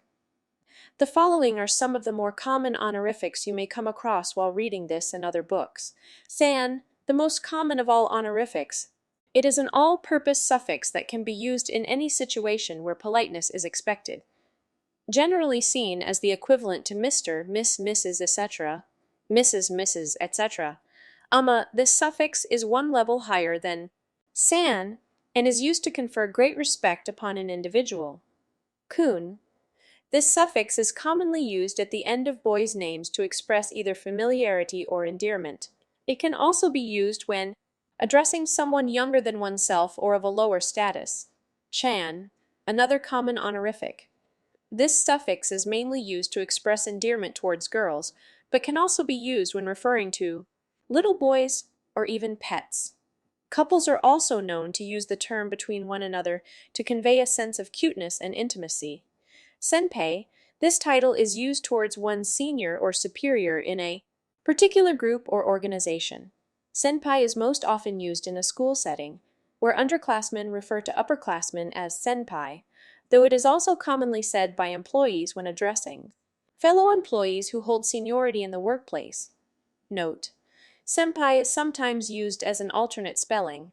Kuhai, this is the exact opposite of senpai, and is used to refer to underclassmen in school, junior employees at the workplace, etc. Sensei, literally meaning one who has come before. This title is used for teachers, doctors, or masters of any profession or art. Oniesan, this title literally means big brother.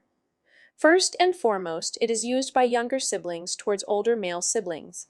It can be used by itself or attached to a person's name as a suffix. Nisan. It is often used by a younger person toward an older person unrelated by blood, in this case as a sign of respect. Other forms include the informal Oniishin and the more respectful Onie-sama. Oniisan. This title is the opposite of Onie-san and means big sister. Other forms include the informal Wani-chan and the more respectful Wani-sama.